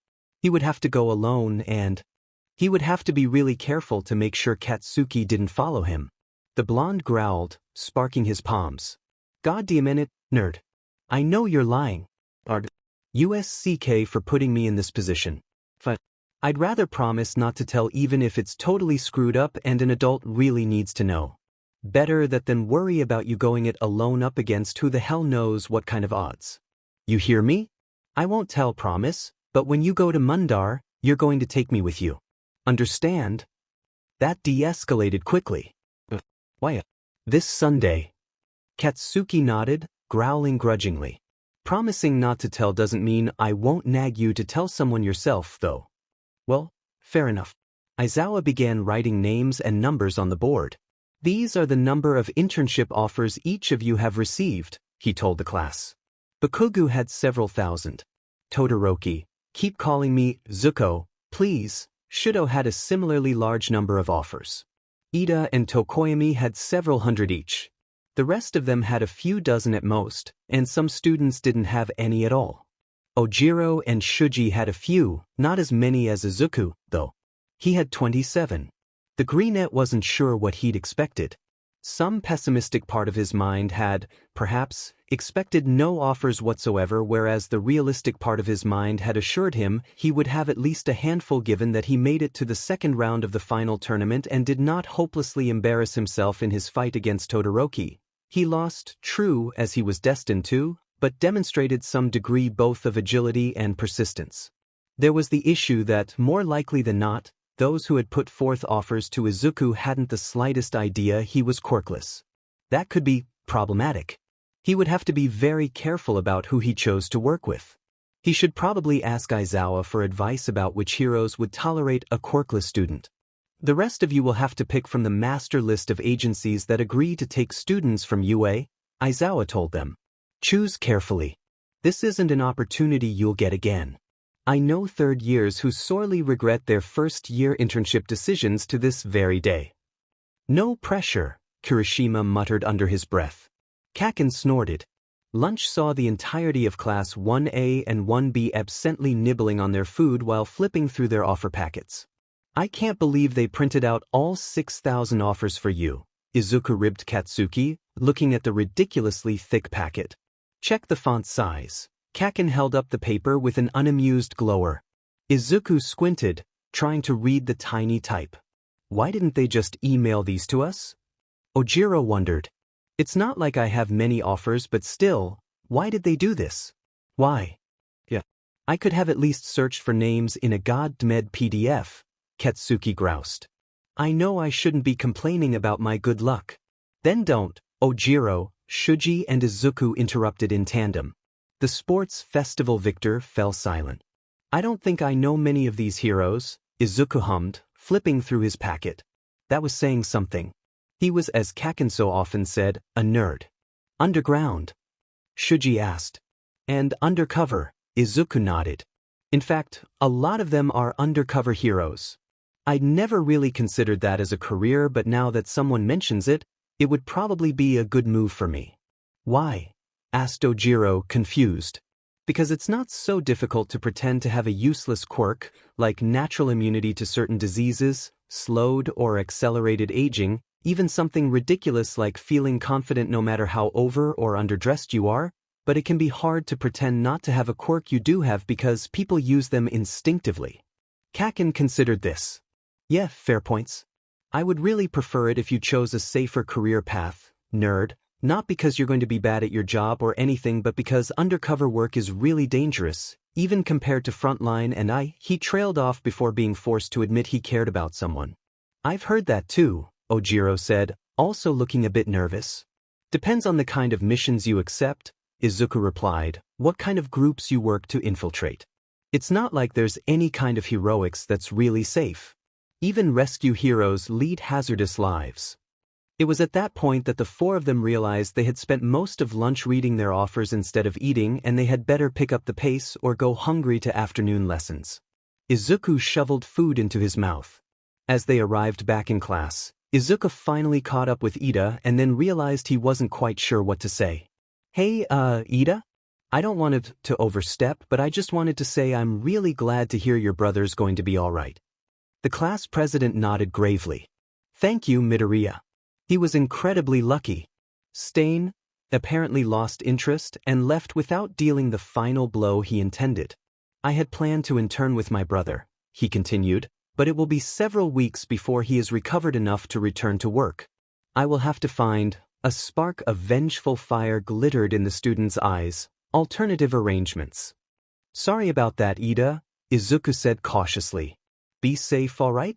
And wish your brother well for me? Of course. The hollow tone made Izuku incredibly nervous. Ida? Are you? At that moment Aizawa called the class to order and Izuku scrambled for his chair. They never managed to finish their conversation. Shinso did not seek Izuku out. The greenette didn't see the general education student again until after internships. Okay, nerd, this is just getting creepy, Katsuki was whispering like he was legitimately freaked out, and maybe he was. The two of them hadn't spoken much on the ride to Mundar. There were too many ears on the train, fewer on the bus, but still enough to make talking freely inadvisable. Where are we going? I'm not totally sure, Izuku said. His memory of the dream, though, was vivid enough to guide him between the trees.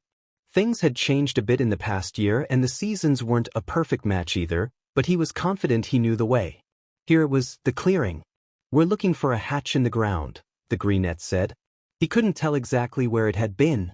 Izuku pulled out a knife, not a switchblade, a blunt kitchen knife, and began stabbing the dirt, trying to imitate the actions he had taken during his possession.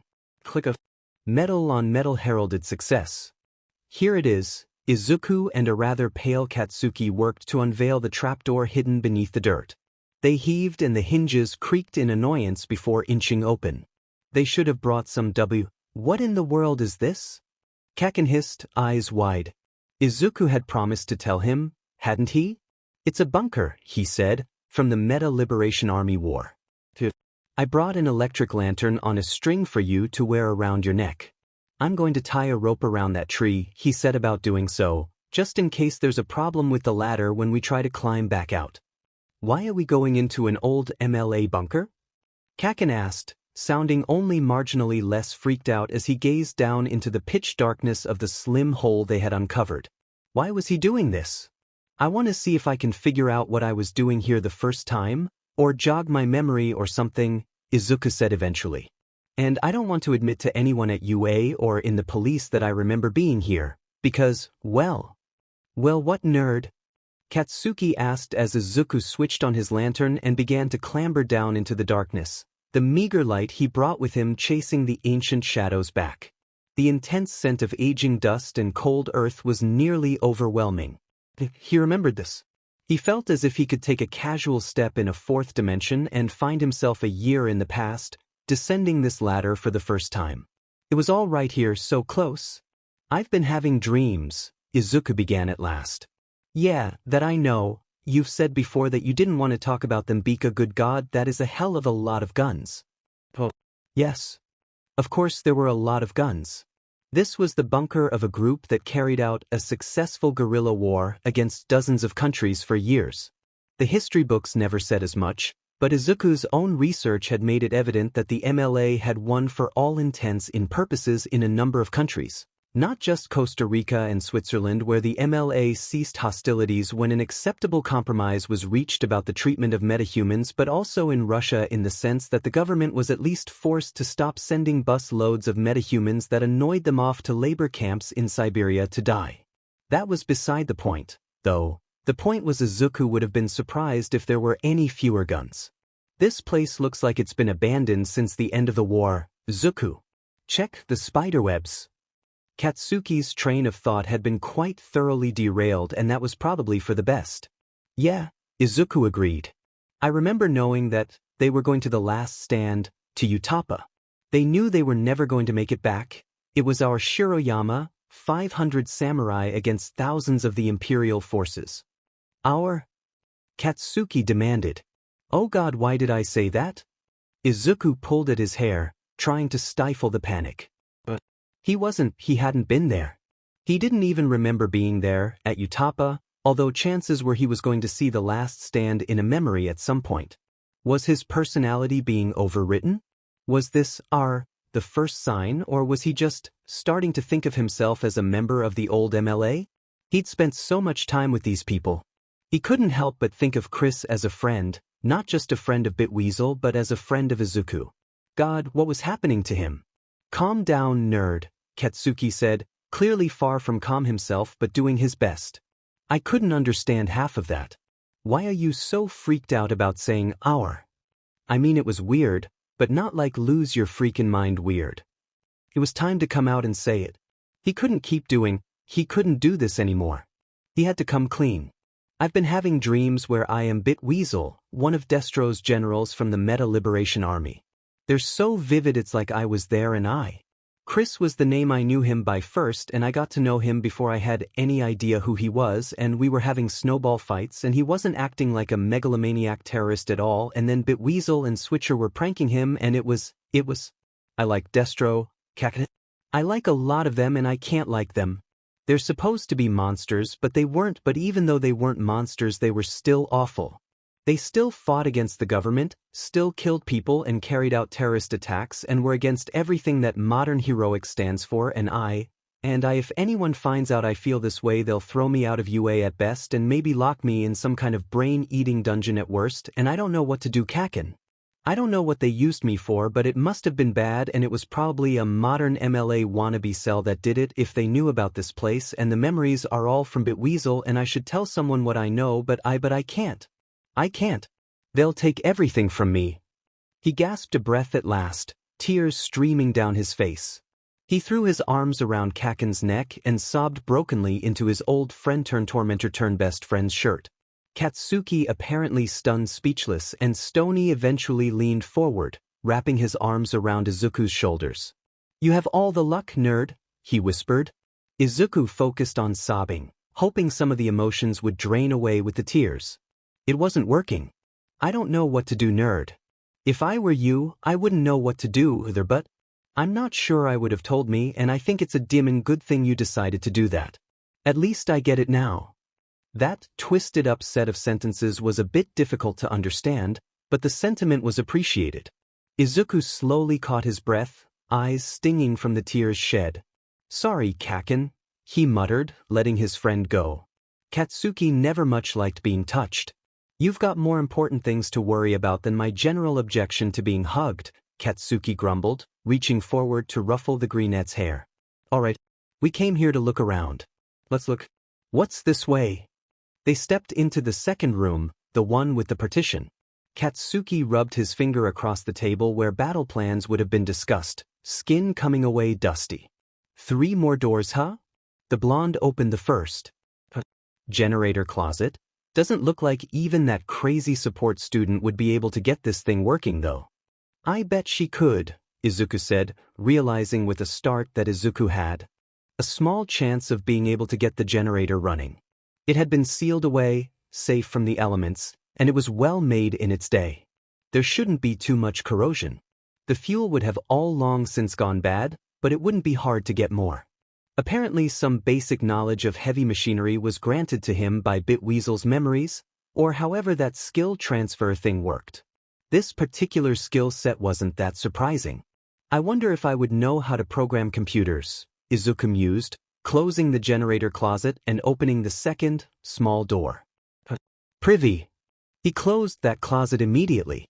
The third and final door led to the bunks. All the footlockers were neatly arranged at the foot of the pristine beds with one exception. Izuku walked to the far right bottom bunk, the light of his lantern casting long, dangling shadows in an eerie forest on the unfinished walls. All the other bunk beds were covered in decades of cobwebs, but not this one, and something about it, somehow Izuku was sure. "I slept here," he said, taking his seat on the blue, cotton blanket and leaning back, laying his head down on the pillow and staring up at the slats that supported the mattress above him. What had he thought about when he lay here? The greenette closed his eyes and drifted slowly away in the silence. All he could hear was his own breathing cold, quiet. His heart ached so fiercely he couldn't help but think there was something physically broken within his chest. Tears pricked in his eyes. He longed desperately for the good days, for the war. They had always thought the days of the war were the worst days, the worst times they would ever experience in their lives, and then, someday, the battles would end whether the MLA won or lost, and the death and the violence and crying and worrying sick over friends gone away to battle would be over, and there would be at least some havens on this god-forsaken planet, because look, if New Zealand could have a meta-prime minister and peace and equality in the streets, a lovely balance even more stable than that Costa Rica or Switzerland had achieved, then there would be at least some happy societies rising in the aftermath. "We thought the war would be the bad days," he murmured. Was he dreaming? Wasn't he? Sort of. He was barely asleep, in some kind of half-conscious trance. Was he speaking aloud? Could Kaken hear all of this? But nothing good came afterwards, and everyone bought it when they said, "committed suicide in prison," as if we didn't have the will, as if we weren't going to break them out and whisk them away to the Isles, as if there were a reason for suicide. That God-med book, too, what kind of drags they must have pumped into him to get the Book of Destro. They made a monster and now they reap the rewards, the sharp teeth of those who worship a monster rather than honoring a flawed human who hoped to free other flawed humans. None of us managed to get through the war without being twisted a bit. Tears continued to stream down his face. They were the good days when at least we had each other, if only to shed blood side by side. There's no one anymore, no one I love left, but they can't have her. You can't keep her any longer, soul stealer. I'll make you give her back. Izuku woke groggily. He had apparently been asleep in the most general sense of the word. Katsuki was staring at him, a piece of ragged paper and pen in his hand. I wrote down all the stuff you said, nerd, he muttered, handing the note over. So I was actually talking? Izuku asked, nervously. Yeah, but it was really DMN clear that it wasn't you talking, that you were just reciting something you'd heard someone else say? If that makes sense? It was like hearing a teacher read some famous nutcase's speech out of a textbook. Oh. Izuku scanned the transcript. That was why I came here in the first place. I was hoping something like this might happen, but that was creepy as F, and I hope I never see you do it again, the blonde said deadpan. Soul Stealer, Izuku muttered. Soul Stealer? I could hear the capitals, so it's a name or a title. What does that mean? And I'll make you give her back? Is she? It sounds like she is dead, which doesn't narrow down the options much.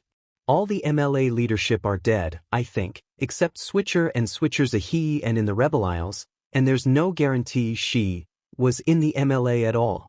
So who's the Soul Stealer and who is she? I have no clue, Zuku, Katsuki sighed. That was rough to hear. You sounded kind of creepily heartbroken when you were talking about the war being the good days and about, he paused, shifting uncomfortably, everyone you love being dead. I can't, you're this general bit weasel? Or that's who was talking to me? Who you were quoting? Maybe, Izuku whispered. Maybe not. I know that my memories belong to Bitweasel, or at least I'm nearly certain they do, but even if she survived the war, and that is an if, unless she has some kind of longevity aspect to her quirk or something similar, she's dead by now. But sure sounded like you were speaking from the perspective of someone who actually lived through the war, Katsuki said. It looks that way, the Greenette agreed. But it's possible that I was just seeing another memory from decades ago of Bitweasel being miserable about how the war ended and missing her friends. Cold silence settled over the two for a time as Izuku mulled over each and every word of his recited message. I hope I'm not going to start talking in my sleep all the time, he mumbled. Yeah. Let's hope not. We might, if that's all you think you're going to get, we might want to get out of here now. It's a long walk and ride home. Yeah. One moment, Izuku said, walking to the end of the bed. This footlocker, too, someone had opened this and not bothered to close the lock again. Presumably, someone was Izuku. He pulled the latch, opened the case. 3 sets of clothes, 2 civilian sets and 1 set of fatigues with the MLA general's insignia, flashlights, knives, handguns, toiletries, a battered copy of The Art of War, an even more battered copy of the Silmarillion, a still more battered copy of the complete works of Shakespeare, a collection of charcoals. Izuku picked up the accompanying sketchbook with trembling hands. In the harsh, false daylight of his lantern, he regarded the very first image, a roughly cross-hatched tree frog. Izuku thought of Azui and smiled. The next image was much more carefully done. He might call it museum quality. Izuku found himself crying yet again and leaned back quickly to prevent any tears from falling on the precious, yellowing paper. Who is that nerd? Katsuki asked quietly. That's Chris, Izuku whispered, pointing to the unamused man. And the excitable girl hanging over his shoulder, trying to get him to loosen up and have a drink? It was quite evident from the handful of carefully chosen background details that this was what was going on, is Kuma. I'm taking this notebook with me. This is mine now. All right then. Let's get out of here. This place is really freaking creepy and it's getting late already. I wonder whose footlocker this was, Izuku said, snapping the lock closed. Someone of significant rank, certainly, to have seen those two together, and a general's insignia. I suppose, this might well have been Bitweasel's sketchbook. She was a native English speaker, so the reading material would make sense. There was no way to know for sure, but it would fit with the rest of his suppositions. He had so many pieces to the puzzle, dozens of them now, and yet he just couldn't seem to make them fit together. There's something I haven't seen yet, he muttered as he made his way back to the ladder, Kaken encouraging him to hurry up, as if demons might pursue them if they lingered too long below ground. There's something huge, a gaping chasm at the heart of it that I can't fill because there's some piece of information that I can't even begin to guess at, he was going to find out. One of these days, either in a dream or in research, he was going to stumble upon one of the pieces that lay within that black hole, and it was all going to come crashing together, and then, finally, he would know who he was again. Who's this? Kaken asked, pointing vaguely to the next page of the sketchbook. Izuku, sitting on his bedroom floor with the blonde to his right, had been flipping through the drawings reverently for about 15 minutes now. He was going to have to find an appropriate place in his room to hide it. Perhaps under his bed somewhere? Disguised among boxes of hero merchandise? That's Arch, Alexei Asanov, Izuku provided. This was a quick sketch, and the man was somewhat difficult to recognize. He died in the war. No one really knows details. I think that the stories saying he was raiding a Siberian labor camp are probably false. Russia had been forced to stop doing those kinds of things by then, and conflict with the MLA was de-escalating, but it's possible there was a black site. Who's this? Kaken asked immediately as Izuku turned the page. The greenette shook his head. I don't know. Don't you know everyone? I mean, you were sort of one of their commanders, right? And no, Kaken. It's not like that at all. I told you I have dreams, but I only know what I see in them. There's no broader context. It took me forever to even figure out that I was Bitweasel, especially since there's the changeling switcher, so even if I saw someone's face I couldn't be sure it was actually them. Sure, the blonde threw his hands up. What the hell happened to you, nerd? Izuku sighed, shaking his head. I'm going to find out. It's just a matter of time at this point. I'm remembering more and more. Are you sure you don't want to at least tell Aizawa? You trust the guy, right? Yeah, but maybe he wouldn't tell if I asked him not to? But he sort of has to, right, if it seems like I might be. You know what I mean, and I don't want to put him in that position, and I don't want to give someone the chance I can't. I just can't. Kaken sighed. What was he like? Who? Destro. How to put that into words? He was a good sport when Kuma destroyed us both in snowball fights. The blonde blinked. Go on. Chris was a hard worker, studying constantly for a pair of demanding majors and excelling. He was pretending to be quirkless when I met him. So was Bitweasel, for that matter, and Kuma too. No one seems to know what Kuma's quirk was, but she definitely had one. Chris, yeah. He was realistic. He understood that the world was unfair and he tried to live with it until it killed someone he loved, and he cried his eyes out and then got angry enough to fight. He was blunt, had a dry sense of humor, took most things in stride, and didn't mind being the butt of a joke so long as it was a good one. He liked mecha anime, but he would yell at the characters, "Don't be an idiot," and things like that, and we would have to shush him. You couldn't take him to a movie because he'd constantly whisper in your ear about how stupid the characters were being or how something was inaccurate. Izuku had witnessed, many months ago, an attempt to take Destro to see Invasion of the Body Snatchers and mostly forgotten about it because it had been so vague. He had no patience for fools, in fantasy or in real life. The greenette felt a familiar ache in his chest return and tried to ignore it. Kaken considered all of this. That's got nothing in common with anything I have ever heard or thought. No. The victors write history, you know. I wonder, if I were to go to New Zealand, Switzerland, Costa Rica, the US, or Canada, whether it would be easier to find accurate information about the MLA. The war either ended at a negotiating table in all those places or never happened at all. The MLA never fought Canada or the US. There was too much internal political turmoil going on for America to pay much attention to the MLA war, and quirk regulation was declared unconstitutional there, so the MLA had no reason to be angry with the US, not that anyone in their right mind would try to fight America. That's like getting involved in a land war in Asia. Katsuki snorted. Sorry, I'm rambling again. Kaken shook his head. Don't worry about it. It's Interesting, and given what's going on in your life right now, I need to know about it. WI. The blonde gave him an exasperated look. So I can help you, you idiot. Can't do much if I don't know anything about what the hell's going on. Oh. Did you not expect help?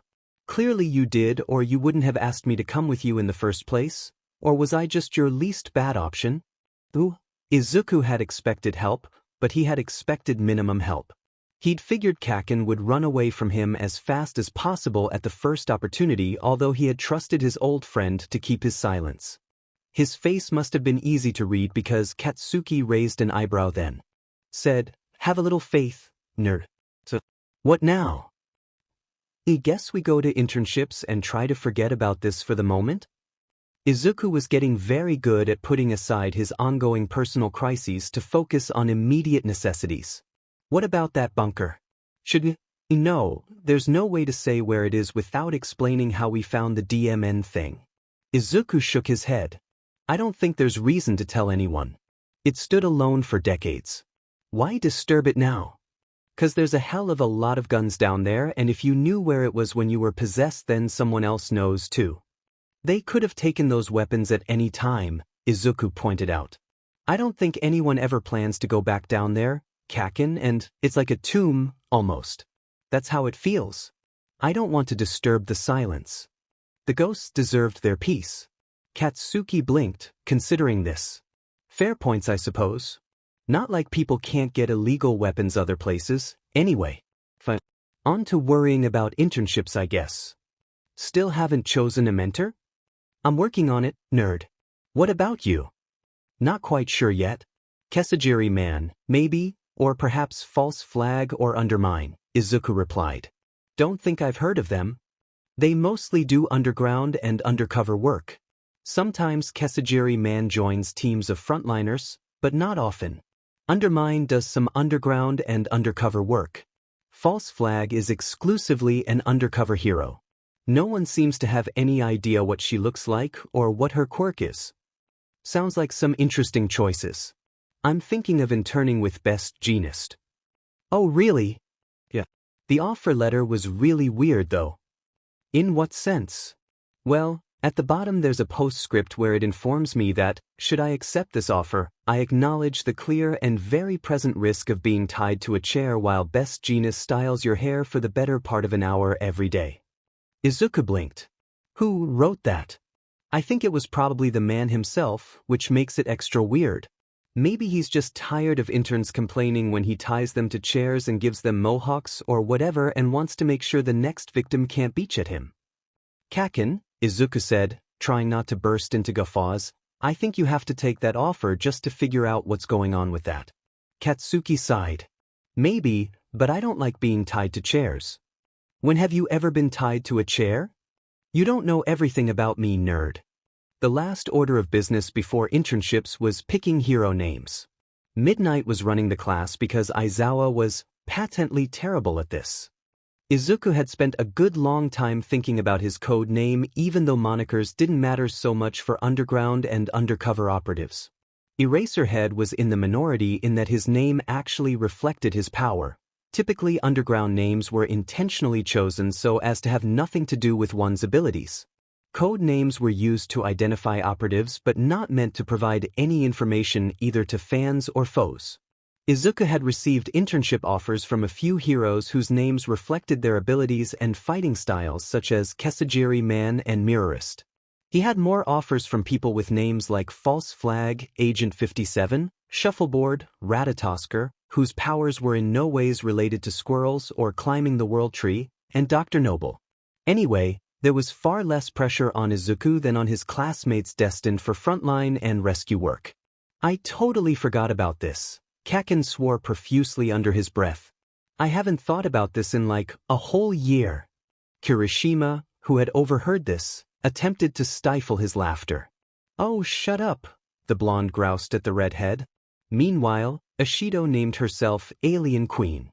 Apparently Aoyama was going to be Cannot Stop Twinkling, and Izuku had a premonition about the unfavorable way that was going to be abbreviated in years to come.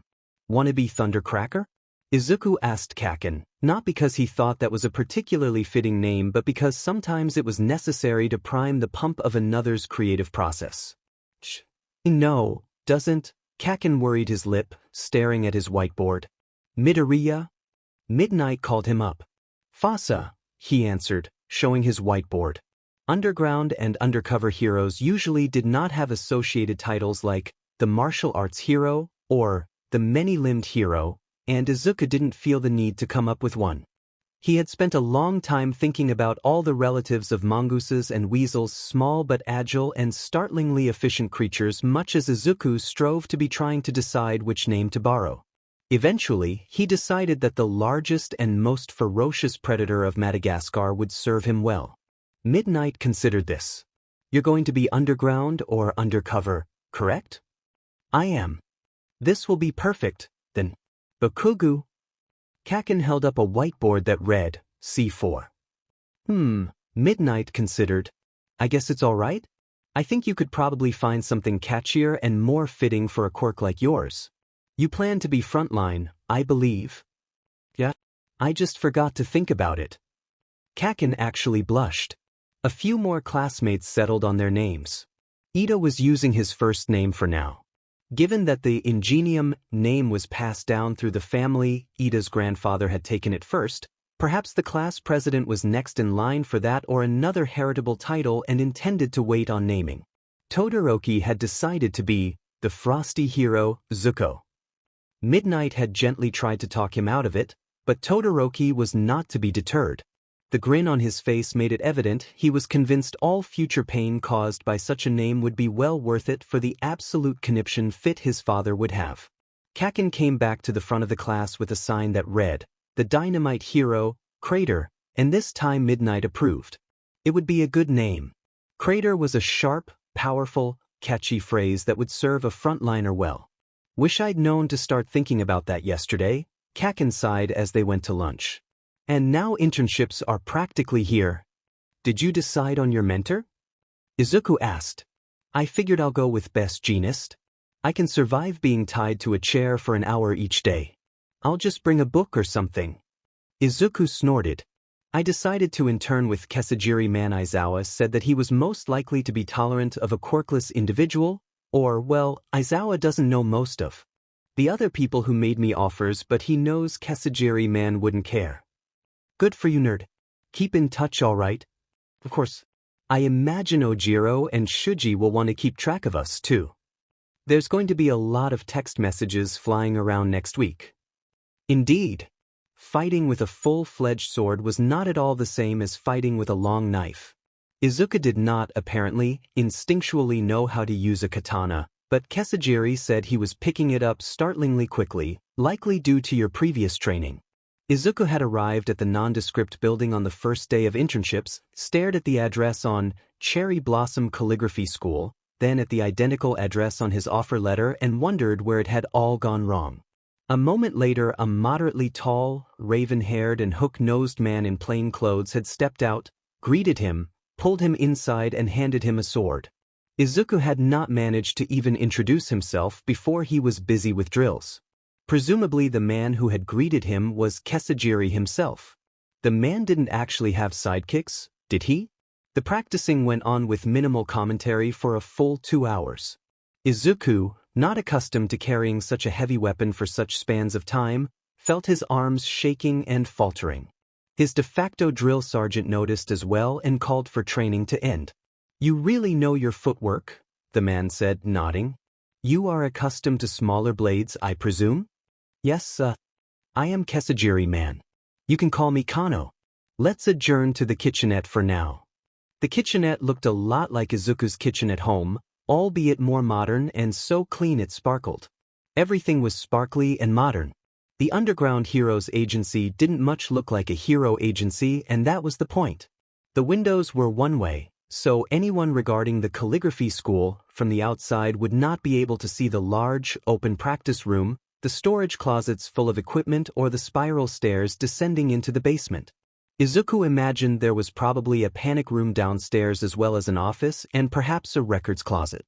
So, said the hero, passing Izuku a bottle of water retrieved from a small refrigerator, Where did you train originally? Ah.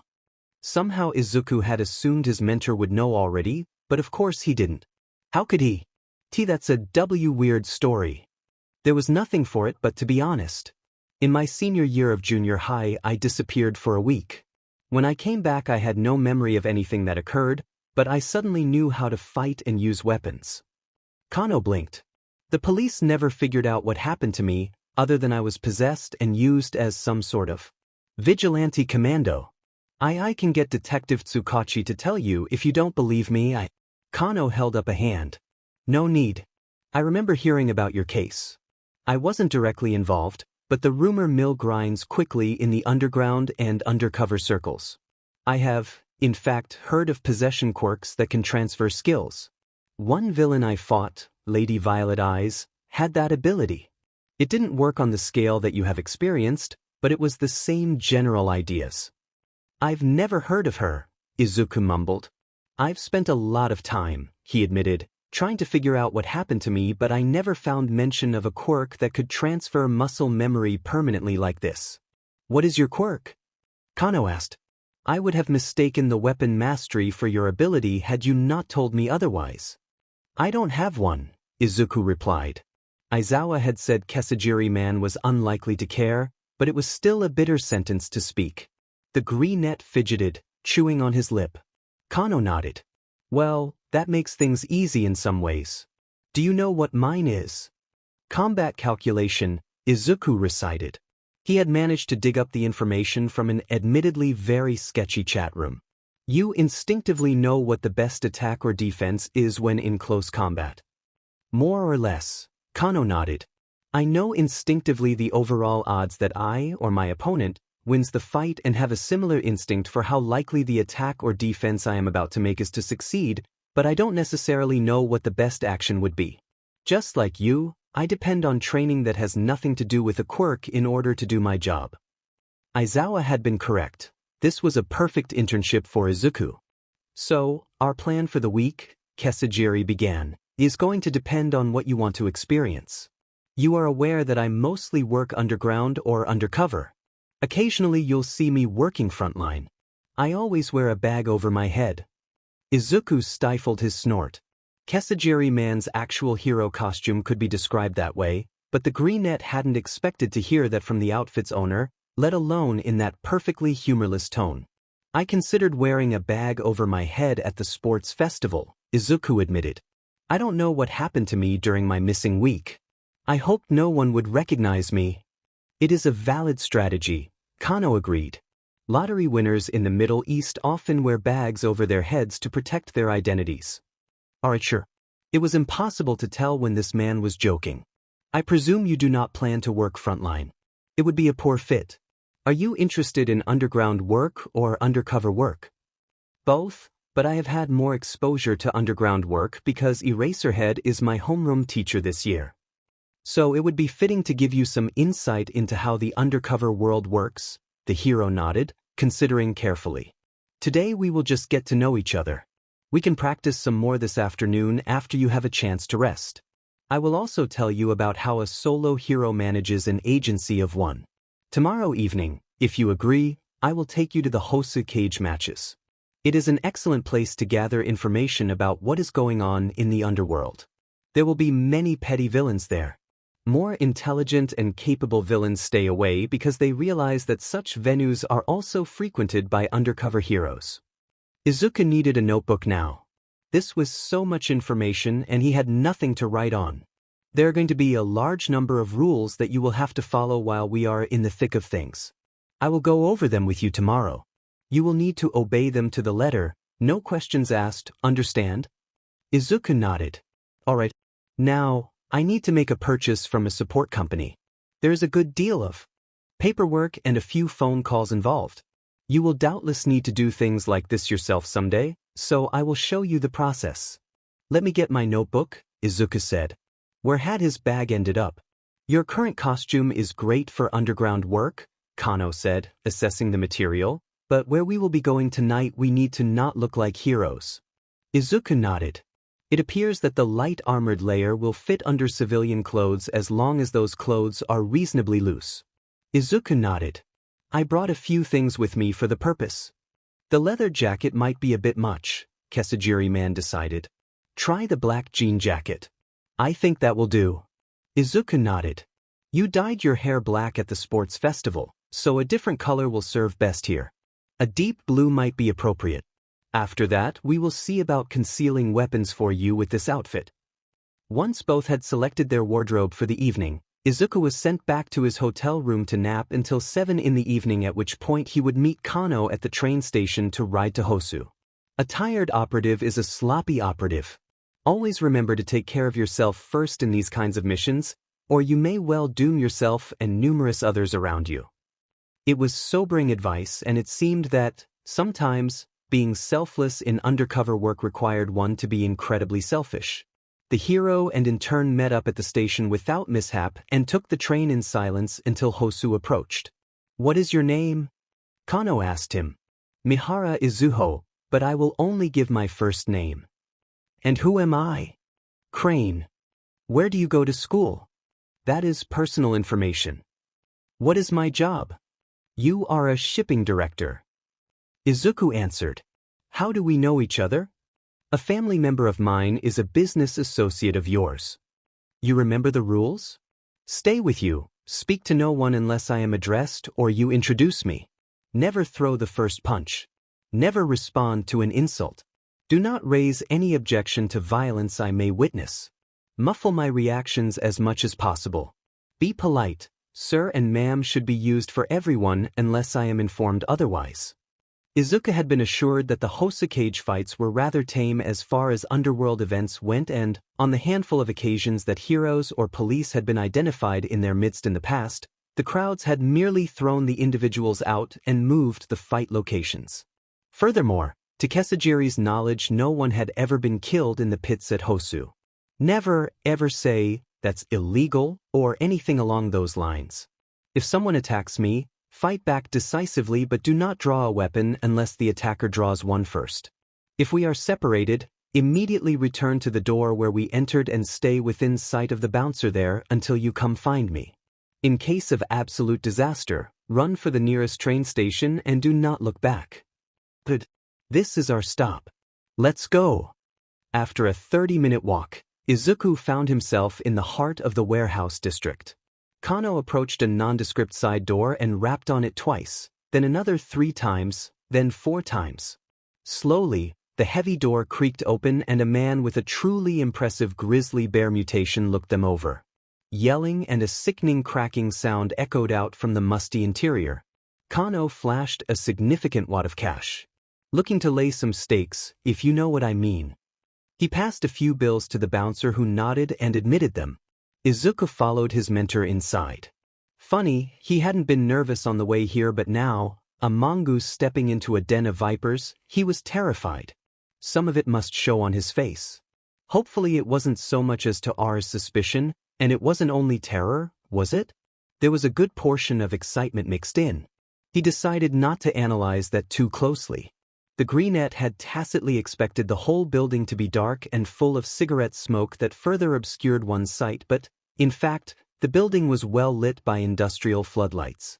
There was plenty of cigarette smoke, and the unfinished floor was stained with many years' worth of spilled alcoholic drinks. A dozen tables and associated chairs were strewn about the room, most of them occupied. Most definitely, illegal bar was doing brisk business, and a locked metal cage about half the size of Izuku's homeroom at UA stood in the center of the room.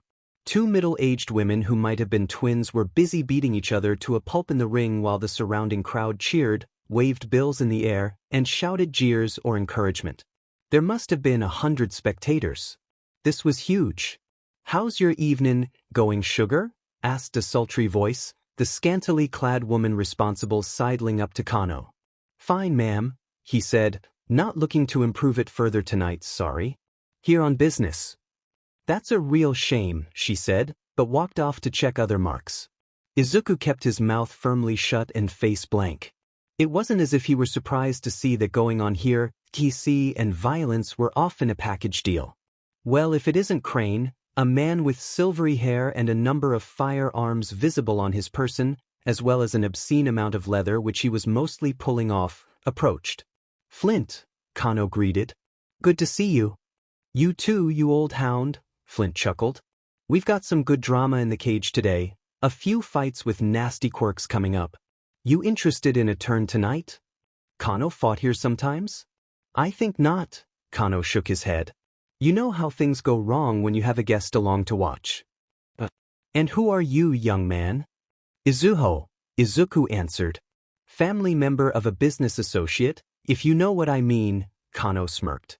The acting ability was staggering.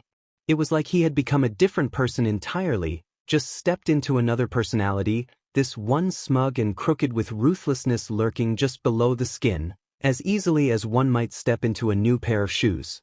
I know how it is, Flint chuckled. Izuku wasn't sure Izuku knew how it was. There was a lot of nuance in these conversations that he couldn't pick up on yet. Well, come see me if you decide there's a match worth betting on, huh? Of course. You are the man with the ledger. Yeah, don't I know it? Flint sauntered away into the crowd. He runs the place? Izuku surmised. Yes, although not everyone realizes that. He is much more intelligent and dangerous than he appears, Kano whispered to the greenette. The match between the two women had ended and now 3 teenagers were attempting to destroy one another with some kind of blunt object. Izuku wasn't totally sure what those were. Chair legs maybe? Izuku had survived his first conversation in undercover work. True, he had only said a single word, but only a single word had been necessary, so he'd done his job well so far. The two of them drifted closer to the ring. A group of young men were gossiping. It soon became clear that they were talking about recent events in a gang war in South Hosu. Kano and Izuku pretended to watch the fight, cheering at the right moments, but in fact listened to the kids, and they were kids, all about Izuku's age in front of them, discuss yet another retaliatory strike in an ever-escalating cycle of violence. The gang war conversation was rather demoralizing. What a pointless waste of potential. The 3 men beating each other with chair legs concluded their show. It was a show. Clearly they hadn't been trying to seriously injure each other, or seriously injured they would all be, and a woman with an electricity quirk began to fight an older man with an ice quirk. They were both decently skilled. Well, said a voice that sent chills through Izuku's blood. The greenette turned slowly to his left to find the speaker and felt his chilled circulatory system freeze solid like a block of ice. There weren't many good pictures of the man, nothing more than silhouettes and blurry half photos, but still Izuku knew who this was. You. Me? Izuku asked, mostly out of habit at this point as he grappled with an intense wave of déjà vu. Kano spoke immediately while Izuku tried to rein in his terror. Is there a problem, sir? You tell me, the hero killer. Stain folded his arms, regarding them with the confounding expression of a tiger feigning boredom while contemplating the best moment to pounce. No problem that I know of, sir, Kano said. It didn't seem that anyone else nearby had noticed Stain's presence, or maybe they had noticed but decided feigning obliviousness would increase their life expectancies. What do you think you're doing, kid? Stain demanded. Watching a PPF fight, sir? It had been a long time since Izuku stammered this badly. Don't be coy with me, the killer said, taking a half step forward. We're just here to see the fights and place some bets, Kano said, stepping pointedly in front of Izuku. That's all. Like he needs you to defend him. He fought me off last time we met. Who do you think he is? Oh, you must be kidding. What in the know? Why did this keep happening to him? It wasn't fair, and oh my god, they were all going to die. What was he even supposed to do in this situation? Somehow he kept a lid on the panic and answered evenly, I have lost significant portions of my memory as a result of a mind control quirk. In this case, the truth might well be his best option. No lie was forthcoming in any case. I have no recollection of meeting you previously, sir, and wasn't it strange to call Stain, sir? Stain glared at him, ping his head, sizing him up. Why don't we continue this discussion outside? I don't think that's, Kano began. Or would you like everyone here to hear about your more recent achievements in competition, Yamamoto Akira? So Stain had recognized him at the sports festival. Good grief. Was Izuku the reason Stain had become distracted in the middle of his attack on Ida Tensei?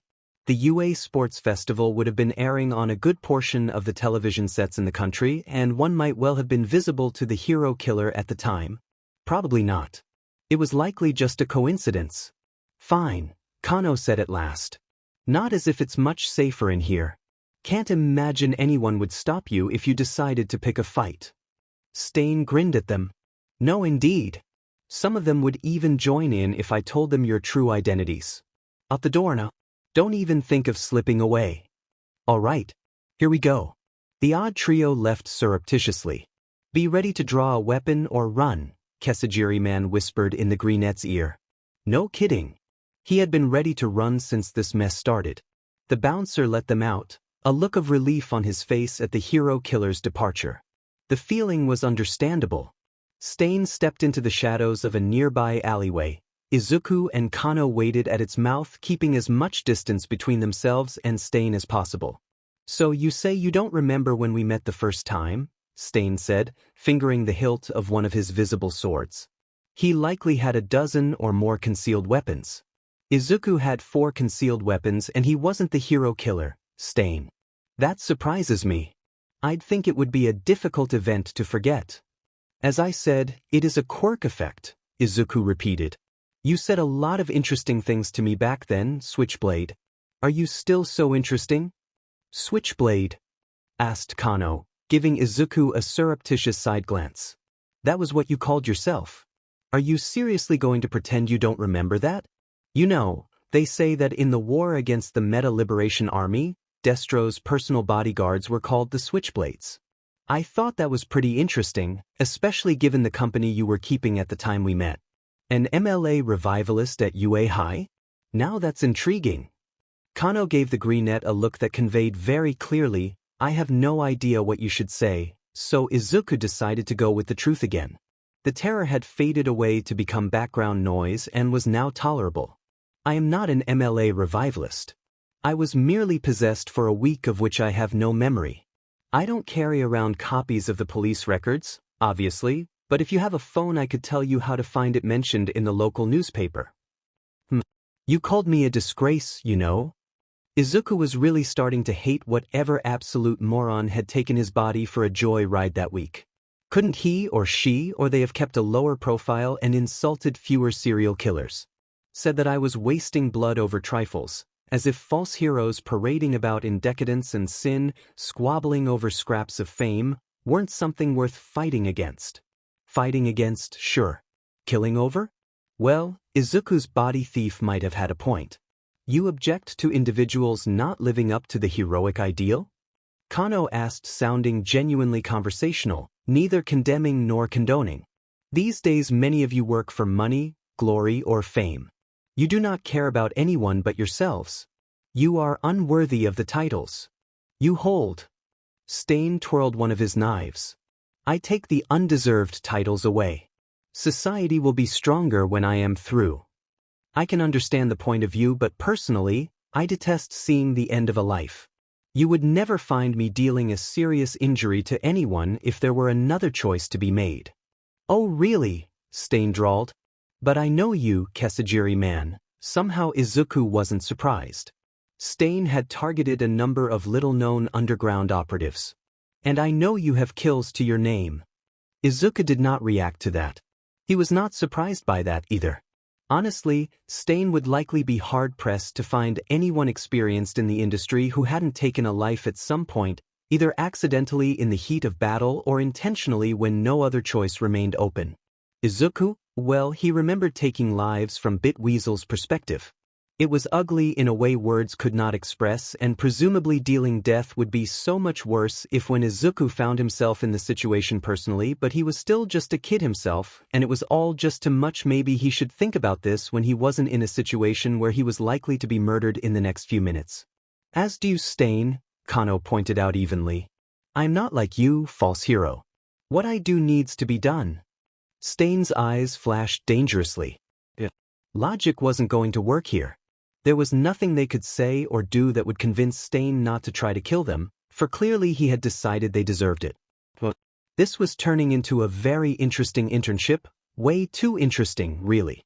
You had a lot of nerve too, Yamamoto, To tell me my crusade was hypocritical when you were out for blood purely in search of vengeance.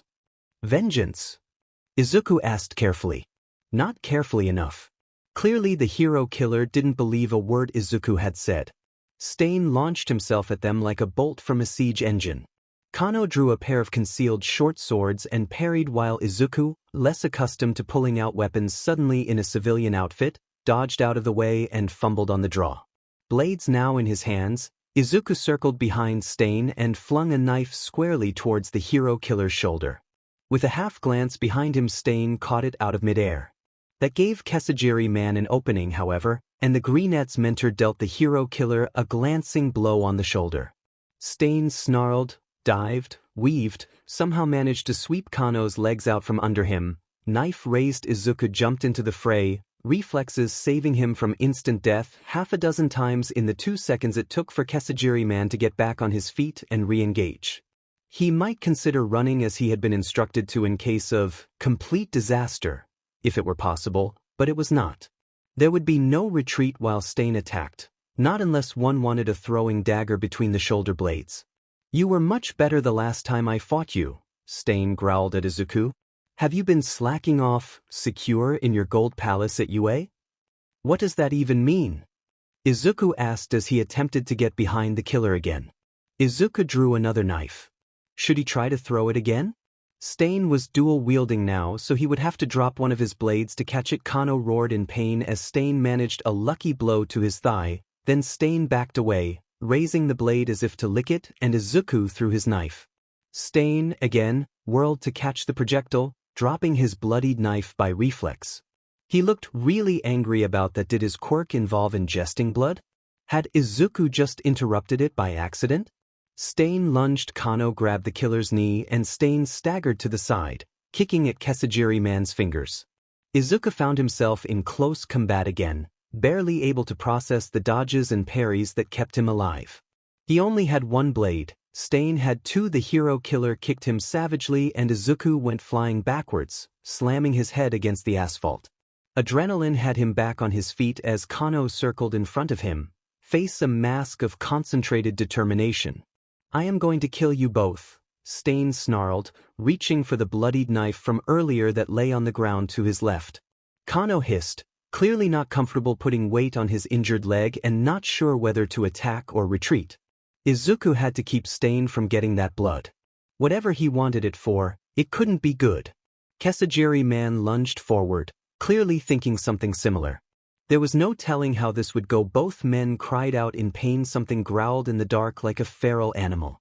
Kesajiri Man and the hero killer both froze, expressions identical, emotionless masks. Izuku turned towards the mouth of the alley and, silhouetted in the half-glow of a nearby street light, stood a creature that resembled a bipedal wolf, or really a human in a wolf suit as the bone structure wasn't quite right, with long, dexterous fingers ending in wicked claws and a long, lashing, bushy tail that might well be prehensile. The muzzle bristled with steely teeth, tufted ears pointed up like a jackal's, and hellish fire glittered in dark eyes. Patchy, gray and brown fur was covered by a loose robe. An inverted pentagram hung from a chain about the creature's neck. Stain ran. The creature chased him and Izuku felt every little hair on his body stand straight up. This was the hero killer, Stain. Running. As if his life depended on it. Kesajiri Man grabbed Izuku and limped as quickly as he could towards the main street. If I tell you to run, run. Don't look back. Don't stop. No matter what you hear. A snarling howl pierced the night and the injured hero moved faster still. They headed down the main street, which was every bit as sketchy and deserted as the alleyway. A low growl echoed behind them. Kano whirled around, blade held in front of him, one hand used to keep Izuku behind him, as far from the wolf person as possible. It had to be a person, right? It would really improve my evening, Kano said evenly, drawing on reserves of bravery that Izuku could not fathom, if you turned out to be false flag and not war dog. What? War dog, false flag? Grinned at them. It's your lucky day, Kano. The fur and claws and fang-filled muzzle blurred away, and a moment later a woman with a long golden-brown braid and a narrow face covered with wicked scars stood before them. She was barefoot, having not been able to wear shoes when her feet were transformed into paws. Oh thank God, Kesajiri-man sighed, lowering his weapon. Izuku followed suit. So this was false flag? She had also offered him an internship at Changeling. That was why nobody knew what she looked like. She could look like anyone. Oh, that was perfect for this profession. Heroes in undercover work protected and invented identities in a variety of ways, some even falsifying expulsion records from hero schools and pretending to be heroes gone bad for their entire careers, but false flag had the most foolproof method Izuku had ever heard of. Where did I throw my stuff? The woman muttered. Ah, there it is. Tucking the pentagram necklace into her robe, false flag trotted over to a bush and retrieved a large backpack, boots, and a set of casual street clothes. She seemed to consider putting on footwear but then shrugged and stuffed the boots into her bulging bag along with the rest of the clothes that she must have abandoned in a hurry before shape-shifting. Let me see about that leg and then let's get the hell out of here, false flag said, ripping a long strip from her robe and tying a makeshift bandage. She then offered Kano a shoulder to lean on and they were on their way.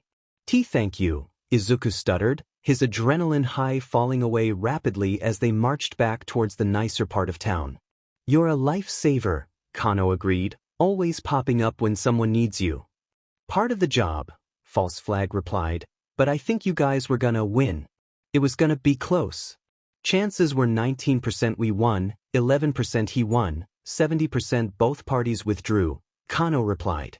Well, it was nice to know that Izuku probably wasn't going to be killed had false flag not happened to be passing by. It was definitely comforting. You didn't fight him, Izuku realized, still processing what had just happened. He was just terrified of you. He wasn't terrified of me. I don't think there's anyone who's terrified of little old me, false flag replied with a laugh, but there's plenty of people who are terrified of War Dog. And you should be one of them, Kano informed Izuku. Flag demonstrated what she looks like. It's a difficult visage to forget. Who? War Dog, false flag began, is a vigilante? Villain?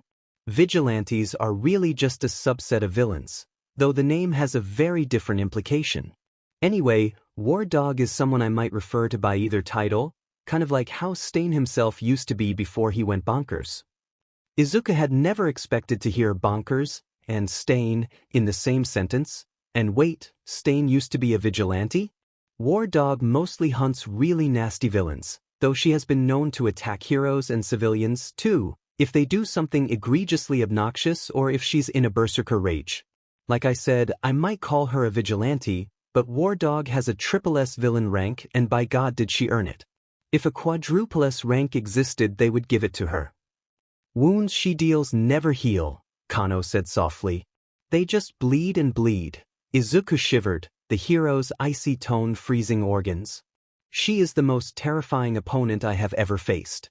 She's lightning fast and amazingly strong and brutally intelligent. If she wanted me dead I would be, false flag said with an almost casual sniff. Oh, and if she bites you, you turn into a zombie puppet. Oh, was that all? Why have I never heard of her? Izuku asked, voice trembling as his eyes searched the shadows for the silhouettes of wolves and serial killers. This was like learning demons were real and nobody had ever bothered to tell him. Because she's not flashy, false flag explained. She's the other side of the lines, or no man's land's really equivalent of an undercover hero. There are lots of boogeymen like that hiding in the dark that the general public and even most frontliners don't know anything about. It's a jungle out here. Anyway, War Dog doesn't break things. I don't think she's ever destroyed something more expensive than a plastic garbage bin. She doesn't make a fuss or call attention to herself. She attacks, maims or kills, and she moves on and people don't see her often, or don't see her often and survive anyway.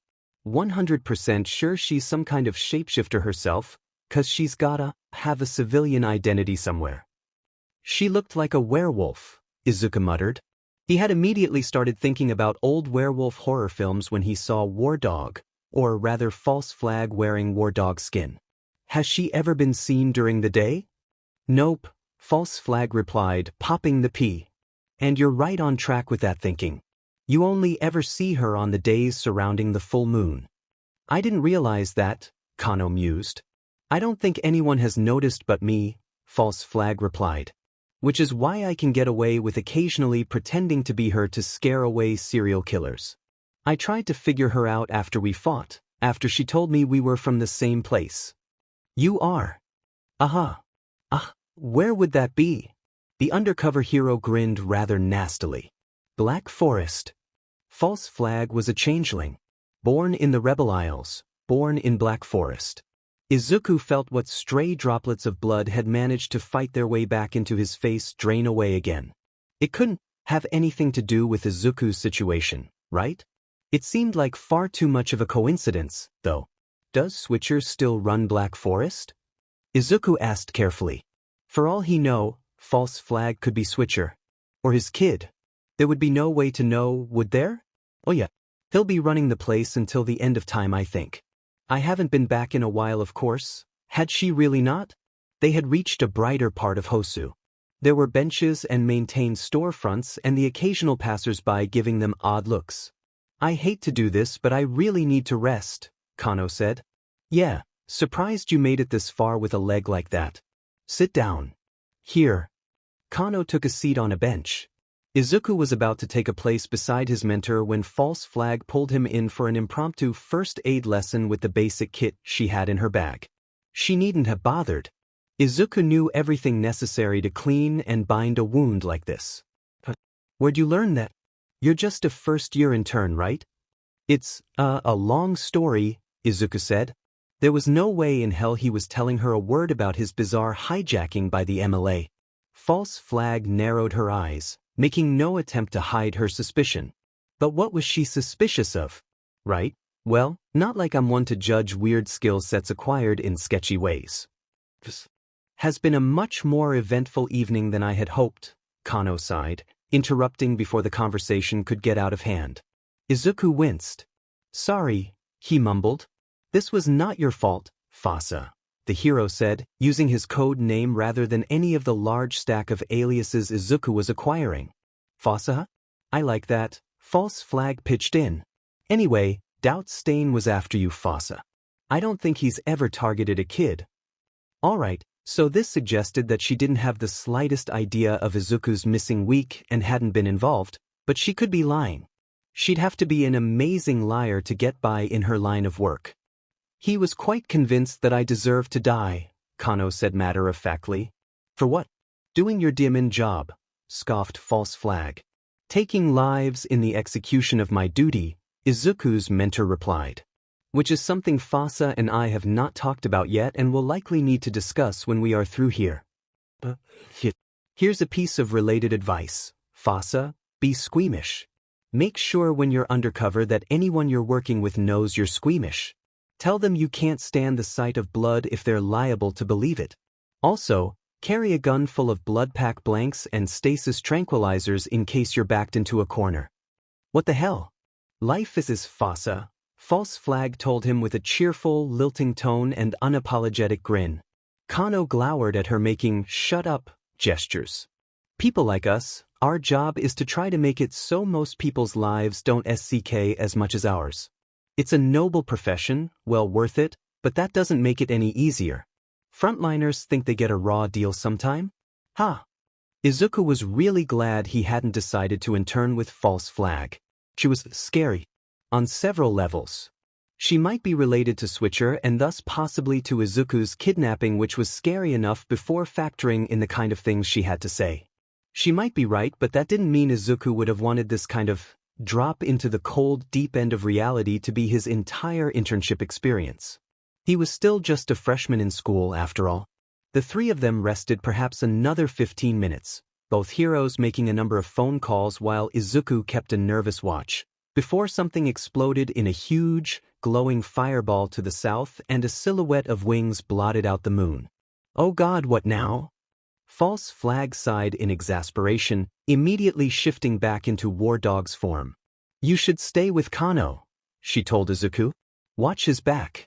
This isn't in my DMN job description, but I can't just sit here.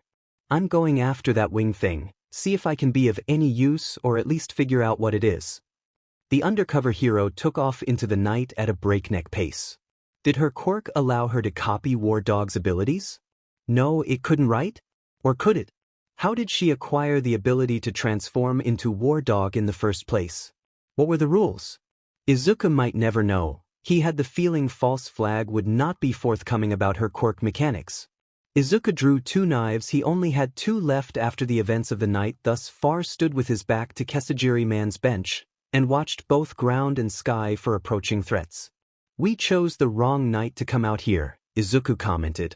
Sometimes this is just how it goes, Kano replied. I am sorry about that and sorry about Flag. She is always intense. Yeah. I'm glad I decided to intern with you instead of her, Izuku said. And I am sorry about Stain. I never even considered that he could recognize me, but given that someone in the League of Villains knew my face, I guess I should have. Kano shook his head. We have to act with what information we have available, not speculation, and everything seems obvious in hindsight. There was no reason for you to believe Stain would recognize you. There was no reason to expect to run into the hero killer at all. There was no reason for Stain to be at the pits. Why would he have been there? It makes no sense. Oh, he followed them. He must have followed us, Kano realized. He must have recognized you, or perhaps me, given that I seem to be on his hit list, in the street, and pursued us to the cage matches. He had so many questions. Which should he start on? What was False Flag talking about? Carry a gun loaded with stasis tranquilizers. Kano sighed. She does not understand how to speak to children, or children who were not raised in the Rebel Isles in any case. Are you sure you want to hear this? Izuku nodded. He wasn't naive. He could handle the truth, and he needed to know these things in order to decide whether he could handle undercover work or should stick to Aizawa's style of underground ambush predation. What was the point of internships if not to learn about the profession from an actual professional?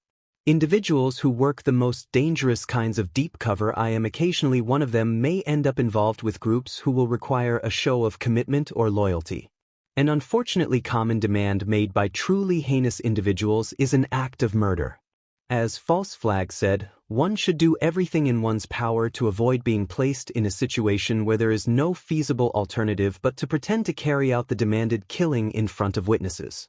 Taking on a persona with an aversion to violence and offering an alternative show of allegiance can be an effective deterrent, but that is often not feasible due to the nature of the group one plans to infiltrate. Izuku had surmised that much, although it was still unpleasant to think about. Some undercover heroes carry a weapon loaded with stasis tranquilizer bullets. These are almost like blanks. They are fired with just enough energy to penetrate the skin.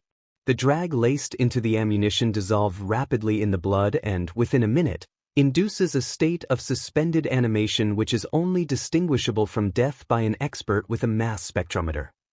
Oh, that's really clever. More things were on fire now, weren't they?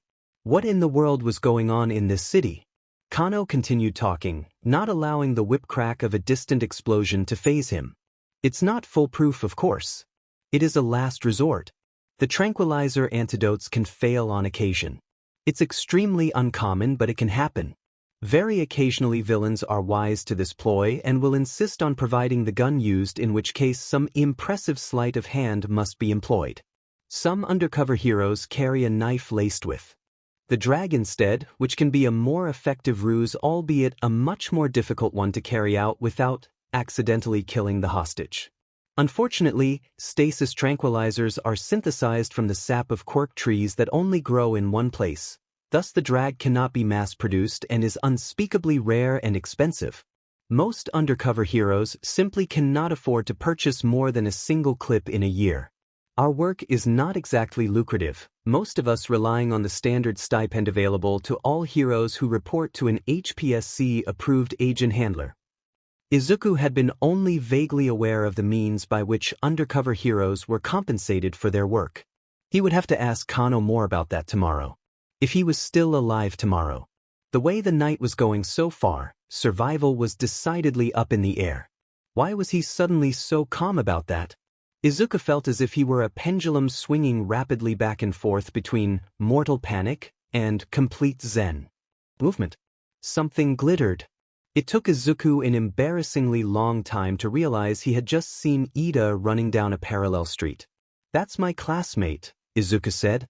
"Where?" Kano turned, following Izuku's line of sight. The armored student skidded to a halt, then ducked out of sight into a dark side street. "I have a really bad feeling about this," Izuku said. "What in the world is he doing out here, with Stain prowling the city? Stain who had attacked Ingenium so recently. Oh god no. Please don't be an idiot, Ida." "Nothing good," Kano said, gritting his teeth as he attempted to stand. His leg buckled. "DMN. This is getting worse, not better." "Do you think False Flag is coming back?" Izuku asked hopefully. "I think we've probably seen the last of her tonight. I would not expect any of the backup either of us tried to call to arrive within the next hour given the Oi disaster in progress in that general direction." He waved towards the pillars of flames glowing ominously in the distance. Izuku started at Ida's echoing shout. Given their luck this evening, he had little doubt as to the cause. "I need to help him," Izuku said, imagining his classmate at the mercy of a murderer without any hope of aid. "But I know I'm not enough to stop Stain, if that's who he found, and he had no doubt that it was the hero killer who Ida had stumbled upon, but I couldn't forgive myself if he and I was right here and didn't try." "I understand," Kano said, grabbing Izuku's shoulder before the greenette could run. "I cannot help you, as you know, and it would be hypocritical and fruitless for me to try to stop you, but if you rush in without a plan you will not be able to help your classmate and may well seal both of your fates." What could he do? He had no resources left, nothing to work with. What could he possibly do? "He still thinks War Dog is prowling the streets," Izuku said. "I'll pretend she's chasing me. You will need to be a good actor to pull that off, but it is likely your best chance. I'll see if I can follow." Kano would have to 3-point crawl after Izuku with his leg wrecked like that. The greenette crossed a small public park, sprinting towards the corner where he had seen Ida turn. He could be too late already, probably not. Stain liked to monologue. What if he were too late though? What if there was no point speculating now? He had to get in the right headspace. He had to look like, no, he had to believe that War Dog was chasing him, that there was a vicious, berserker werewolf chasing him who had claws that could rend his flesh from bone and make him bleed forever, who had a bite that would steal all of his faculties and reduce him to a mindless drone, a puppet, just like his body thief had all those months ago. He had to believe his pursuer was so fast and so strong and so vicious that no one could hope to stand against her, that he was doomed. He imagined hot breath on his heels, those fiery eyes and that needle-toothed maw, all of it right behind him. He streaked down the side street, caught sight of Stain and ran into the appropriate alleyway, leaping over Ida who lay prone on the ground in a pool of blood. "Please don't be dead, Ida. Please don't be dead," and screamed at Stain, "Help me. Help me, she's coming. Oh God, help me," with all the frantic hysteria that a mortally terrified child could muster. He jumped up on a dumpster, trying to leap onto a fire escape that could take him out of the alleyway. This was where it could all go fatally wrong. Stain might have realized that False Flag was impersonating War Dog and the feared villainess wasn't actually in Hosu. Izuku might have oversold his part or he might have undersold his part. Stain might decide to stand and fight. Anything could go wrong and there was no recourse. This could be the end. But it wasn't. The hero killer, again, turned and fled. "Tough luck, Switchblade," Stain said as he vaulted over a fence and set off at a sprint towards the more fiery part of Hosu. Izuku kept calling for help for another 5 seconds, then made his best attempt at faking a scream of agony before falling silent. Ida, clearly not dead, thank God, stared at Izuku with eyes wider than dinner plates. He opened his mouth as if to speak and the greenette pressed a finger to his lips and whispered, "Don't say a word." There was another hero collapsed in the alley, native, semi-conscious. Ida had been stabbed in the shoulder and was bleeding profusely, the acid-electric scent of iron thick in the air, but should be able to walk. "Can you stand?" Izuku whispered. "I can't move at all," Ida replied, small voice quavering. "He has a paralysis quirk." Who is chasing you, Midoriya?" Izuku's stutter wasn't contagious, was it? "No one," Izuku whispered. Stain thinks that a triple S vigilante called War Dog is roaming the streets of Hosu tonight and I pretended she was chasing me. If Ida couldn't stand, Izuku couldn't move his class president and native at the same time. The paralysis must be temporary. How temporary? Irrelevant. Izuku needed to keep his classmate from bleeding to death. He would have preferred to do that with Kano watching his back, but he would have to do it here, exposed, instead. The greenette removed the armor from Ida's shoulder and began cutting swathes from his own undershirt, which was the only appropriate fabric he had available, to bandage the other hero student's shoulder. I think I can move my fingers, Ida said. It's wearing off. Hasn't worn off for me, native mumbled, apparently fully conscious again. Are you injured?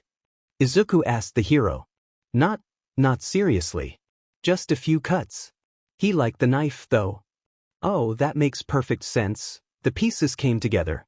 He has a paralysis quirk activated by ingesting blood. The time of paralysis may depend on the quantity ingested or perhaps on the blood type.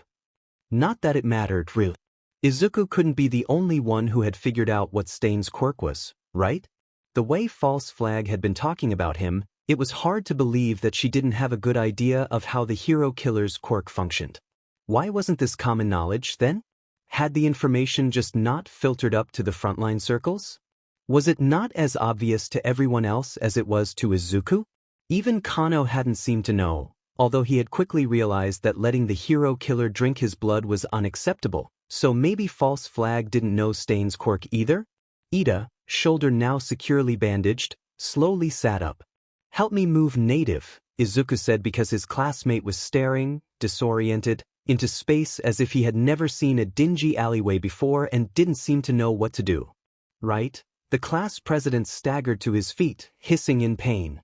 Izuku slung one of Native's arms around his shoulder and Ida took the other with his good side, although the greenette made sure that the vast majority of Native's weight fell on his own shoulders.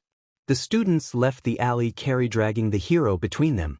Kano had, by then, managed to crawl about a quarter of the distance from his bench to Stain's chosen kill zone. You're quite the actor, Midoriya. Undercover work just might suit you, the hero said, ceasing to crawl and instead choosing to lean against one of the larger trees in the park, using the trunk to guard his back. Izuku and Ida set Native down against the same tree and then the greenette forced his classmate to take a seat as well so that the three injured or paralyzed individuals surrounded the trunk. It looked like some kind of druid ritual and apparently Izuku was officiating. If officiating druid ritual could be translated to holding two remaining knives in front of his face, scanning every direction in turn and hoping Stain didn't suddenly drop out of the tree branches on top of him. Given how the evening had gone, Izuku really wouldn't be surprised if Stain suddenly fell on him. He wouldn't even be surprised if the real War Dog showed up about now. In fact, both of those things should happen. The hero killer should fall from a branch and land on Izuku and then War Dog should fall from a higher branch and land on Stain. The greenette looked up nervously. He couldn't see anything in the dark tangle of twigs and leaves. Native stretched and got to his feet slowly. I'm not really hurt. I'm not a match for Stain, but if he comes back I promise I won't be useless this time. There was a short pause. I don't think I know any of your names? Kesajiri man. Kano introduced himself. Sorry. I haven't forgotten you, I swear. It's just, you always have that bag over your head. Kano snorted. That is the point of the bag. Ida Tenya, Izuku's classmate said softly. UA first year. Fasa, Izuku said, choosing to follow along with the trend of using his code rather than an alias or his true name. Also a UA first year. And I am native, although I think you all know that. We do, Kano said as yet another distant building went up in flames. What were you doing out here, native? This isn't a common haunt of frontliners, not at night anyway. Chase two jewel thieves out here. Frontline I may be, but I mostly go after small-time criminals. I'm no endeavor and I know it. I take pride in my work. I mean, I've saved the livelihoods of hundreds of small business owners over the years. Stain didn't see it that way. Said it was weakness, that he wouldn't tolerate it. He ambushed me when I cornered them and the thieves got away with their haul, of course. They had a good laugh about it. And was Ida interning with you? Kano asked. No, you said you didn't know his name. No, Ida agreed. I was interning with Manuel. We were separated. Izuku could read between the lines and see exactly what had happened tonight. The look on Kano's face suggested the significance of Ingenium's injury at Stain's hand, followed by Ida Tenya's actions in the last few hours, was not lost on him. You are so lucky, Ida. Izuku shook his head. Kesajiri man crossed his arms and began speaking very seriously to the student sitting on the other side of the tree. Do you understand that you would be dead right now if your classmate were not an Oscar-worthy actor? After a lengthy, awkward silence, Ida replied, yes. Do you understand? Really? Do you know what it feels like to lose someone like that? What it's like to hear the telephone ring in the middle of the night, hear a detective tell you, I'm afraid I have some bad news? Can you imagine that feeling of existential dread when you know what the voice at the end of the line is about to tell you? How it feels to beg the detective not to say it, even though you know perfectly well that will not change a thing, that the universe cannot be bargained with that way. Izuku gulped, quite certain that his mentor was describing the death of one of his own dear friends, or its aftermath anyway. It was a grisly, soul-twisting depiction, and Ida probably needed to hear it. Izuku, he already understood what it meant to die, the hole it left in the lives of one's companions, the millions of potential futures abandoned to rot and ruin. Whole worlds end with you. Can you imagine the pain you would have put your mother through? Your father? Your brother? You did him no favors by acting rashly on his behalf, and your actions could well have cost Fasa his life as well had his ploy to rescue you failed. I know, Ida whispered. I do know. I always knew, but I needed to stop him. I needed to take him down. Believe me when I say I know the feeling, Native said, his tone far gentler than Kano's, and given that I would likely be dead myself now if you hadn't decided to pull this stunt, I'm somewhat biased on the subject, but you can't do this to yourself and your family, Ida. There are other ways to cope, and at UA you are surrounded by people that understand and can help you. Your peers, your teachers, your school counselor, your own parents. Use all resources available to you in your personal life just as you would. Use all resources available to you in battle, Kano concluded. To do anything less is wasteful and foolish. I know Manuel's number, Native said, since we work together sometimes. He must be frantic looking for Ida, but I don't seem to have a phone on me anymore. You can use mine. It's a burner, of course, Kano offered. Izuku had been lent a burner of his own for the night, but it seemed he didn't need to offer it. Voicemail, Native said before leaving a succinct message explaining the situation and location. Ida, by now, looked absolutely miserable, eyes dark with pain and cheeks pale from blood loss. He didn't seem to be bleeding anymore, but that didn't mean he wasn't in shock. He'd lost a good deal more blood than Kano and was smaller besides. You were supposed to have people lie down when they were in shock, then keep them warm and elevate the legs. The greenette helped Ida remove the rest of his torso armor, took off his jacket and wrapped it about the other student, then harassed the class president into lying down and resting his feet on a rock. My brother is going to hang me upside down from the chandelier in the dining room. It was Ida saying this, so Izuku had to assume he meant that literally, and I'll deserve it. Another explosion, this one much closer, stained the night sky ruby red, and the group fell silent in favor of keeping a vigilant watch. At least 10 tense minutes passed before a black SUV pulled up in the adjacent street. Aizawa stepped out of the vehicle. He narrowed his eyes. I thought it was just you and me, Fasa, Kesajiri man. The evening became more eventful after I called you, Kano said dryly. Ida, am Fasa in the car now, Eraserhead told them sharply, and the students scrambled to comply. Izuku helped his classmate into the back seat and, after deciding proper vehicle safety was likely the most important consideration, attached the seatbelt for Ida rather than having him lay down. Eraserhead and Native helped Kesajiri man into the front passenger seat, then Native slipped into the middle row and Aizawa accelerated into the street. Hosu General is going to be completely overrun. We'll have better luck getting you seen to in a timely manner if we drive to a different city entirely, but driving two able-bodied heroes out of Hosu when the situation is this dire would be inexcusable. You would be more of a help out there than me, Native told Eraserhead. If you trust me with your keys, we'll work out the logistics of returning my car to me when the crisis is over. Street lights sped past in blurs, the burning parts of Hosu drawing rapidly closer.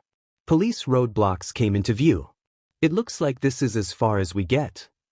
Eraserhead pulled over and handed the keys to Native.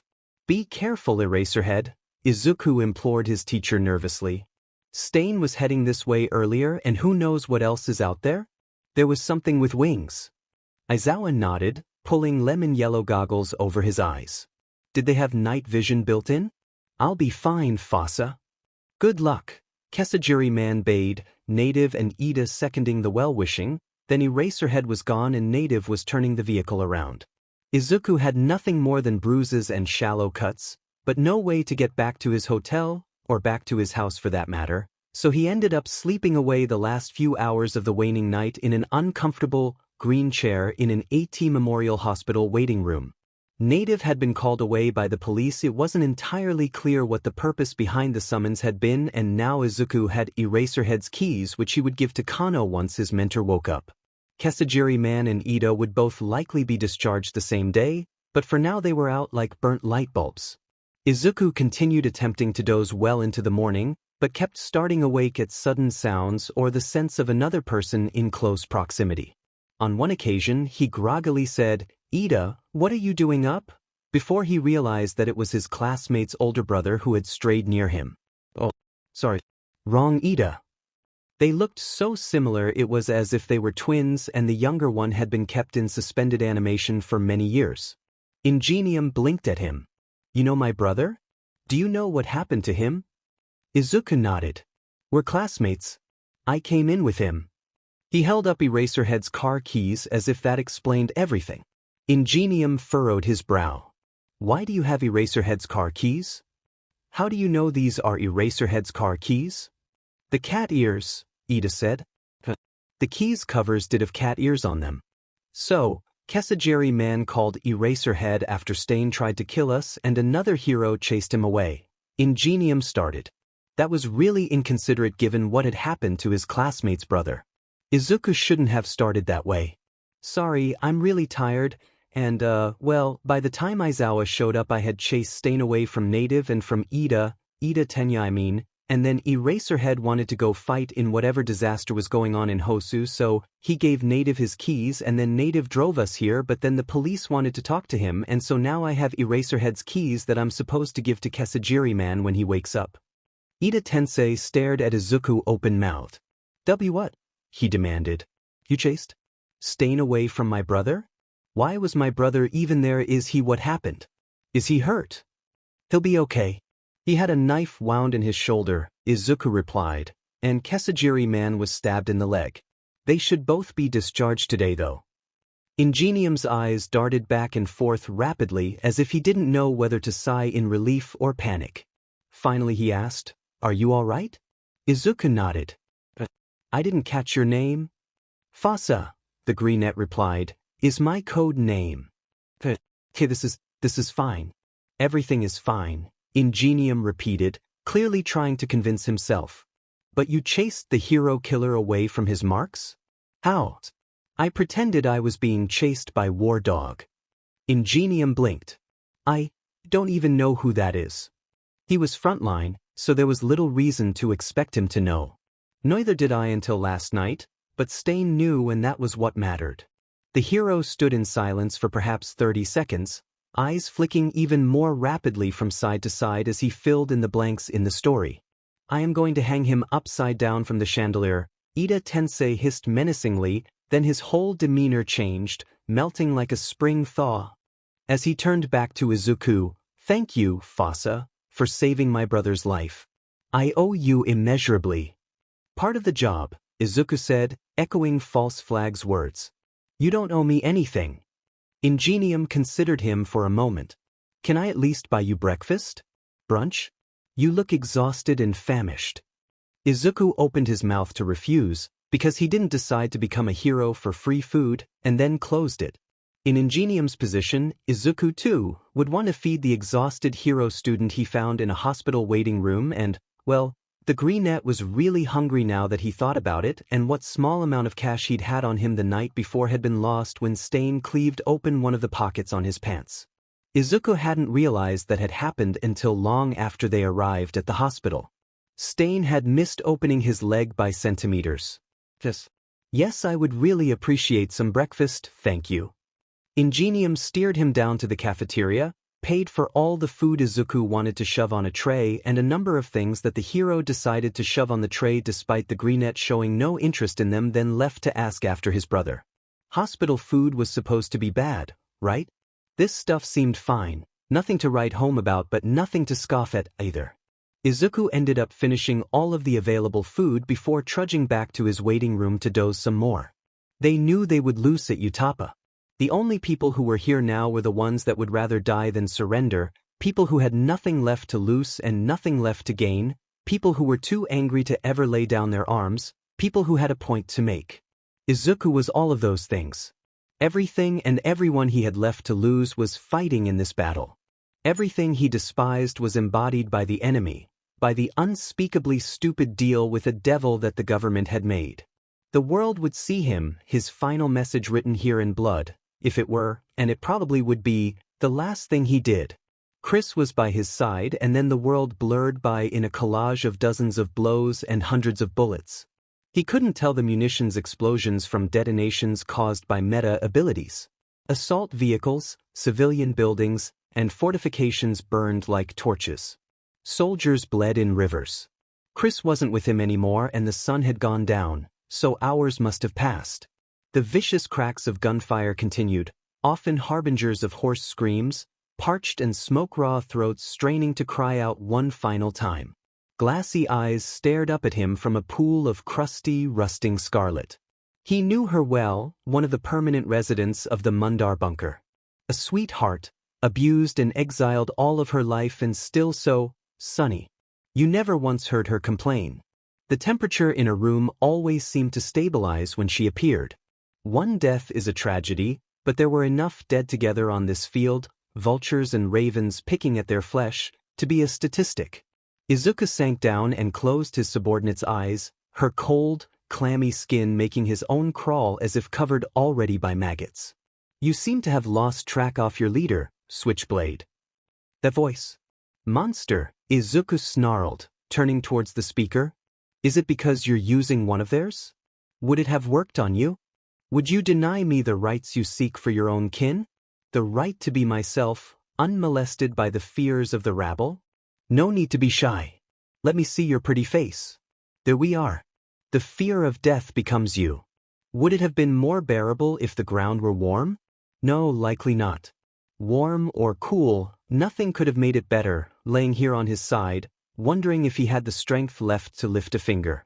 It didn't hurt anymore. This wound transcended pain. Transcended life. Would likely transcend death soon enough. A final message in blood. You have doomed yourselves. You may have won this battle, but the wolf in a prim suit you accepted into your fold will sink his teeth into each and every one of you and drink your blood and souls like strawberry shakes. You will lose the war as surely as we did. Izuku started awake, flailing hands and feet, gasping for air. He should have figured he would see something horrible like that. After the USJ, his dreams overflowed with blood and violence. He had only been dozing 30 minutes and now he couldn't bear the idea of sleeping again, not after that gruesome view of the final battlefield of the MLA war. The greenette groaned and rubbed his eyes before picking up some sports magazine from one of the waiting room tables and beginning to randomly browse articles. He couldn't focus on them. Monster. Deal with the devil, what? What had the Japanese government done at Utapa? It was too blurry. He couldn't remember clearly who had dealt Bitweasel the injury she'd believed to be mortal, but that voice, he'd heard it before, maybe just in another dream. It was a horrifying voice. Even Stain's chilling, fanatical drawl didn't invoke that kind of terror in those who heard him speak. Too much disjointed information. Stain had said possessed Izuku called himself Switchblade. Izuku had not encountered that term before, so he would have to look it up. For now he would take Stain's word that it meant Destro's bodyguard. The man who nearly killed Bitweasel at Utapa had called her a Switchblade too, and she was supposed to be with Chris but lost track of him in the chaos. and probably never saw him again. Destro probably didn't realize she survived. Or had she survived? Did the fact that Izuku remembered suffering through this injury necessarily mean that Bitweasel lived?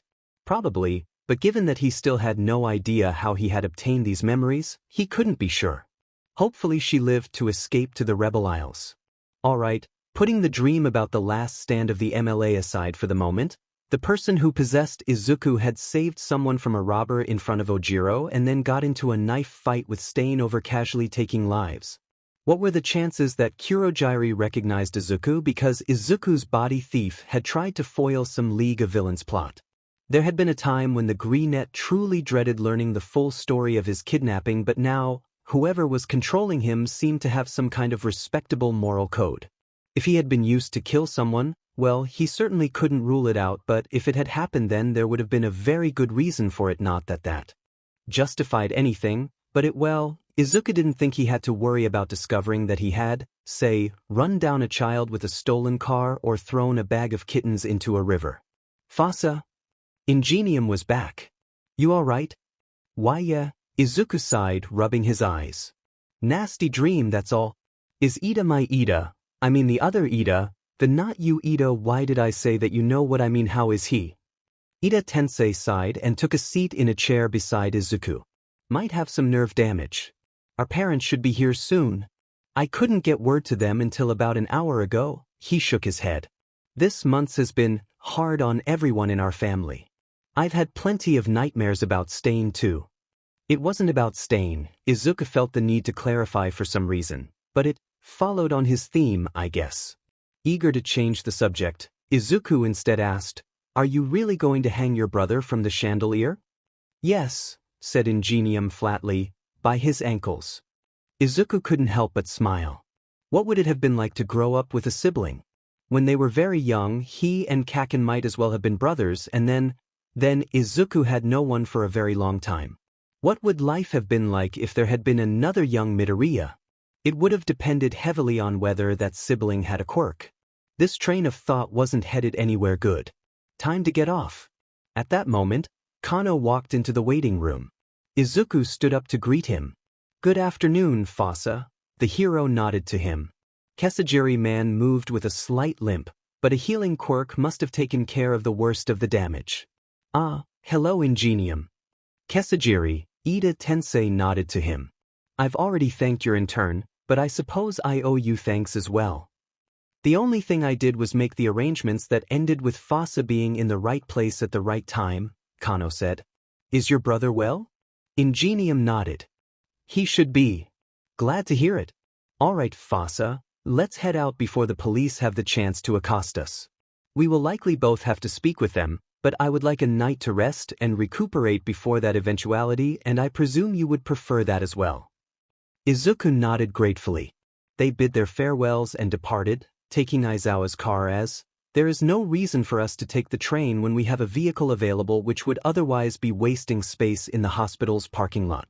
I will call Eraserhead and arrange to return his car to him as soon as possible."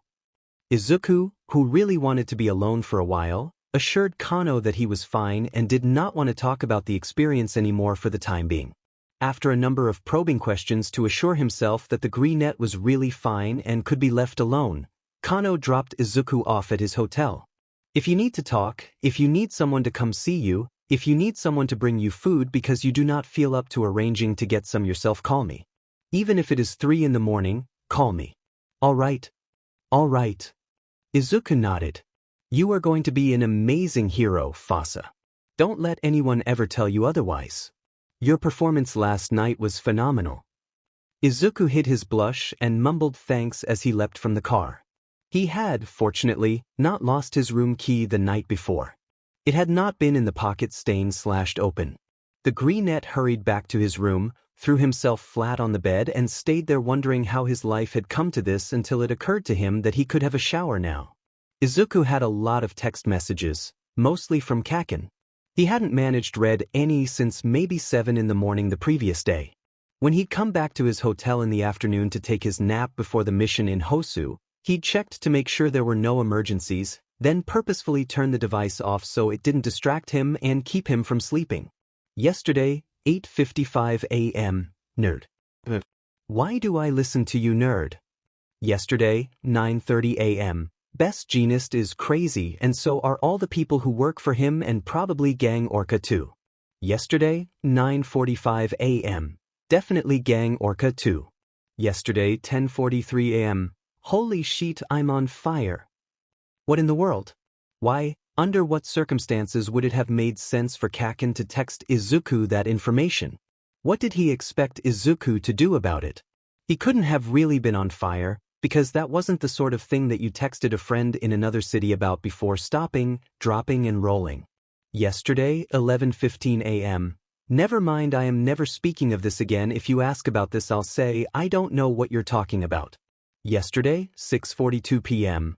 Well, this has been an interesting day here, but you still haven't answered, so are you doing secret spy stuff or what? Today, 12:42 a.m. Nerd, I know you're probably sleeping and so should I, but holy shit, have you seen Hosu? Yes, he had. He was right there when it was blowing up. Today, 12:52 a.m. Why am I not in bed, but I gotta see what happens? Good question. If one could not spell the word bed, even with the aid of autocorrect, one ought to head there immediately. Today, 8:32 a.m. Have you seen the video of Stain getting arrested yet? It's chilling. Stain got arrested? What?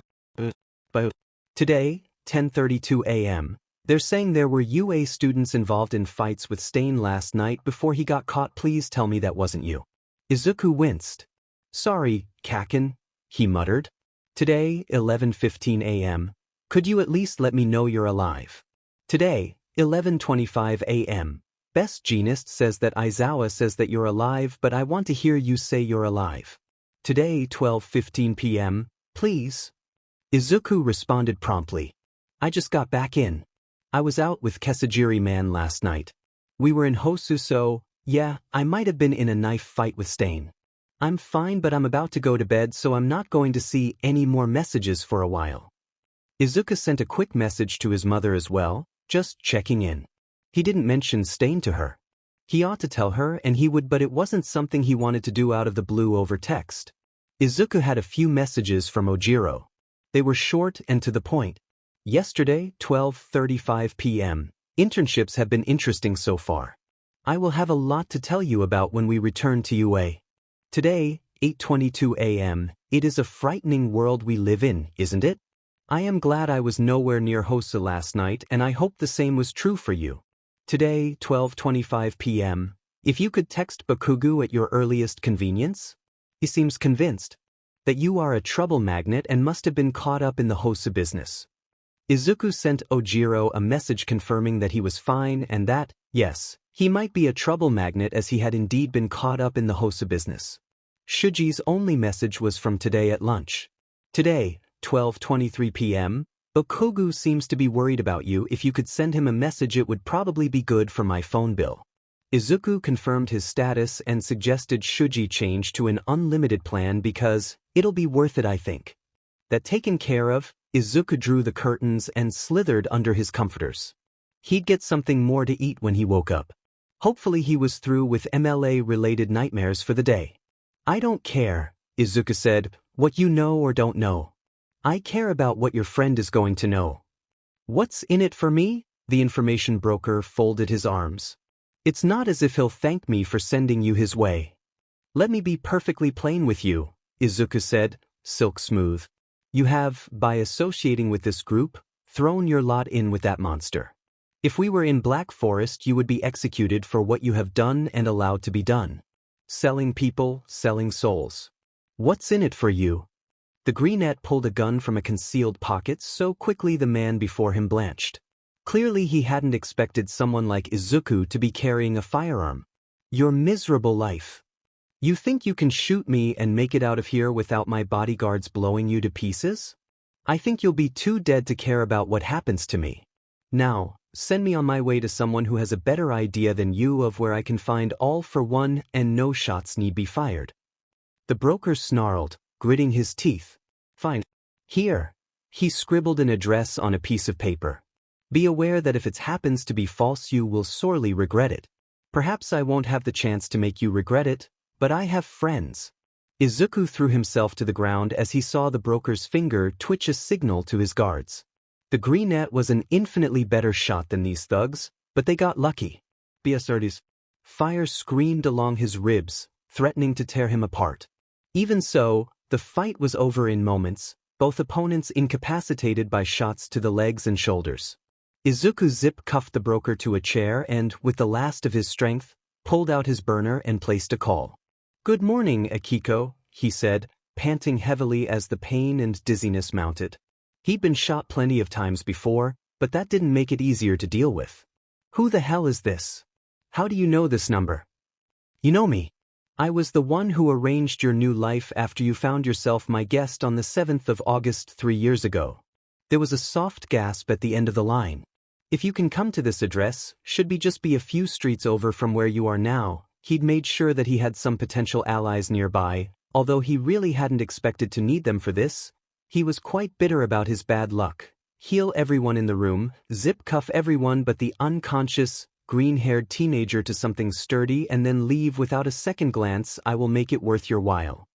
"Worth my while how?" Akiko inquired. "What do you want?" "I can probably get it for you. Immigration documents, passport, social security number. I want to move to the US and they'd never let someone like me in without incentive." "That could be arranged with his connections. I can almost certainly do that for you, although it will," he coughed, choking on blood, "take a few months, possibly. I can promise you my best effort, which, will be considerable." "I would have come anyway, without the bribe." Well, regardless, it wasn't as if he minded doing something nice for her. She was certainly going to earn it. "Where are you?" The greenette woke with a hiss, clawing at his chest, fingers running over the scars Akiko's healing had left behind, the only evidence of the shots that could well have killed him. He didn't see any reason to restrain himself, turning onto his chest and sobbing into his pillow from the shock and lingering echo of pain. This was another memory of his deeds during his missing week, not the distant past. "All for one," Izuku muttered. "That's the name, the one I was looking for, maybe the one I wanted revenge against if Stain's word can be trusted. A human trafficker and worse." I said, "Selling souls. When I was at the bunker I talked about the soul stealer. Is the soul stealer all for one? Whose perspective was I speaking from at the bunker? Then, Bitweasel or my kidnapper or both or neither, or are they the same person? But Bitweasel just can't still be alive. That wouldn't make any sense." It sounded as if All for One were like War Dog, the villainous equivalent of Underground, a terrifying and lethal enemy that most frontliners would never have heard of. Kano might know the name, it would be worth asking. "I asked Akiko to heal everyone there," Izuku whispered. "The ones who shot me too." Whoever had body snatched Izuku had immense power in the underworld, clearly, the kind of power that could manipulate the immigration systems of powerful countries. "Why me then?" Izuku muttered. "There was nothing special about me except that I'm quirkless, and that's not a reason to want to kidnap someone using a possession quirk. You want someone with the most powerful quirk you can find, don't you? So why me?" There was no reason to specifically target a quirkless person for this kind of mission, there just wasn't. Unless, well, quirkless people disappeared all the time. Kaken thought Izuku had killed himself, was utterly convinced of it until Izuku reappeared. That might explain it. If the kidnapper had never intended to give Izuku back, if the kidnapper had intended to dispose of him when all of this was over, people would have quickly stopped asking questions about what happened to the quirkless hero wannabe from Aldra Junior High. Perhaps he had just been chosen because he was disposable. But that didn't seem to make sense. A bit ironic that they went on that tirade about human trafficking being an execution offense in Black Forest when they kidnapped me to use as a battle SLV, Izuku muttered. "Do as I say, not as I do." But still, I wasn't treated badly. The possessor didn't really seem concerned by potentially mortal injuries, so my health probably didn't affect them at all. They could just abandon me and snatch someone else. But even so, I wasn't treated as disposable, either because they needed me specifically for something or just because that's not something they would do, and they called in a potentially massive favor to make sure I survived. Well, at least he knew where he got his bullet scars and had some idea of what he had been doing, or trying to do, during his missing week. Did he succeed in finding this all for one? Did he get what he was after? Where was the intersection between Bitweasel's war memories and this kidnapper with a vendetta against all for one? Izuku could make wild guesses. Perhaps the monster Bitweasel fought at Utapa, the wolf in a prim suit, was also the soul stealer, and all for one. But even if that were true, if that were an element in common, it still didn't explain anything. It answered part of the who, but not the what, when, how or why. If the monster and soul stealer and all for one referred to the same entity, it might make more sense for all for one to be an organization rather than a person given the time spans involved.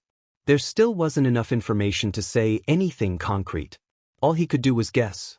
It was almost 9 in the morning. Izuku had recovered his missed night of sleep with interest. He turned his attention to his phone and, after answering a text from Kano saying that, yes, he would meet him for lunch, began to scroll through the news while gnawing on an energy bar. Stain was arrested. That was what Katsuki said. There was an article on the Hosu Messenger website detailing the events.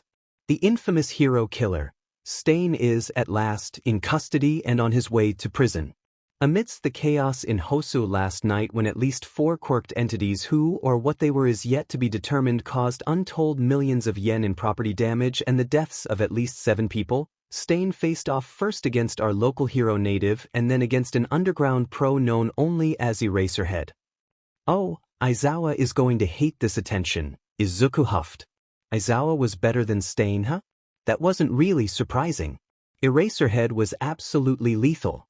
He wasn't built to be a frontline hero, but there weren't many frontliners, even in the top 20, who would stand a chance of beating Izuku's teacher. Native had an enormous picture in the paper, as did Stain. Aizawa was shown as a silhouetted blur, capture scarf the only distinguishing feature. At least he had held onto some anonymity. Native was ambushed and has told police that he would be dead if not for the timely intervention of another hero and his student who were working the area. He has not sustained any serious injuries. It was odd to realize that Izuku was that student. It was relieving to note that the paper did not seem to have any idea who Native's rescuers were. No one should know except for Stain, Native, the Idas, Aizawa, Kano, and Izuku himself. Well, False Flag would likely put the pieces together. Hopefully none of the others would speak a word of this to the press. Stain evaded Native and his allies but, within the hour, faced off against Eraserhead who defeated the hero killer. Stain was brought to police officers who were working with endeavor to subdue and secure opportunistic looters in central Hosu. Stain managed to slip his cuffs after the transfer of custody and delivered a truly chilling speech in which he explained the twisted philosophy that led to his vicious attacks on so many beloved heroes. Click here to view Stain's speech. The hero killer then lost consciousness before he could cause further damage and was secured for transport out of the city. Izuku watched the video of Stain's speech and shivered as the man yelled, "Only All Might may kill me. Only All Might is a true hero." It was frightening to see someone that, fanatically convinced the horrible things he did were completely justified. That devotion, a dark part of Izuku's mind whispered, "It's contagious. We haven't seen the last of Stain or his ideals." Izuku hoped that dark part was wrong, but it probably wasn't given his luck. Putting the news aside, Izuku turned his attention to his messages. There were plenty from Kaken. Yesterday, 3:15 p.m., "Glad you're all right, but I swear you are magnetically attracted to trouble. Wherever there is trouble, that's where you go. Oh my god, you're going to give me a heart attack." Sorry, Kaken. He'd been saying that a lot lately. Yesterday, 6:47 p.m., "This restaurant is so fancy I don't know what to do. Why are there so many utensils?" And best Genist and Gang Orca have been flirting with each other across the table nonstop all night and pretending that they're not doing that at all, and it's weird but also like really funny. Izuku burst into laughter. That was a great image. Yesterday, 7:15 p.m., "Still asleep, nerd?" Yesterday, 7:20 p.m., "Guess you're asleep and maybe you wouldn't want to text me the story anyway, but you owe me a full explanation when we're back at school." Today, 8:20 a.m., "Still asleep? Really, were you that tired?" Yes, he was that tired. Izuku replied to his friend, "I'll tell you all about it when we're back in class." What else did he need to search? He needed to see if he could find any mention of someone, or something, called All for One, and he needed to see if Stain was right about what being a switchblade meant. Given that he knew the websites and news archives related to the MLA very well by this point, Izuku would probably have better luck with the switchblade question. He addressed that first. The Greenette found one mention of the term in an archive document that seemed to be a declassified, unofficial mission report from a skirmish in Italy. The switchblade was by Destro's side as always, and we would have shot the BSRD if his bodyguard hadn't been willing to take the bullet for him. That seemed to support Stain's assertion, but the next reference Izuku found, an excerpt from an official mission report, did not. As we reached the end of the corridor, Dougal revealed himself to have been a switchblade all along, stabbed Forks in the back and proceeded to bring the entire MLA force down on us. In this case, switchblade referred to a traitor working for the MLA. Izuku then found a paragraph in a book called Meta Before Quirks, The Rise and Fall of Destro and the Meta Liberation Army, which answered the question once and for all. Izuku had read large sections of this text already. It was a well-known and well-respected source, a definitive guide in some sense, published in America about 15 years ago. It was many hundreds of pages long, however, so it was no surprise that Izuku hadn't stumbled upon this sentence previously. It often happened that a critical member of a strike force sent to act against, or even near, the MLA High Command would turn out to be a switchblade, the changeling switcher in disguise. As switcher was Destro's most common and most devoted bodyguard, this term has occasionally been used to refer to any individual guarding the MLA's leader. Typically, the two definitions would be synonymous, but not always. So, what does this mean? Did the person possessing me mean switchblade in the sense of Destro's bodyguard, or switchblade in the sense of switcher in disguise, or were they just confused, or... I'm Izuku, I am still Izuku, but could Switcher himself have been involved in this? Could Stain have fought Switcher pretending to be me? Why that doesn't make any sense. They must have meant the colloquial definition of a bodyguard, right? But what if Izuku weren't actually Izuku? What if Izuku were dead and Izuku was actually Switcher with a bad case of head trauma-induced amnesia or the lingering effect of some memory-shuffling quirk? How would he know? How could he possibly prove or disprove that? He had to stop thinking about this. He had to stop thinking about this. Down this path lay only madness. I'm going to put that down, Izuku said, under the category, so unlikely it's barely worth considering but still possible, and I'll worry about it if more evidence surfaces suggesting that it's the case. And I'm not going to worry about what I'll do if that turns out to be what's happened. If he were Switcher, would he have an extra toe joint still? Would the changeling's quirk imitate even that feature? God, what if he had to tell his Izuku's mother that he Izuku really was dead? What if he had to tell Kaken that, in fact, he had never made up with him Izuku at all? That it had all been too late because Izuku was long gone and the only one left was a crazy changeling wearing Izuku's shape?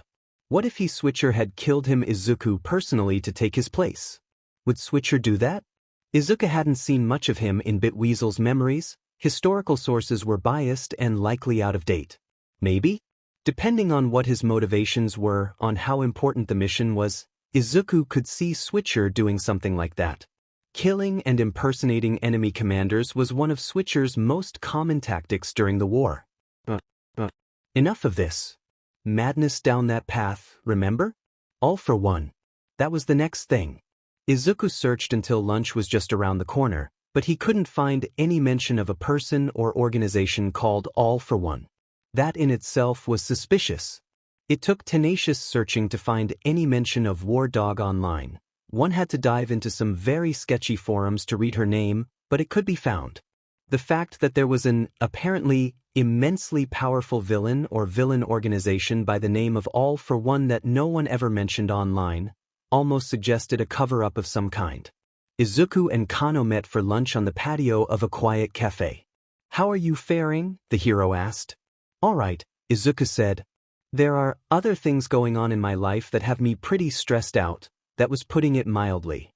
"Would that have anything to do with meeting Stain during the time you can't remember?" Kano asked, sipping a glass of lemonade. The Greenette sighed and nodded. Stain was only partially correct about what a switchblade meant in the Meta Liberation Army, and it's got me nervous. As well you should be, Kano replied with a sigh. It's not well known, even in most frontline circles, but there has been increasingly concerning activity from MLA revivalist groups in the past few years. It seems you may have been caught up in that. Yeah. Izuku turned his attention towards his lunch for a time before asking, I was wondering, have you ever heard of a villain or organization called All for One? Kano shook his head. I have not. Where did you hear this name? Izuku shrugged. I'm not quite sure. That was true enough. He had no idea where exactly he had been when the name was first spoken. It was probably nothing. Kesajiri man quirked an eyebrow and stared at Izuku with an armor-piercing gaze. The greenette shifted uncomfortably. How much of your missing week do you actually remember? Kano asked, and it was deadly clear in his tone that the hero wasn't going to take nothing for an answer. Izuku gulped and considered staying silent, but it would probably be better to admit something. Altogether? Maybe 30 minutes. Most of that 30 minutes is just a walk through the woods, completely useless. This was true. I didn't remember anything until after Todoroki knocked me out at the sports festival. And somewhere in those handful of remaining minutes which include useful information, Kano surmised, you heard someone say the name, All for One. Izuku was clearly not as subtle as he needed to be to cut it as an undercover hero. He dropped his head and hunched his shoulders. It's not hard to guess this in context, Kano told him, and it is painfully obvious that you are frantic right now. Izuku winced. Yeah, maybe a little bit. All for One doesn't seem to exist though, and these were in dreams, so I'm not even, it's possible they're just nightmares. That too could be the case. The MLA bunker was real, but last night's dream could well have been Izuku's subconscious coming up with creative ways to torment him by inventing sinister names and shady information dealers. The whole incident with Stain was really stressful. Kano nodded in agreement. Have you spoken to the detective on your case about this? Detective Tsukachi, no, I'm terrified, Kano filled in for him. Whatever you may have seen, Midoriya, it is not your fault. No one is going to blame you for it. But what if they do? The greenette asked, voice wavering. It was already so hard to get this far. If Tsukachi is a good man, Kano told him. He will not allow you to be held responsible for actions over which you had no control, or their side effects for that matter. Talk to him. Even seemingly irrelevant information may allow him to determine what has happened to you. Could Izuku really survive facing the detective and his lie-detecting quirk given everything else that was going on in his head? He wasn't even sure of if Tsukachi asked him, is your name Midoriya Izuku? The only truthful answer he would be able to give would be, probably, which wasn't going to cut it. Maybe he could talk to Aizawa instead. Aizawa was also part of the case, and Izuku wouldn't have to worry so much about accidentally revealing the nature of his suspicions or his other dreams. The two ate in silence for a time as Kano considered something. Putting those matters aside for the moment, we do not have much time left together. How would you like to make use of it? Let's avoid any further excitement. I've had enough of that for 1 week. Me as well, but are you sure you would not like to join a night patrol once and see what the underground heroes get up to most evenings? Izuku considered this. My luck has been so bad lately. What if I were to ask Eraserhead to join us? Aizawa defeated Stain, apparently single-handedly. Even running into someone like the real war dog wouldn't be too problematic with Eraserhead present. It sounds like my luck would have to be really bad to cause problems with both of you around. Kano nodded. I'll see if I can arrange a joint patrol tonight. Kano and Izuku walked briskly down a deserted sidewalk. Occasionally the greenette caught sight of Aizawa's silhouette as Eraserhead lunged between rooftops. The patrol was nearly at its end. The group had not encountered anything more nefarious than a small time drag deal. They had apprehended the dealer and the buyer. As Aizawa put it, petty drag deals like this, most underground heroes, me included, won't chase the buyer. There's just no point. They're not usually a danger to themselves or others, but if the individual is obviously an addict who might overdose any day, bringing them in is often doing them a favor. The three heroes returned to Kano's agency a bit before 2 in the morning. That was nice, Izuku said, taking a seat at the counter. Nice and uneventful. Those are the good days, Aizawa smiled wryly, sipping one of his juice pouches. He looked no worse for the wear after his fight with Stain, but Recovery Girl's quirk would have healed superficial damage instantly, so that didn't mean much. Kano returned from the kitchen with tea.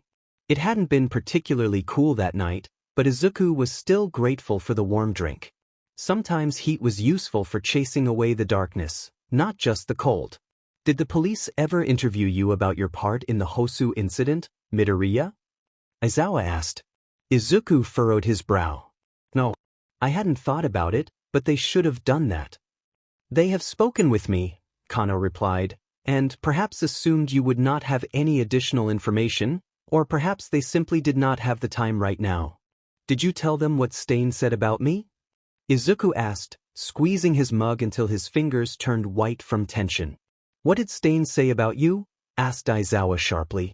I did not, Kano replied to Izuku. I merely mentioned that I had some sensitive information that I would only share with someone involved in the case surrounding your disappearance. Tsukachi has yet to call me, but I imagine he will within a day or two. I'm on your case as well, Aizawa replied. You could just tell me and I will tell the detective I got the information from you. The underground hero pulled out a small recording device, his convenient alternative to a notepad. I believe Midoriya has a few other things to tell you as well. Kesajiri Man gave him a meaningful look. Izuku nodded in surrender. There was no getting out of it, and really, it was better to tell Aizawa than Tsukachi. Stain recognized me. He had fought me before a year ago. Apparently I dueled him to a stalemate then and was much more skillful than I am now. I called myself a switchblade and was apparently seeking some sort of revenge, or that's what Stain thought I was doing. The hero killer also said that I was very critical of him and his methods and accused him of spilling blood over trifles. For your reference, a switchblade was a term in the MLA war that usually referred to Destro's bodyguard. Tsukachi and Aizawa would probably figure out the alternate definition about the changeling immediately, but the idea that he might be Switcher and not know it was so viscerally terrifying that Izuku just couldn't suggest it to his teacher. And I believe you have some more information to impart, Kesajiri Man said as Izuku's pause dragged on. After Todoroki knocked me unconscious in the sports festival, I had a dream that I'm certain was a memory from the time I was missing. Aizawa raised an eyebrow. And you didn't tell me immediately because? Izuku opened his mouth, closed it, considered how to phrase this in a comprehensible fashion, then gave up and rambled. It's because I don't understand it and I don't like it and it was mostly useless and I just generally don't know what to do, but I saw another one, shorter, after the fight with Stain. So how much do you remember? Maybe 30 minutes. Most of it is just walking through the woods. Should he say where the woods were? No, he didn't want anyone going to Mundar. There was pretty much no chance of anyone finding the bunker unless he outright told them where it was, but he didn't want anyone going there. He didn't want anyone disturbing the tomb, but there was just no way to explain how he knew the dream was a memory without stating that he was able to find the place in real life, and pretending to have been in a different city was just asking to trip over his web of lies later. I started out in a city called Mundar.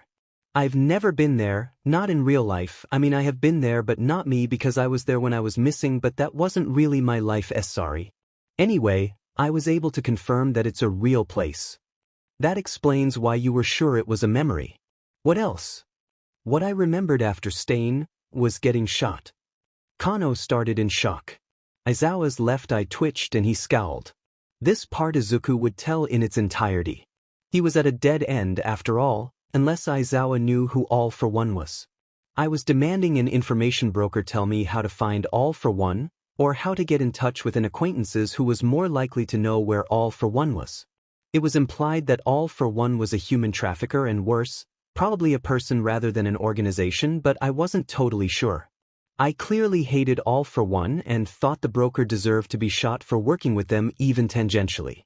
The broker wouldn't tell me. I pulled a weapon and told him I'd kill him if he didn't. Both of his bodyguards took offense to that. There was a firefight. No one died, I don't think. I called a healer named Akiko who definitely liked me and I promised her a favor, getting immigration paperwork fast-tracked or something along those lines, if she would come to my location and heal everyone there. Not just me, the people who shot me too. She was supposed to zip tie everyone but me to the furniture and leave. I imagine I ransacked the place for information on all for one after she left. A favor with immigration services? Aizawa asked, eyebrow raised. There weren't any details, but she wanted to move to America, I think, and whoever was possessing me told her they could make it happen, Izuku replied. She said, though, that she would have healed me anyway if I'd just asked. I don't know anyone or anything named All for One, the teacher muttered. Neither do I, Kano shook his head. No one and nothing by that name exists online, and even War Dog exists online, Izuku agreed. Since when do you know about people like War Dog? Eraserhead demanded. When False Flag chased Stain away, Kano explained, she did so by pretending to be War Dog.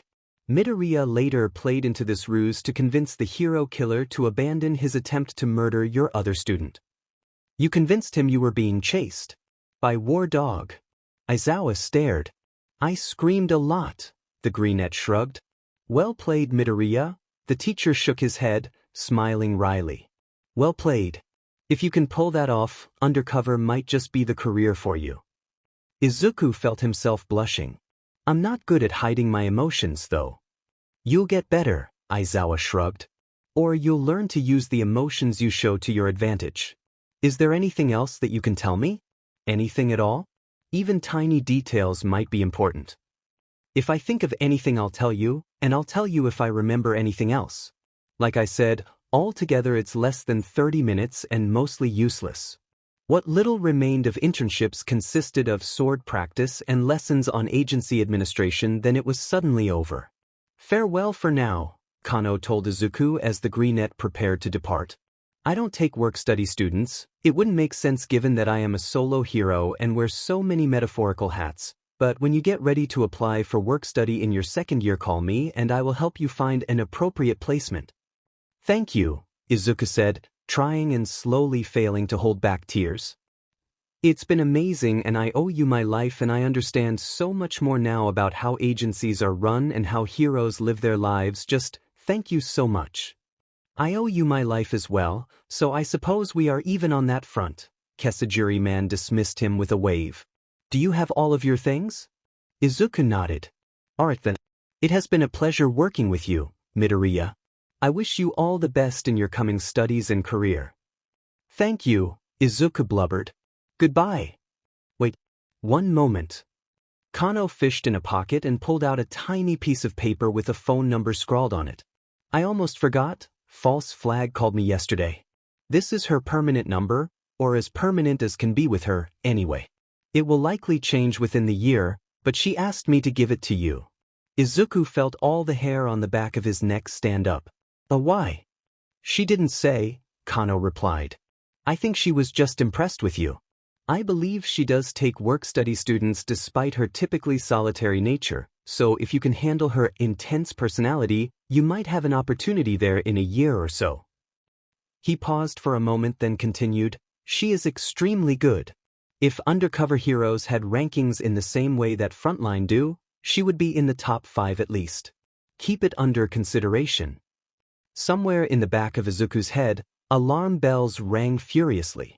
As Izuku waved a final goodbye to his mentor and set off for the train station, he acknowledged the bell choir in his brain and the underlying chant of, she knows something I don't know, obviously. And what should he do about that? If he called False Flag out of the blue and demanded she explain herself to him, he would look and feel crazy. What did he even want her to explain? Why she gave him her number? He couldn't just call her up and demand, explain to me that thing that you know or suspect about me and my circumstances, please, that caused you to give me your number. You know that thing? I have no idea what it is, but I know you know what I mean. The Greenette sighed. Hopefully school would be interesting and difficult next week. He needed something to wrench his focus away from all of this spiraling madness. It was strange, returning to UA as if nothing had happened after so many crazy things had happened. Kaken was growling in moderately restrained fury when Izuku arrived at his desk. Shut up. Put those away, the blonde snarled. Put what away? What, Kaken? Izuku demanded. Katsuki was blushing like an overripe cherry tomato. Check it out. Kaminari showed Izuku a picture on his phone, something from a fashion magazine. That's you, Izuku said to Katsuki. Why did he say that? Really? Didn't notice? Kakin growled. You look like a supermodel. He did, hairstyled in a sleek, wind-tossed manner Izuku had only seen on action heroes in movies. Kakin sported razor-fine black eyeliner, scarlet eyeshadow and subtle lip gloss. There was probably some additional makeup, but it was so flawlessly applied that Izuku couldn't spot it. The clothing choice, definitely not Katsuki's idea, was unimportant in comparison to the face and hair styling. How did this happen? I don't know if you know. Bakugo growled.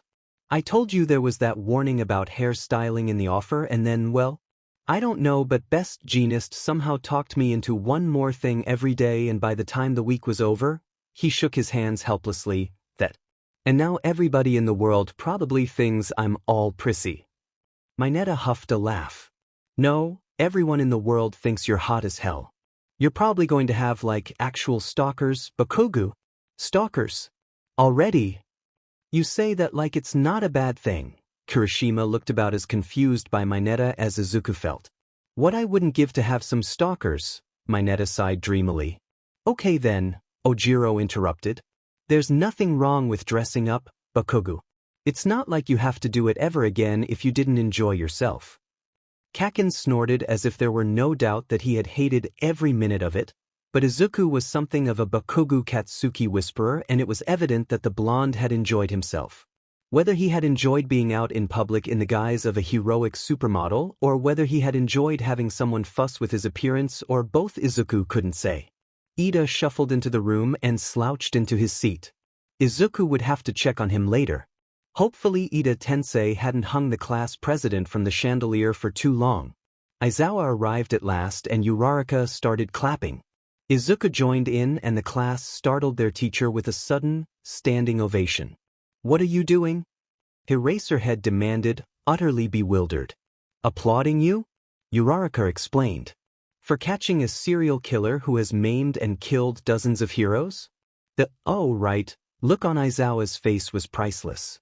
Hopefully someone had snapped a photo. It belonged in a yearbook. It had never crossed the teacher's mind that his class would care about this, that he, too, could be the subject of hero worship. I see. Well, sit down now. We have a lot to cover today. First off, I would be interested in hearing from each of you the most important lesson that you learned during internships. We'll start off with Aoyama. Twinkle is a good way to shorten my name, was apparently his most important lesson. Ashido had learned a new way to use her acid for rapid transportation. Ajui's lesson was deeper. It's important, Karo, to trust your superior and to follow orders and play your part in the mission as given, no matter how grim things look. Aizawa nodded sagely to that. Most of his classmates' replies were closer at heart to Ajui's than Aoyama's. Bakugo considered his answer for nearly 10 seconds before saying, it's possible to talk anyone into anything, which was probably a way of saying, I can't believe I wore eyeliner, but sounded very deep indeed. Ida could not meet their teacher's eyes as he said, allowing emotions to override one's reasoning skills is the most common cause of death among young heroes. That plunged the room into icy silence for a time, and the next few students shared their lessons quickly and with awkward pauses. When his turn finally came, Izuku answered immediately, having had ample time to think. There are things and people in the underground that frontline heroes never deal with and know nothing about. That got him some curious and concerned looks from his classmates. Ojiro's lesson was something of an outlier. Having my tail slammed in a car door really hurts, and I should avoid it if at all possible. I learned many more philosophical lessons, but none quite as painful or important as this. Todoroki grinned savagely as Aizawa called on him at last. Even top 10 pros are not all powerful. What did he mean by that? Izuku didn't even know who Todoroki had interned with except that it hadn't been his father. Who then? In what context was Endeavor not all-powerful? Well, obviously he wasn't all-powerful. How could anyone think otherwise, but still. Aizawa called for him and Izuku stayed behind as the rest of the class went to lunch. Midoriya, there are a number of people who want to talk to you. About what? Izuku asked, putting a firm lid on his panic. It felt like sitting on top of a garbage bin containing an anaconda, hoping his weight would be enough to keep the constrictor from bursting out. They, whoever they were, might want to talk about practically anything. There was no reason to be frantic. Detective Tsukachi, Principal Nedzu, and All Might. Izuku blinked. Why in the world? All Might wants to talk to. Why? Apparently All for One is a name well known to him, Aizawa replied. I will be present for the conversation as well. All right. This was fine. Probably, and it was a new lead at least. When are we going to meet? Wednesday, Aizawa replied, after school. I'll take you to see them. Thank you. I suppose I need to talk to Nedzu at some point anyway. About? The underground hero raised an eyebrow. Faking disciplinary or expulsion records. The teacher nodded. So you're seriously considering the hardcore undercover career? We have 1 or 2 every other year. You won't participate in the sports festivals in your 2nd or 3rd year, and, although you will take the preliminary licensing exam with the rest of your peers, the pro licensing exam will be very different for you.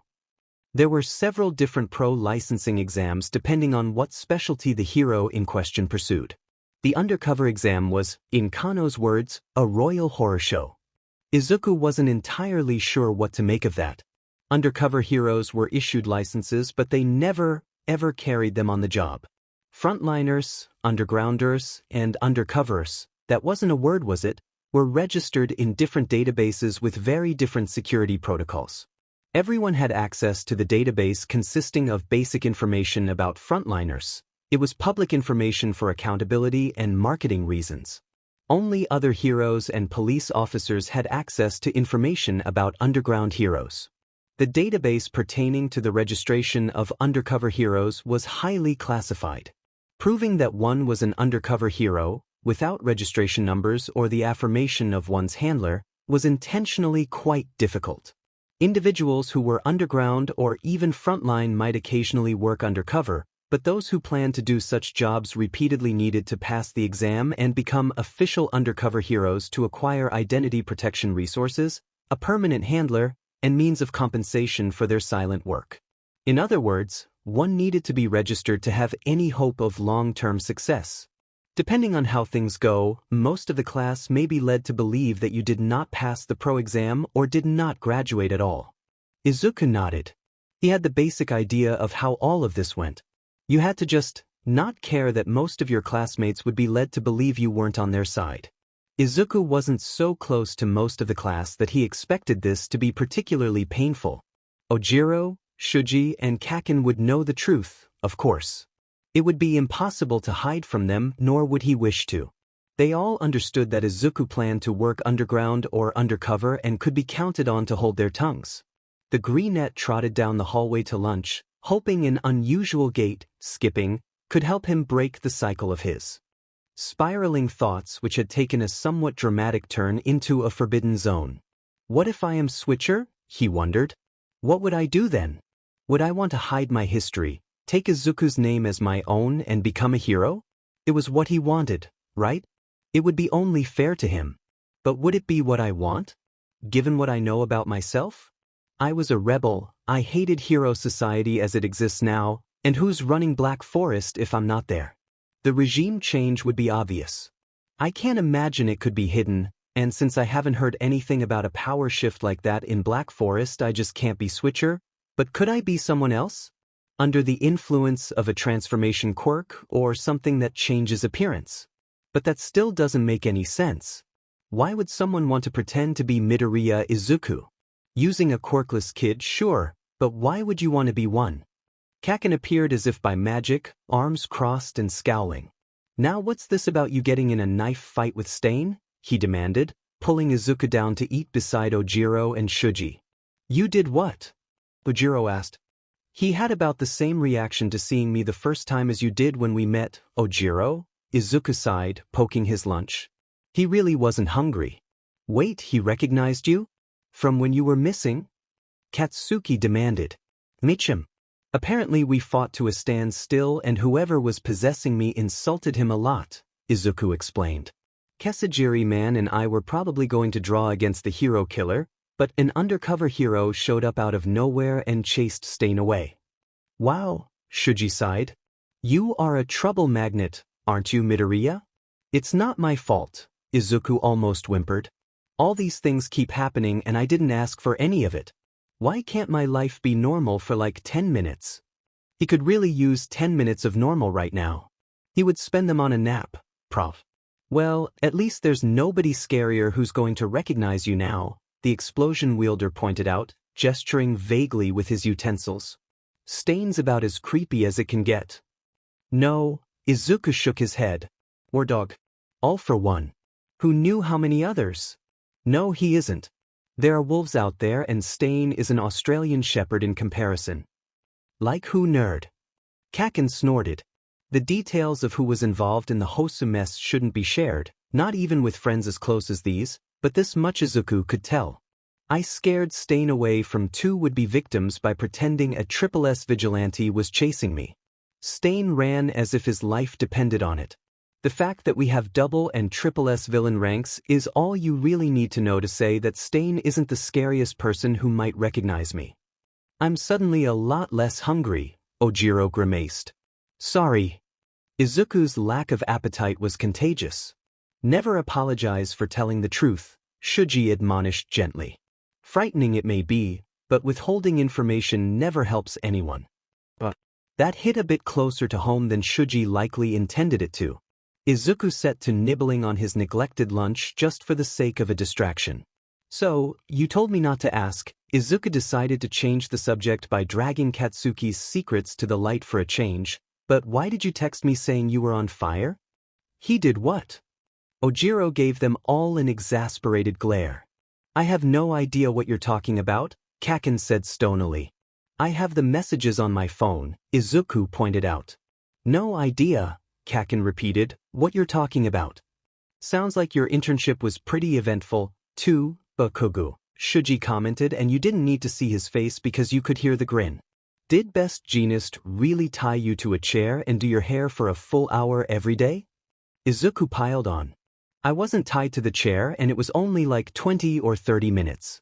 I just read a book and he would occasionally read over my shoulder and comment about something being totally wrong. This was a hilarious image. What book were you reading? Ojiro asked. Rise and Fall of Destro and the MLA. Katsuki shrugged, giving Izuku a meaningful look. He was reading that purely for Izuku's benefit, so that he could understand some of what was going on in the greenette's head. But that was so sweet Izuku didn't know how to react. He blinked back the budding tears because they would be hard to explain in this context. Really? Is it interesting? Shuji asked. Really interesting, yeah. It's an American book and lots of Americans actually supported the MLA, though they didn't say it aloud, and quirks aren't regulated there like they are here, so it's more objective than any Japanese source you'll find. It's something of a definitive guide, Izuku nodded. I've read parts of it too. Really? Ojiro raised an eyebrow. But was that weird? I'm interested in that time PRD, was all the explanation Izuku could give. I know there are parts of that book that don't agree with primary sources that I've found. And technically Izuku probably counted as a primary source himself at this point. The description of General Bitweasel's quirk, for one, is definitely wrong. But I'm surprised that best Genist knew. Maybe I shouldn't be surprised? What was he actually critiquing? He said that a bunch of the quirk descriptions were wrong for one, Katsuki answered. Apparently some of them are really wrong, Bitweasels like you said and fractals and like 3 of the other guys. Izuku nodded. No one knows what Fractal's quirk was. Same with a few of the others. Rise and Fall admits that it's guessing when it states that Xavier Verwey had that camouflaging ability, although they do cite some meaningful evidence. He was quirkless, Katsuki replied. What? Shuji coughed. That's what Best Genist said, anyway, and he seemed really sure of it. When I asked him how he knew, he just acted like it was obvious and something everybody should know. Interesting. Was that really true? Again, how would Best Genist know that? A quirkless general in the MLA? Ojiro scoffed in disbelief. Yeah, no. Top 10 pro or not, that can't possibly be right. They would have skinned a quirkless man alive before letting him take a leadership role. I wouldn't be so sure about that. Izuku shook his head, considering the evidence. Destro had plenty of friends who he met when all of them were pretending not to be meta, pretending to be quirkless, and that didn't seem to bother him at all. Plenty of pro-meta human rights activists didn't have meta abilities themselves. Further, the original MLA was not nearly as radical as people in Japan tend to believe. They weren't, or most of the leadership wasn't at least, meta-human supremacists. They were demanding freedom and equality for the most part. The philosophy strayed to anarchism at times, though, and they were much nastier in countries that were nastier to meta-humans, Russia for one. There were nominal MLA cells which operated semi-autonomously, of course, and the leadership of any given cell could be quite radical, but Destro, he needed to stop slipping like that. He couldn't afford to slip like that, and the centralized MLA leadership would and did publicly disavow and cut ties with splinter groups that did particularly unacceptable things, and in several cases the centralized MLA destroyed splinter cells or nominal MLA groups for crossing lines. The Valentine's Weekend Stadium attack in Japan, the name of the incident had been assigned by the BBC for some reason rather than any Japanese news outlet, which you've probably heard of as an example of just how bad the MLA was during the war in our country, was actually carried out by a cell that called themselves the MLA but, in fact, weren't in any way associated with Destro or any of his generals. They answered to a man who called himself Scourge and his younger sister who called herself Havoc. Tripswitch and Bitweasel, the two real MLA generals who were in command of operations in Japan at the time this happened, immediately disavowed all involvement in the attack, and, when the military was unable to apprehend Scourge, Havoc and their 50 or so followers within the week, Bitweasel and Fractal took a squad of 20 of their elite fighters and wiped the Valentine Stadium attackers off the map. Bitweasel apparently killed Scourge in single combat. Havoc threw herself off a building rather than be captured alive. Shuji and Ojiro stared at him. He had been rambling, hadn't he? A number of other people from neighboring tables were staring, too, like Todoroki and Shinso. Someone was standing behind him. Oh, hello Midnight. Izuku blushed and ducked his head. Would you like to teach the MLA unit when we cover it next semester? She asked. Sounds like you know at least as much about it as I do. No, really I don't. Sorry. Izuku squeaked. How suspicious was it that he knew all of that stuff? Don't apologize for being knowledgeable, Midnight shook her head. You're completely correct, of course, about the Valentine Stadium attack. I have to admit some grudging respect for Bitweasel and Tripswitch, although they didn't have much choice. They couldn't allow another group to use the MLA name like that in the same way that a big corporation can't allow a startup to steal its logo. Izuku nodded. How long until the bell? There it was. Thank goodness. The greenette bid farewell to his history teacher and ran back to class. Hey Ida, Izuku said, approaching the other student as they walked towards UA's gates. How was hanging from the chandelier? Not too bad, Ida sighed. Thank you, Midoriya, for everything.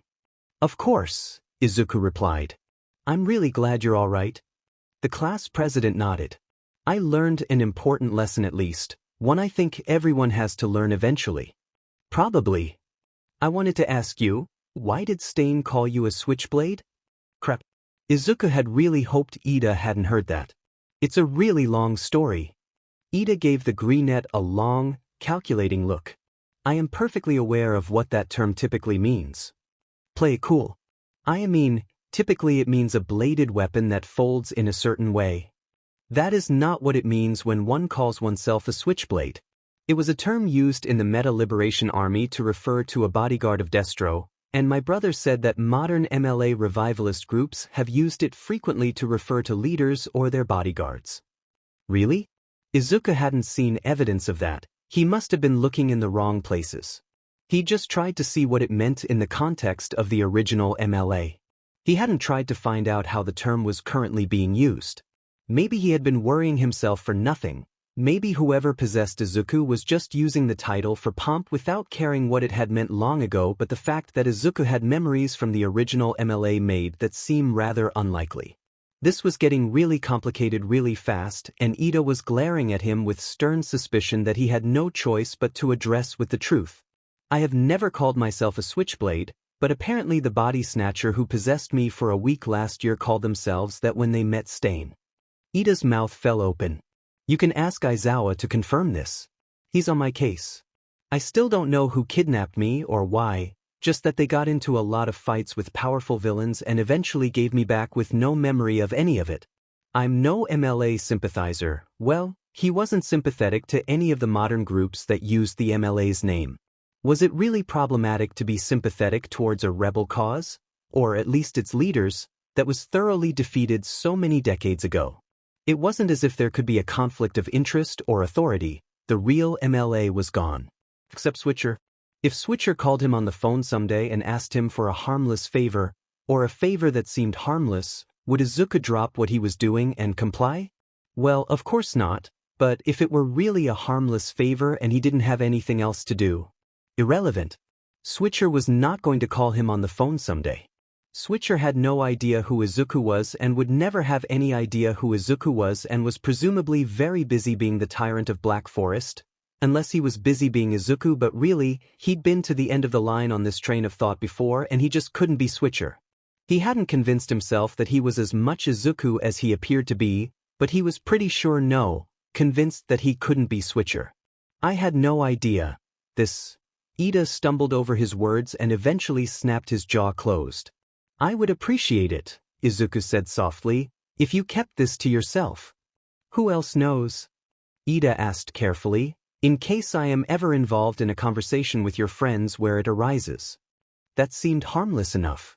Katsuki, Ojiro, Shuji, Aizawa?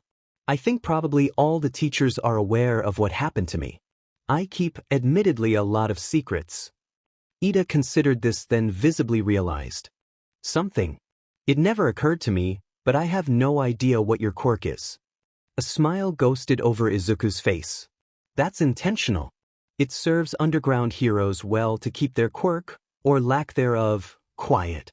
Also, Izuku really enjoyed not being known as the quirkless kid in the hero course. People would treat him differently if they knew.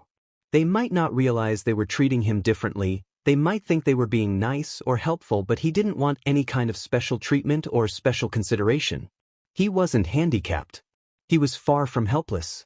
There wasn't a single person in the hero course he couldn't take down or at least show a good fight given a solid 30 minutes to plan and the right support equipment. But if he became that quirkless kid in the hero course, his skill and intelligence would become a secondary consideration.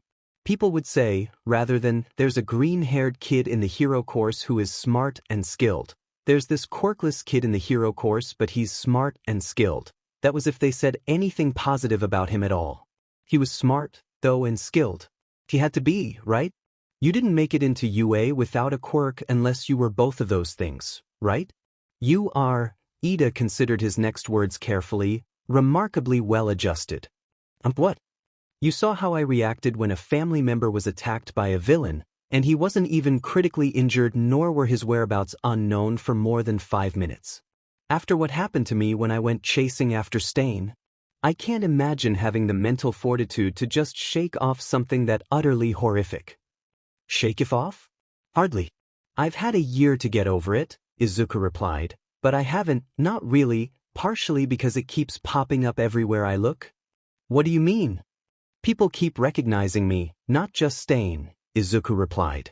That was the original reason why I tried so hard to obscure my identity at the sports festival, because I'm afraid of who else might know who I am, who else might want revenge for something I didn't do and don't remember.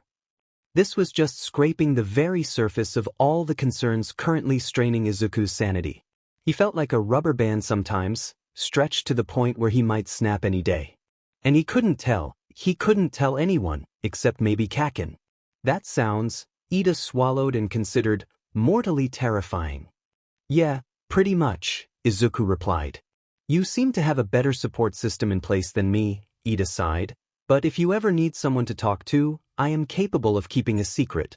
If you ever need someone to help you, everyone in my family, retired or not, can fight, and we have some excellent lawyers on our payroll for problems of a less physical nature. The genuine kindness of the offer brought tears to the eyes. Thank you. I'll keep that in mind. Izuku flipped reverently through the pages of the sketchbook that might belong to Bitweasel. He'd stared at all of these pages a dozen times over. The very last picture, there were a few dozen blank pages after it, always captivated him. He couldn't help but stare at it. All of his problems faded towards nothing in the face of the sorrow this image conveyed. It seemed to have been done from memory, as it was scant on details, although everyone was recognizable. All the MLA High Command were there: Destro, Bitweasel, Switcher, Fractal, Tripswitch, Arch, Cloud Viper, Influx, Epona. Perhaps a dozen others, only some of whom Izuku knew, crowded around them. One of them was the young woman whose eyes Izuku had closed, the woman he had found dead on the battlefield at Utapa. Everyone was smiling, not a weapon in sight, but plenty of cheer. Arch was almost certainly dead when this was made, as was Influx, and Kuma Tripswitch might well have been dead, too, depending on her fate. I hate everyone, Izuku whispered, closing the book and setting it aside to protect it from his tears. Chris, Kuma, Raphael, Alexei, all of them. He hated them for being the MLA.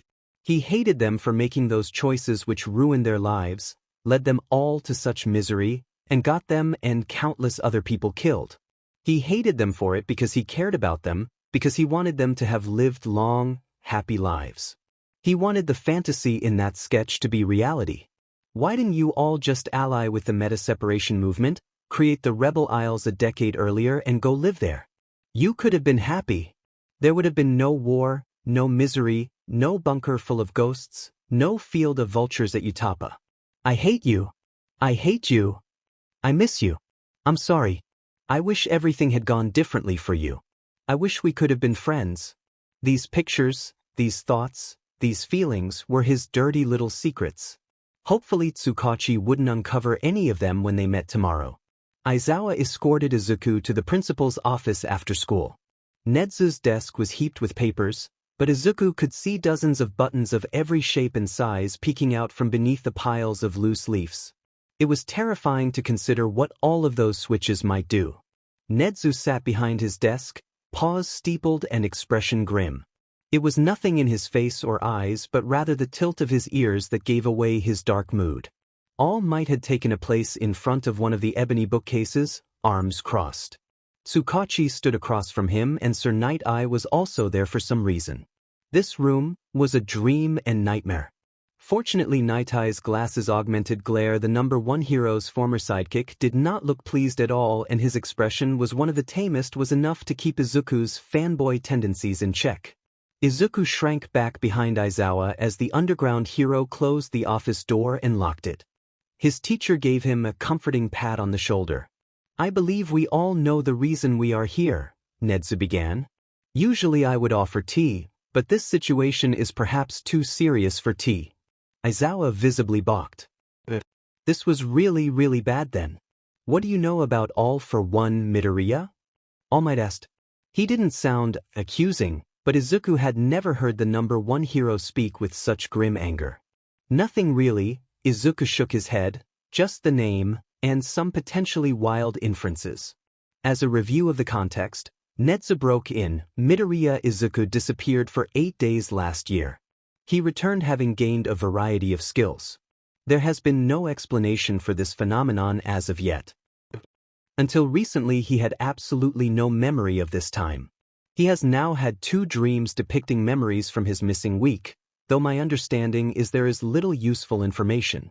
Is this all correct, Midoriya? It is, the Greenette nodded. What was said about All for One? Tsukachi asked. And what did you infer from the context? Tell us exactly what was said first, and then discuss any inferences and why they were made. Izuku, who had brought the appropriate page torn from his coded book of dream notes, read the brief conversation out word for word and then moved on to his conclusions. I infer that All for One is a human trafficker and worse, and that the individual who used me that week was an enemy of All for One, not an ally.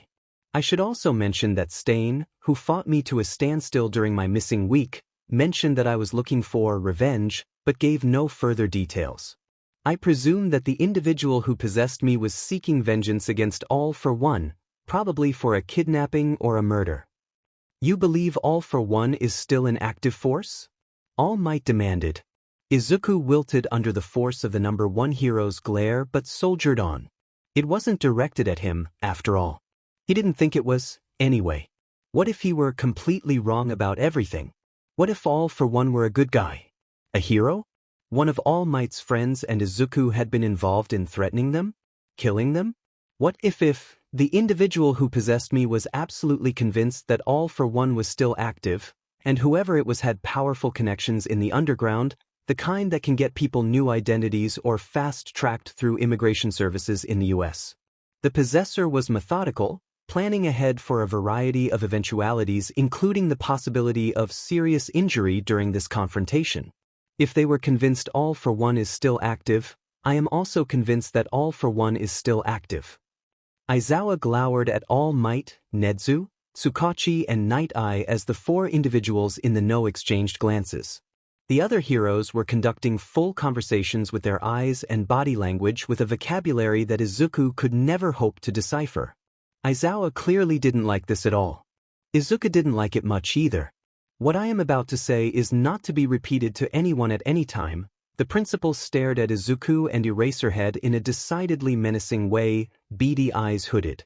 You will not discuss or hint at this knowledge save among this group of 5 people, understood?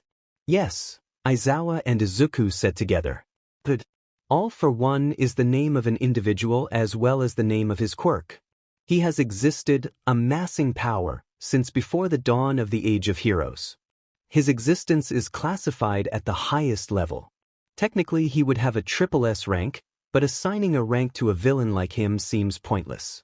All for One has the ability to strip quirks from other individuals and use them for himself.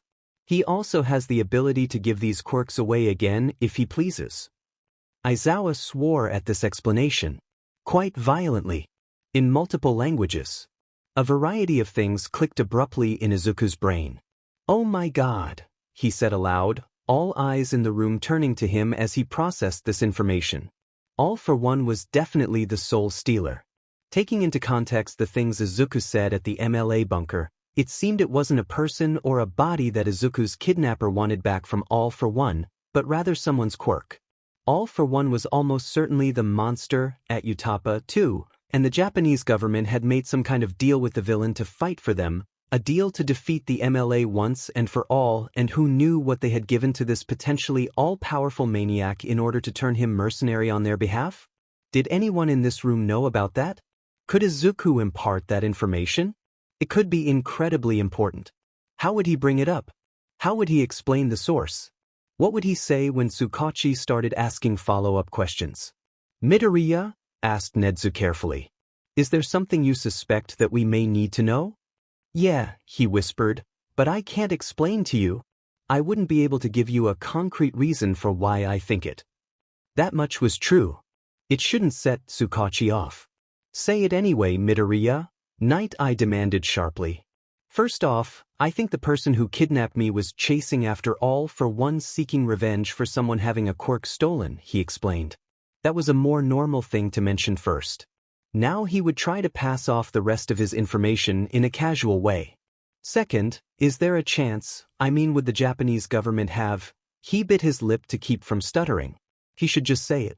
I think the Japanese government may have worked with All for One, off the books, during the Meta Liberation Army War. He had not passed that off as casual information. Night Eye was staring at him as if he had two heads, Aizawa as if he were incredibly suspicious, which he was, Tsukachi in mild horror, and Nedzu with intense interest. He didn't dare look at All Might. You said you can't give a concrete reason, Tsukachi said slowly, but can you give me some idea of where you're coming from? The term, soul stealer, Izuku said, because he had in fact seen that in a document once, not just in his visions, hadn't he? Or he could at least claim he had, and it shouldn't read as a lie because he thought he had seen it. I think that was what the MLA called All for One, and there was something. I know a lot about the war. I'm just interested in that time PRD, and just a lot of disjointed puzzle pieces together make me think this might have happened. Was that going to read as true under a lie detector quirk or not? Sooner or later something was going to give here. They were going to find out. Maybe he should just tell them? Maybe he should just get it over with today, but he couldn't. He just couldn't. He was too frightened of what they might say, what they might do. Izuku finally caught the number 1 pro's gaze. All Might was staring at Izuku with such barely restrained fury that he seemed to have become a different person entirely. Today was not the day to explain what was really going on in Izuku's head. The greenette cringed and Aizawa subtly shifted to stand in front of him. Despite evidence that must be very circumstantial, you are absolutely convinced this is true, Nedzu said, pinching his ears and twitching his nose. Aren't you? Yes, Izuku confirmed. There had to be a link between all of Izuku's dreams and current events. He was just sure this was it. I'm not totally sure why I'm so sure, but I'm sure. Could this be some sort of residual memory, like your reflexes? Aizawa suggested. You know this because the person who possessed you knew this? It could be, Izuku replied. Has that happened to you before that you know of? Tsukachi asked, knowing something that you would not know but the individual who possessed you might? I mean, I speak English fluently and I never learned, Izuku replied, skillfully dodging the heart of the question. And I know things about heavy machinery repair and first aid that I really shouldn't. Could this be true? All Might asked Nedzu, almost growling. This was just so scary, Izuku wanted to get out of here right now. The mammal considered. Yes, he decided. Given what I know about the politics at the time, it could well be true.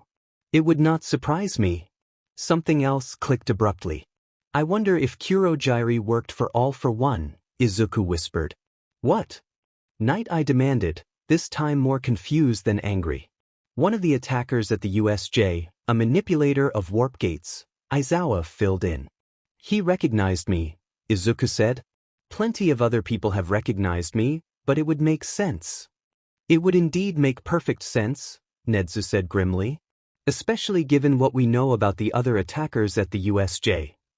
It's too bad we don't know who was possessing you, Night Eye muttered, or if they survived their mad quest for revenge against that monster. If they're still alive, they could be immensely helpful. How? Aizawa said before Izuku could ask the same question. Tsukachi answered in the hero's place. All for One is any potential enemy of his, provided the individual or organization has significant power and is reasonably sane, should be treated as a potential ally unless they firmly prove themselves to be the kind of person that can't be worked with. The fact that this body snatcher kidnapped me to use as a battle SLV for a week wouldn't disqualify them? Izuku raised an eyebrow. Tsukachi exchanged awkward glances with Night Eye and All Might. What? You know the most about this individual. Should they be disqualified? Nedzu asked.